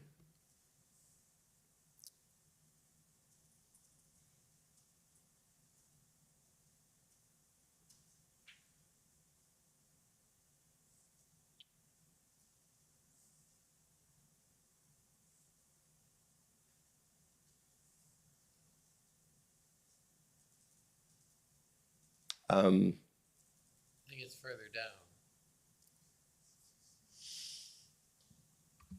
Section 16. There we go. So if we look at the definition of public order emergency, can you read that to us, that paragraph that starts with public order emergency in bold? You'd like me to read it? Yes, please. Public order emergency means an emergency that arises from threats to the security of Canada and that is so serious as to be a national emergency. And the next paragraph?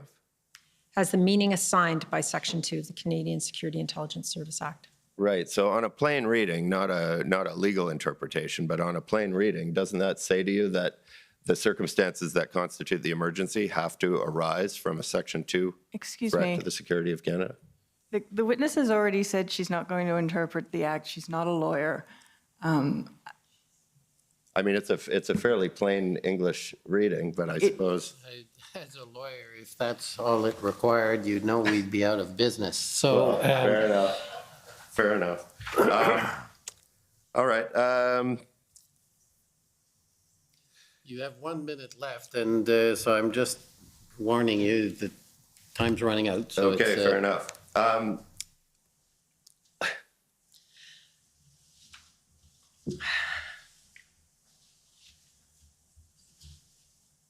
I guess what beyond that definition would you say is a threat to the security of Canada? There's a range of threats that need to be considered when you're talking about this country. Economic security, the threat of IMVE, the rhetoric of threats against public figures, the inability to conduct a livelihood in the city of Ottawa, as an example, at the Coutts border blockade, if we're going to speak about this specific example. The threat to public institutions and the undermining of the confidence in public institutions, those things all constitute a threat. Right, but those aren't mentioned in Section 2 of the You asked CSIS Act. You asked me what did, and I answered your question. Right. And the lawyers will talk about the Okay, CSIS but Act. those aren't mentioned in Section 2 of the CSIS Act. All right, fair enough. Okay, well, thank you very much. Those are my questions. Okay, next, the Windsor Police Service. Tom McCrae, and I appear for the Windsor Police Service. Mr. Clerk, could you please turn up the witness statement 6071 WTS?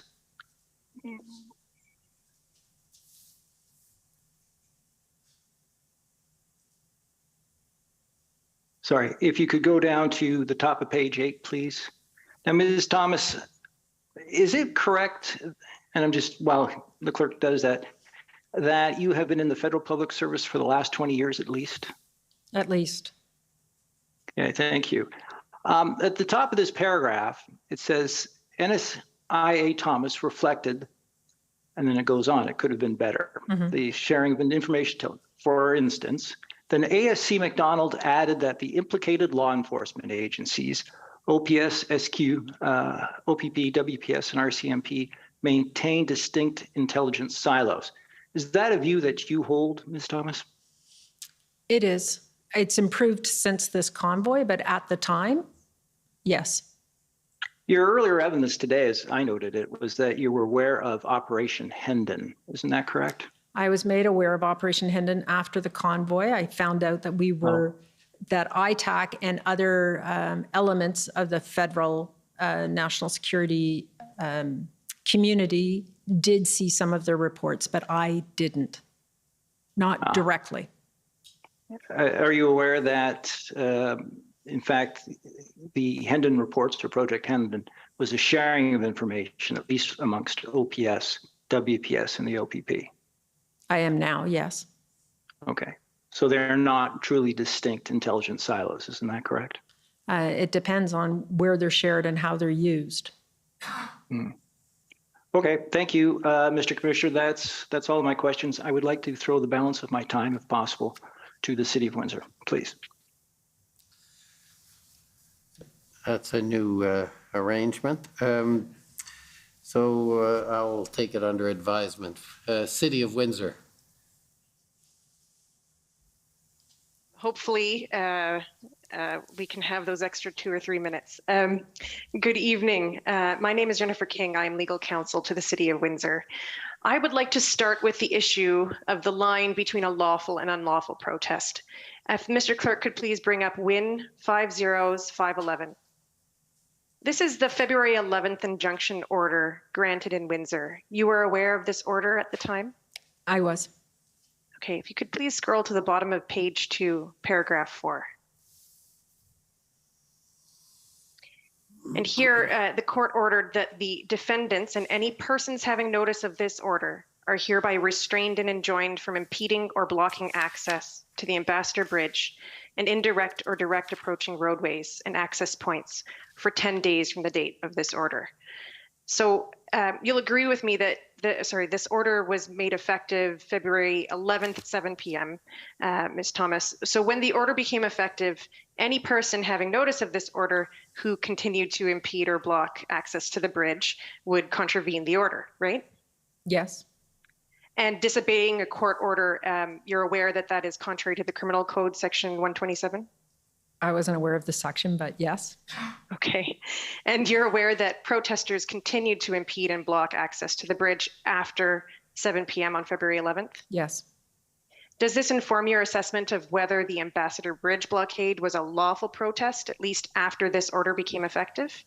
Well, it would have been an unlawful protest. Okay. Mr. Clerk, could you please bring up PB CAN 401661?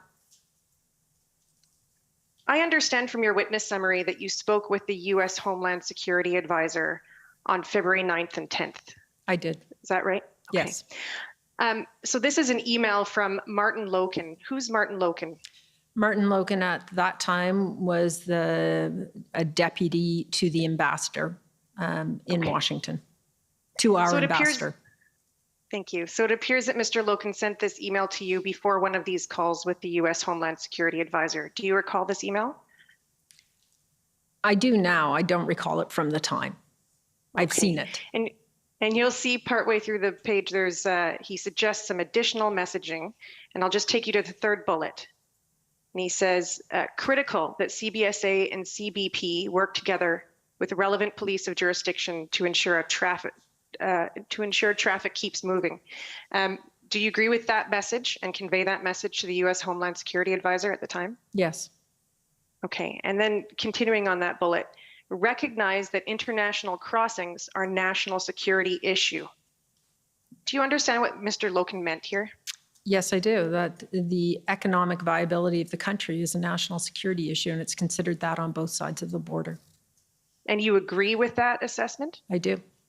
Is that something you conveyed to the U.S. Homeland Security Advisor at the time?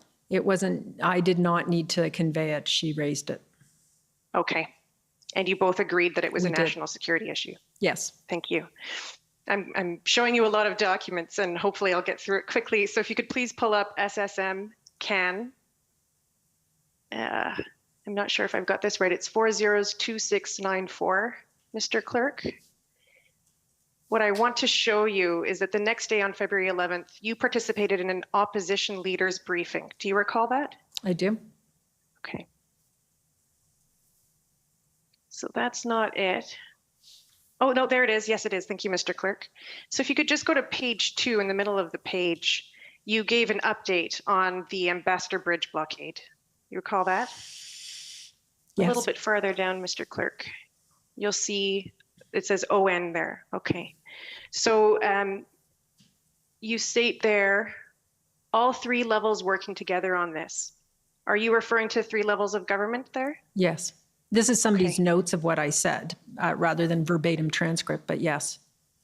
But that's what you said, that all 3 levels of government were working together on that the issue of the Ambassador Bridge? Yes. Okay, and if you continue on in that paragraph, working with U.S. federal, state, municipal communication is good. So it's your understanding that the federal government was getting the information that it required from Windsor?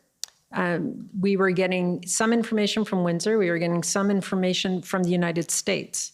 And then the policing information you would have to speak to Commissioner Leckie about. But in terms of working collectively with the 2 border agencies on both sides of the border, along with Homeland Security in the White House, people were working well. They had the same goal, and it was opening that bridge as quickly as possible. Okay, and Mr. Clerk, if you could scroll down to just under the redactions on that page. So at the bottom of the page.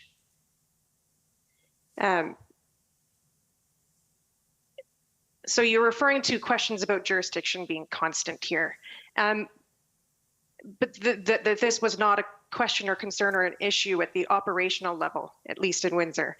Are you aware, would you agree that any questions about jurisdictional issues did not impact the operational response of the police and local authorities on the ground in Windsor? I agree with that. But there were issues, jurisdictional issues that CBSA was bringing to our attention.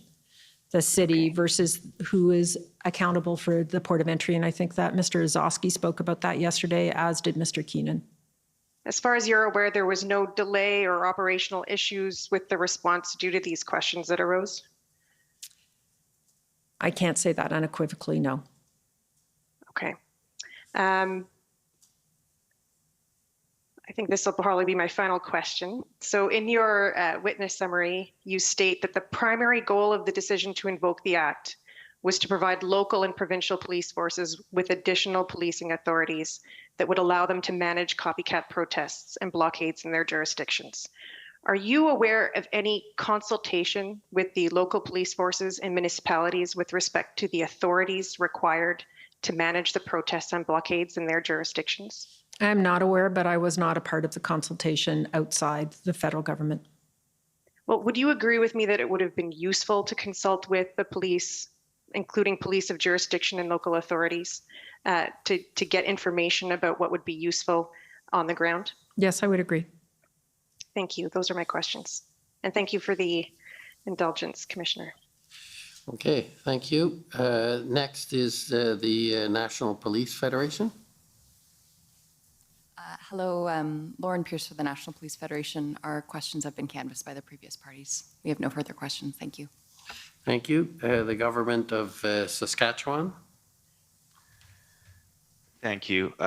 Good evening, Ms. Thomas. My name is Mike Morris, and I'm counsel for the Government of Saskatchewan. Ms. Thomas, I understand that you were only about 2 weeks into your role as NSIA when the Freedom Convoy rolled into Ottawa. Is that correct? That is correct. That meant you were effectively having to learn your role while in the thick of it. Is that fair? That's fair. And I think you've stated that as NSIA, you are essentially a consumer of intelligence provided to you by other agencies such as the RCMP and CSIS, correct? Amongst others, yes. Right. What I want to touch upon is your request for a threat assessment from the RCMP on February 14th. Commission Counsel raised this with you and drew your attention to an email which was titled Urgent from Mike McDonald to the RCMP, indicating you needed a threat assessment for the clerk of the Privy Council. Do you recall that? I do. So I'm just going to ask the registrar to pull up PB NSC CAN 403462. And the reason I'm pulling this up, ma'am, is because I think you actually did get a response to that threat assessment, and I just want to give you the opportunity to see that. Yeah, I remember the document. It was incomplete and certainly not, it was going to be incorporated into a broader document that was attached to the invocation material. And so this is a part of a response. Okay, because if we just scroll down, we can see there's information provided by Adriana Polaz from the RCMP to Mike McDonald at 2:25 p.m., correct? Yes.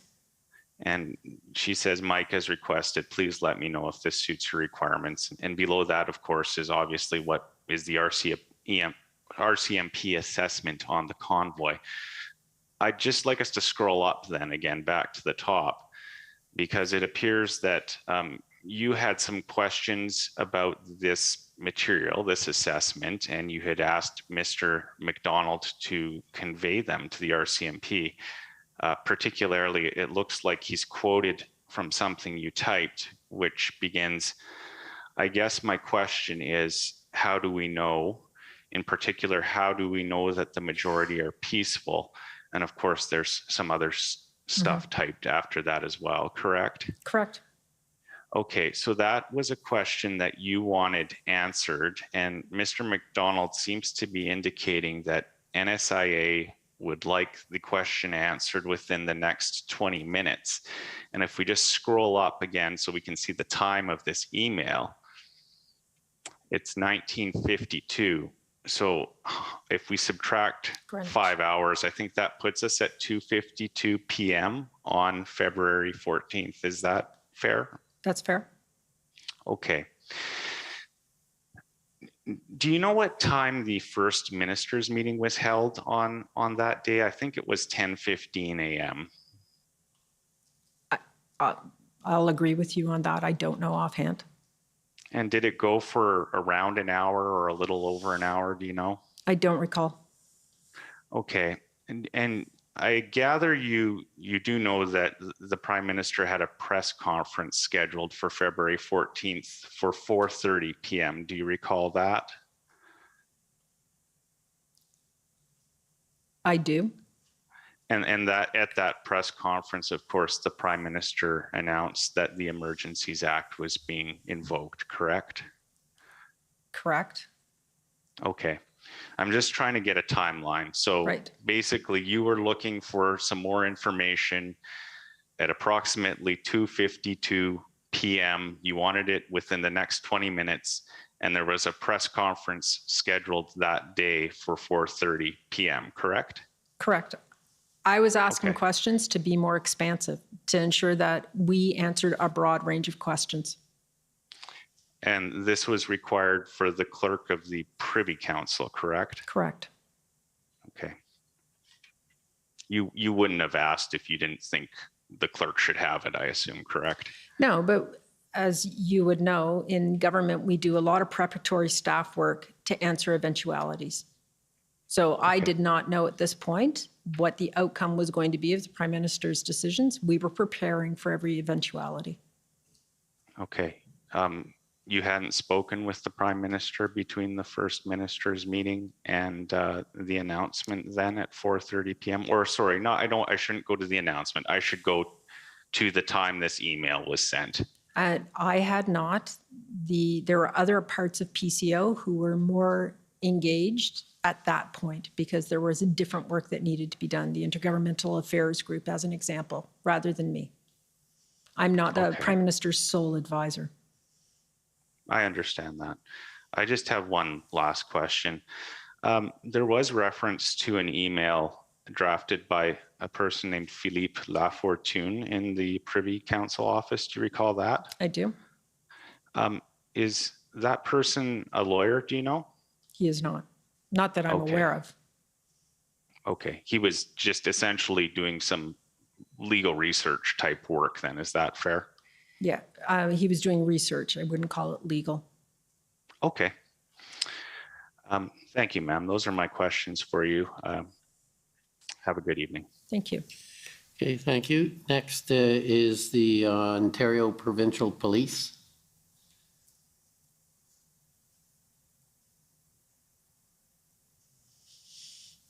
Thank you, Commissioner. Hello, Ms. Thomas. My name is Janine Cabersi, and I'm one of the lawyers representing the Ontario Provincial Police in this hearing. I'd like to start by talking to you a bit about your role and the role of your office, and then some of the relationships and interactions that you have with the security and intelligence partners, as you've called them. So as stated, I believe in your witness summary, and it's also in the institutional report for the Privy Council office, you'd agree that you work closely with your security and intelligence partners, and that includes CSIS, the RCMP, the PPS, as well as CBSA and Transport Canada. That's sort of a foundational part of the work that you do. I would say the PPS is not in that. The PPS is not in that core group. Okay, fair enough. It's listed in the report, but Mike McDonald deals with them more than I do. Right. Okay.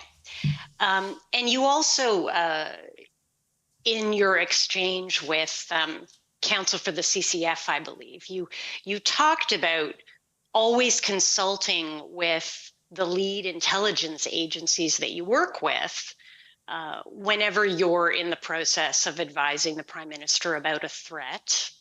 You recall saying that just a short while ago? I do. You know, obviously reflecting your respect for the expertise and the work that those agencies do, which is in their area of specialization. Well, it's more than expertise and respect. It's their legal authorities. Right. And mandates. Right. Yeah, it's of course a very important part of the consideration. And so I expect that in your role as a consumer of intelligence, but not a producer of intelligence or investigations, as we've heard earlier today, that there's a regular communication that you're doing with these entities and agencies that have to provide the information that then becomes part of that information flow through your office, through to the cabinet and the prime minister, and perhaps others as well. Correct. Right. And I expect that in that working relationship that you have with these partner entities and agencies, that there's always an opportunity for some conversation about what you need as the NSIA, what they can provide to you. Is that That's fair. A fair expectation? Yeah. Yes.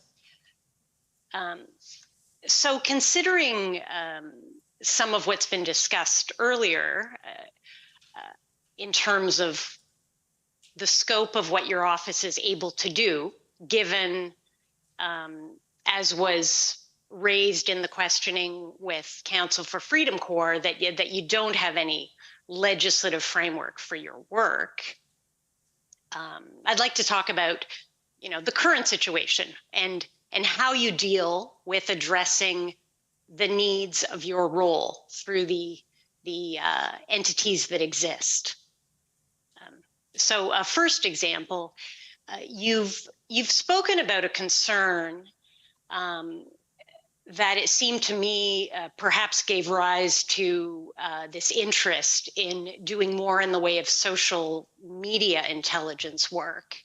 And I take it that to some extent the concern is related to potential threats to public figures, the prime minister, others in the cabinet, for example. That's one area of concern, I take it. Is that That's fair to say? Yes. Yes.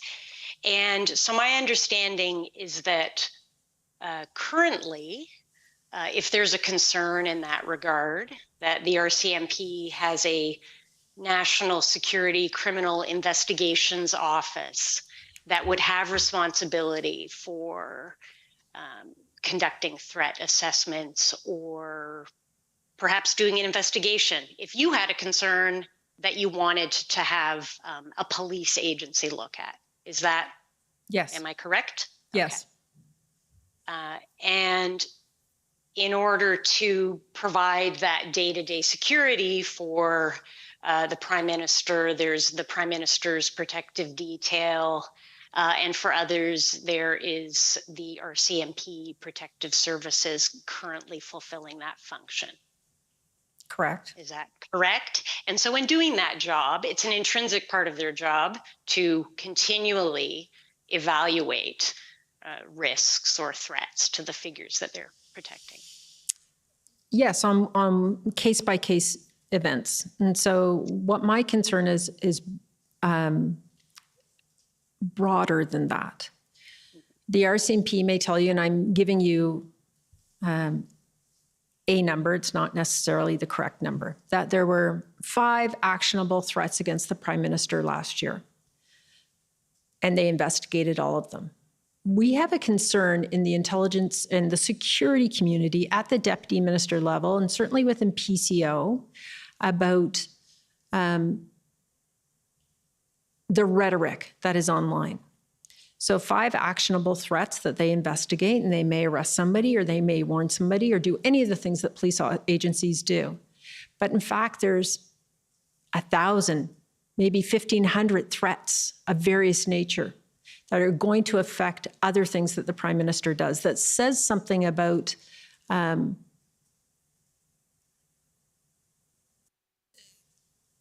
the discourse and the concern out there. And so it is a nuanced thing to try to explain, but we have a responsibility to understand the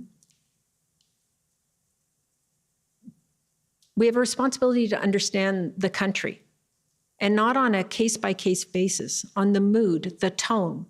And some of that's intelligence, and some of it is other parts of the various arms of government. But I think that we are a little blind on what is going on in society. And we are, in terms of the Prime Minister's protection as an example, we are seeing a change in the environment that he is in.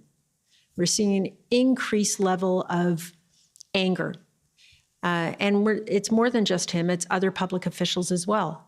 And we have a responsibility to understand that. Right. I appreciate that. And one option that is available now at this point to investigate that concern, to take whatever steps might be necessary to address that concern, would be to refer that to the RCMP. Is that?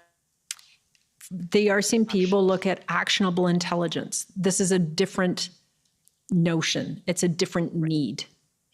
Oh. And the RCMP, we can't send everything to the RCMP. They have their core functions to execute.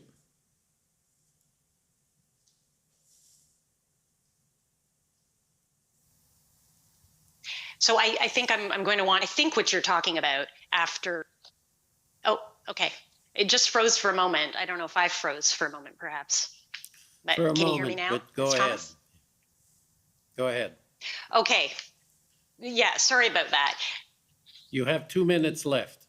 Okay. So I'm going to move through this more quickly then, and then get back to the point that you were making, Ms. Thomas, about really the big picture and your concern about the big picture. In light of the current authorities that exist for offices. So we heard earlier, my friend counsel for the Windsor Police Service, he asked you whether you're aware of the Project Hendon that was initiated by the OPP. And we know that through these proceedings, you've become aware of that project. As you can appreciate, and you spoke to this earlier, it seems clear to me that you understand that there's certain information that is held by law enforcement entities with their authorities and their protections for information that you understand you're not able to get directly because you are essentially a civilian office of government, right? We agree on that? Yep.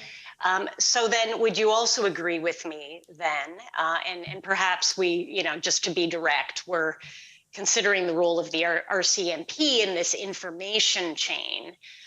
If there's an issue with the kind of information that you're getting from what is an existing project that the OPP's initiated, then that's something you could perhaps have a conversation with the RCMP about. Absolutely. And so that's the range of optionality that we are looking at in terms of understanding what the gap is and how we're going to fill it. We don't have a solution yet. We know there's a gap.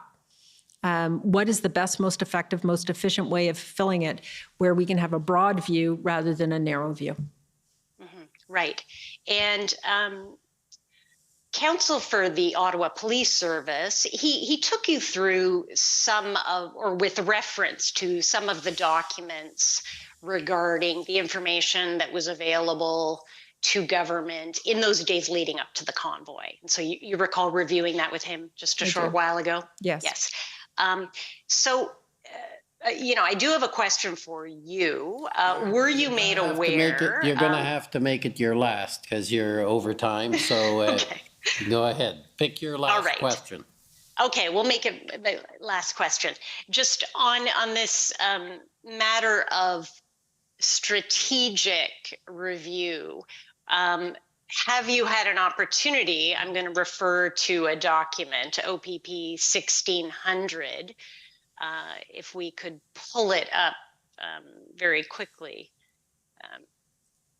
Mr. Clerk, just so that Ms. Thomas can take a look at it. And I don't expect you have seen this before because it is a Project Hendon report that was produced on January 13th.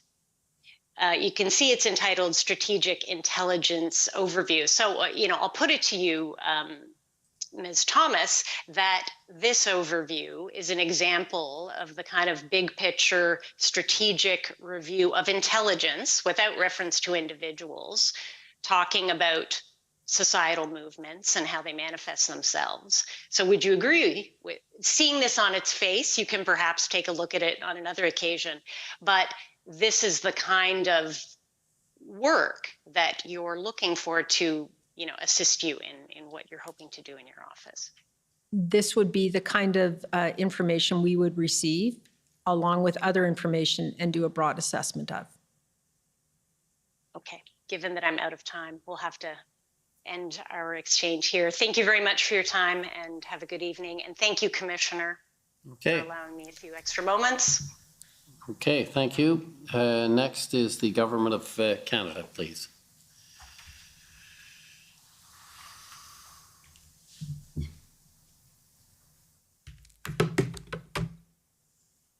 Good evening, Ms. Thomas. Good evening. Donnery Nygaard for the Government of Canada. I want to start out by asking you about something one of my friends asked. The Council for OPS put to you that the convoy participants in Ottawa wanted just one thing to be heard. What was your understanding of what the convoy participants wanted? They wanted all mandates removed. And they were going to stay in Ottawa until they were removed. And there was an element of the convoy that wanted the Prime Minister removed and a proxy government formed. Thank you. We haven't spent any time today, and I'd like to spend a little bit of time discussing your role coordinating the response of the federal government to the events that were occurring in Ottawa and across the country. So can you describe to the Commissioner what role you played there and what the federal government was doing in that regard? Thank you. So as it has been said in my interview summary and in our institutional report, PCO has that central coordinating function for the Government of Canada on a number of issues, on just about every issue that goes through to Cabinet. We play a coordination function, we have a challenge function, and when there is a crisis, and this has been for as long as the position has existed, the NSIA on this kind of a crisis plays a lead role. Much of the organization of meetings and documentation and briefing to ministers was organized by Jackie Bogdan, who's the new Deputy Secretary for Emergency Management at PCO. But what we did was bring colleagues together with their experts to discuss and try to understand how the federal government could assist in the resolution of not only the blockade here in Ottawa, but the various convoys that were occurring across the country. Because we've talked a lot about Ottawa today, but we haven't talked as much about the Ambassador Bridge. We certainly haven't talked about Coots, and then the continual pop-up convoys that were happening over this period in time. We used the forum of DMOC, which you have heard that acronym, to bring together the lead agencies, and we added additional departments. For example, the Deputy Minister of Justice joined us for many of our discussions, and because PCO was so very involved at every level in terms of the management of the national crises, I invited other deputy secretaries to come to DMOC, and certainly the clerk and the deputy clerk had a standing invitation. We wanted to have as broad a view as we could of what was going on and why it was happening and how the federal government could use existing authorities and resources to respond. You've heard the discussion of the tow truck strategy. Well, that came out of discussions at DMOC. The work that Deputy Minister Stewart was leading on engagement, that came to DMOC for original discussion before it went to Cabinet. But that was where we brainstormed, aired ideas, and assigned tasks to various people and departments and PCO to follow up. Most of the work was tasked from DMOC down into ADM and SOPs, and they went off and engaged because ADMs are that engine that do that level of work. We briefed ministers almost daily, the core group of ministers. We did have formal cabinet meetings, as you've seen. The Safety, Security, and Emergency Management Committee, Canada and the World. We used Canada and the World because there was already a scheduled meeting to discuss Ukraine. The right group of ministers were there, so we briefed this as well. We had briefings to the Prime Minister, and then the IRG was invoked. And the full cabinet meetings leading up in between SSE, Canada and the World, and the IRG were also the vehicle to get information to the Prime Minister. We tried to be very methodical in how we tracked what was on the table to review, to pursue, to engage with provincial and municipal colleagues on, and that was the trackers that you've seen in the evidence that developed out of there. So I did not tell any deputy minister what they should do, nor what they should not do. We'd agree on courses of action, what ministers were going to be briefed, how we were going to engage ministers in the plans to try and use federal authorities and work with provincial authorities to resolve individual situations. But it is a coordination group where we talk, we discuss operational issues, and each department goes back and does their own thing and reports back in. And it's a relatively effective use of time and energy. And it became every day going through department by department. Yesterday you said this, what's changed? What are you doing tomorrow? Where are we? And what were you telling the deputy minister community in those meetings about what their approach should be to looking at this issue?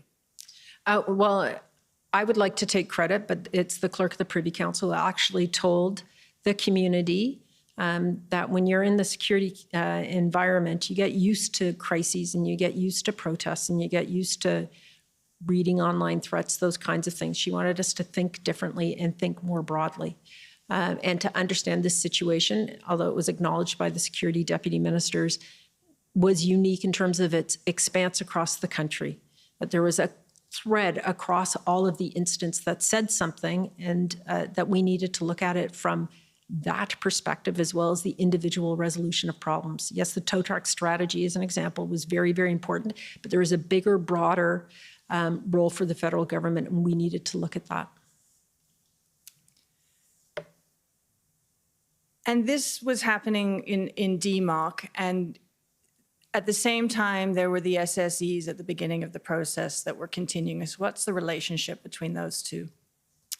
There isn't a relationship other than most of the deputy ministers at DMOC, their ministers are members of the SSE committee. And so there was a one-to-one briefing from the deputies to their ministers. Ministers would go and prepare to SSE.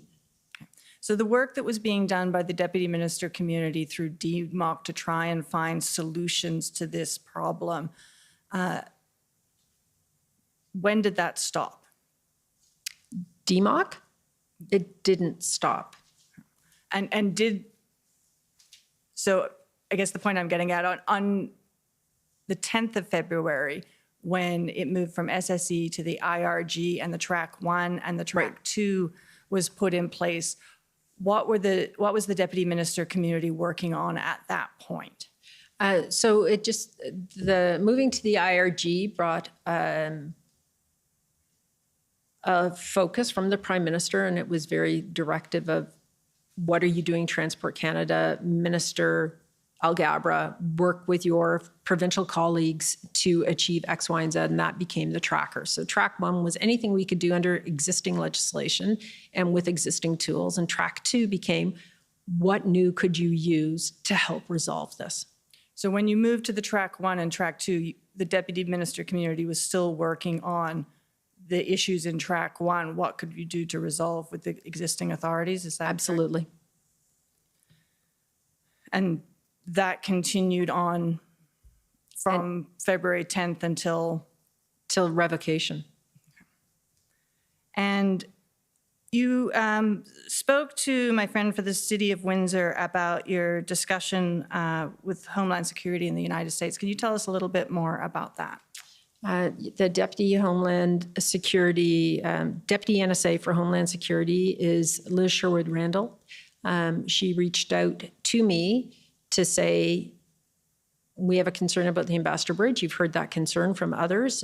She said nothing different than what has already been heard. The president had been hearing from auto companies. He'd been hearing from governors. What was the situation? What could I tell her? And how could they help?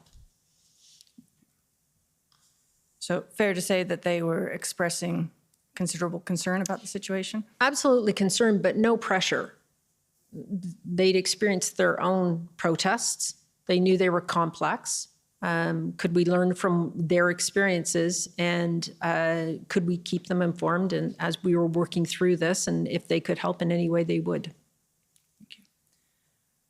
So when we get to the period of February 13th and 14th, and you've talked about your role in coordinating the information that's coming from the various intelligence communities within the federal government and pulling that all together to provide advice to the Prime Minister.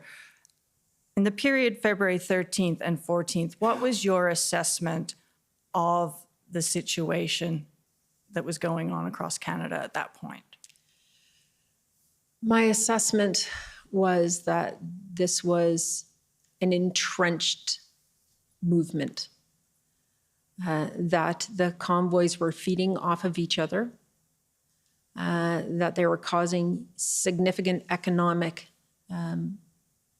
instability, that the violent rhetoric was increasing rapidly and exponentially, that the number of threats against public figures were increasing, that we were seeing, I don't know if I've said this, seeing increased IMVE rhetoric that was concerning. Our concern on that front is not that any of the organizers of these various groups were going to take action themselves, but they were going to inspire a lone wolf. And our experience in Canada is that of the injuries and deaths that have been caused by ideologically motivated individuals, none of them have been known. They've all been inspired by online movements and rhetoric to do something and to act, and we had profound concern about that. Coutts was a point in time of huge concern because we'd been told there were weapons found in Coutts. I can't say that anybody was surprised there were weapons. We expected weapons to show up in various locations or anticipated that they could, but that it was of the magnitude that it was a significant concern. And the same language was being used in Ottawa. OPS said there were weapons in some of those rigs. Well, what did that mean? One person had a gun, or that there was another group similar to Coutts? What we didn't know was as significant as what we did know. And we were at the point where we were going into the fourth weekend because we were through the third weekend without resolution. And in fact, it was growing. Ambassador Bridge, yes, moving towards being resolved, but intel every single day that new convoys were being formed to take back the bridge, or they were going to take the Peace Bridge, or they were going to do both. That there were convoys coming from across the country to reinforce Ottawa. If that had become violent, and of course we're working on absolute information, and there is no intelligence that says tomorrow there's going to be an attack, but if it had become violent, knowing what we know now, there was not the police on the ground to manage it. And so you have to work in a world where you don't have absolutes and you have to use your best judgment on what to do. And what had to happen was it had to end. And you've made clear, I think, in your earlier testimony that your view that the Section 2 CSIS Act definition, as applied by CSIS in the context of their particular mandate to investigate and collect information on individuals or groups, is very narrow. My understanding, yes, that's your position. And am I understanding what you said correctly in answer to my friend from JCCF's question about this in relation to these events, that your view is that it didn't meet the Section 2 CSIS Act definition as CSIS would apply it in their context? That's correct. You were asked by the Commission Council about whether your views were asked at the February 13th IRG regarding whether the Emergency Act should be invoked, and you said that you had indicated yes at that time. Can you tell us why? For the reasons I described earlier, that if the powers existed in legislation, they were not being used or couldn't be used, and that we needed to take swift and decisive action to bring this national crisis to an end. We needed to compel tow trucks. We needed to have an exclusion zone so that people could no longer join the convoy. And the funding and the logistics chain that supported, particularly in Ottawa, but in other locations as well, the funding was significant, and so we needed to understand the money. And I know that Deputy Minister Sabia explained that earlier today. The combination of the tools that were put into the Emergency Act, time limited, as restrictive as possible, and as transparent as possible, was determined to be by the Governor and Council the most appropriate action to take at that moment in time to end what was going on across the country. And finally, can you tell us a little bit about how mis- and disinformation in the context of the convoy impacted on your decision-making and your advice and your assessments? So mis- and disinformation is a very hot topic. And everybody presumes that the mis- and disinformation has to come from foreign sources and be foreign interference. And so there was a question that was discussed at one point about whether, Russia was fomenting the disinformation. The mis- and disinformation, it could be said, is at the root of some of this problem of the convoy and the anger about vaccines and mandates and masks. The problem with it is that it occurs in the social media space, and threads pick up on each other and they generate more. And so if you believe misinformation, that's all you're going to see because you search for it and the algorithms feed it to you. We're actually working with social media companies to understand how the algorithms feed mis- and disinformation and more significant terrorist information. That's come out of what happened in Christchurch, and it's quite well known, the Christchurch call. Misinformation means that people, and disinformation, have one source of information and it continuously feeds upon each other. We heard misinformation during this hearing when somebody mentioned that they were not going to put DNA-altering medication in them. There is no DNA-altering medication, but it's believed. And so it made it very difficult to try and build a fact base for health officials, for police officials. There was misinformation during the convoy, for example, that the Prime Minister had signed a letter. He had not, but it circulated through the convoy here in Ottawa like wildfire. Absolutely incorrect, but it became fact for people, and it becomes fact very easily, and that sows some of the seeds of discontent that we have seen. Thank you. Those are all of my questions. Thank you. Any reply? No? Okay. For the record, there is none. And okay, well, that's we want to thank you for coming and giving your evidence. You're free to go and enjoy what's left of the evening. Thank you, sir. And thank you for your evidence. So we're going to adjourn until tomorrow morning at 9:30. I expect it will be another long day, but it's Friday, so we can look forward to a weekend, some of us. The commission is adjourned. La commission est adjournée.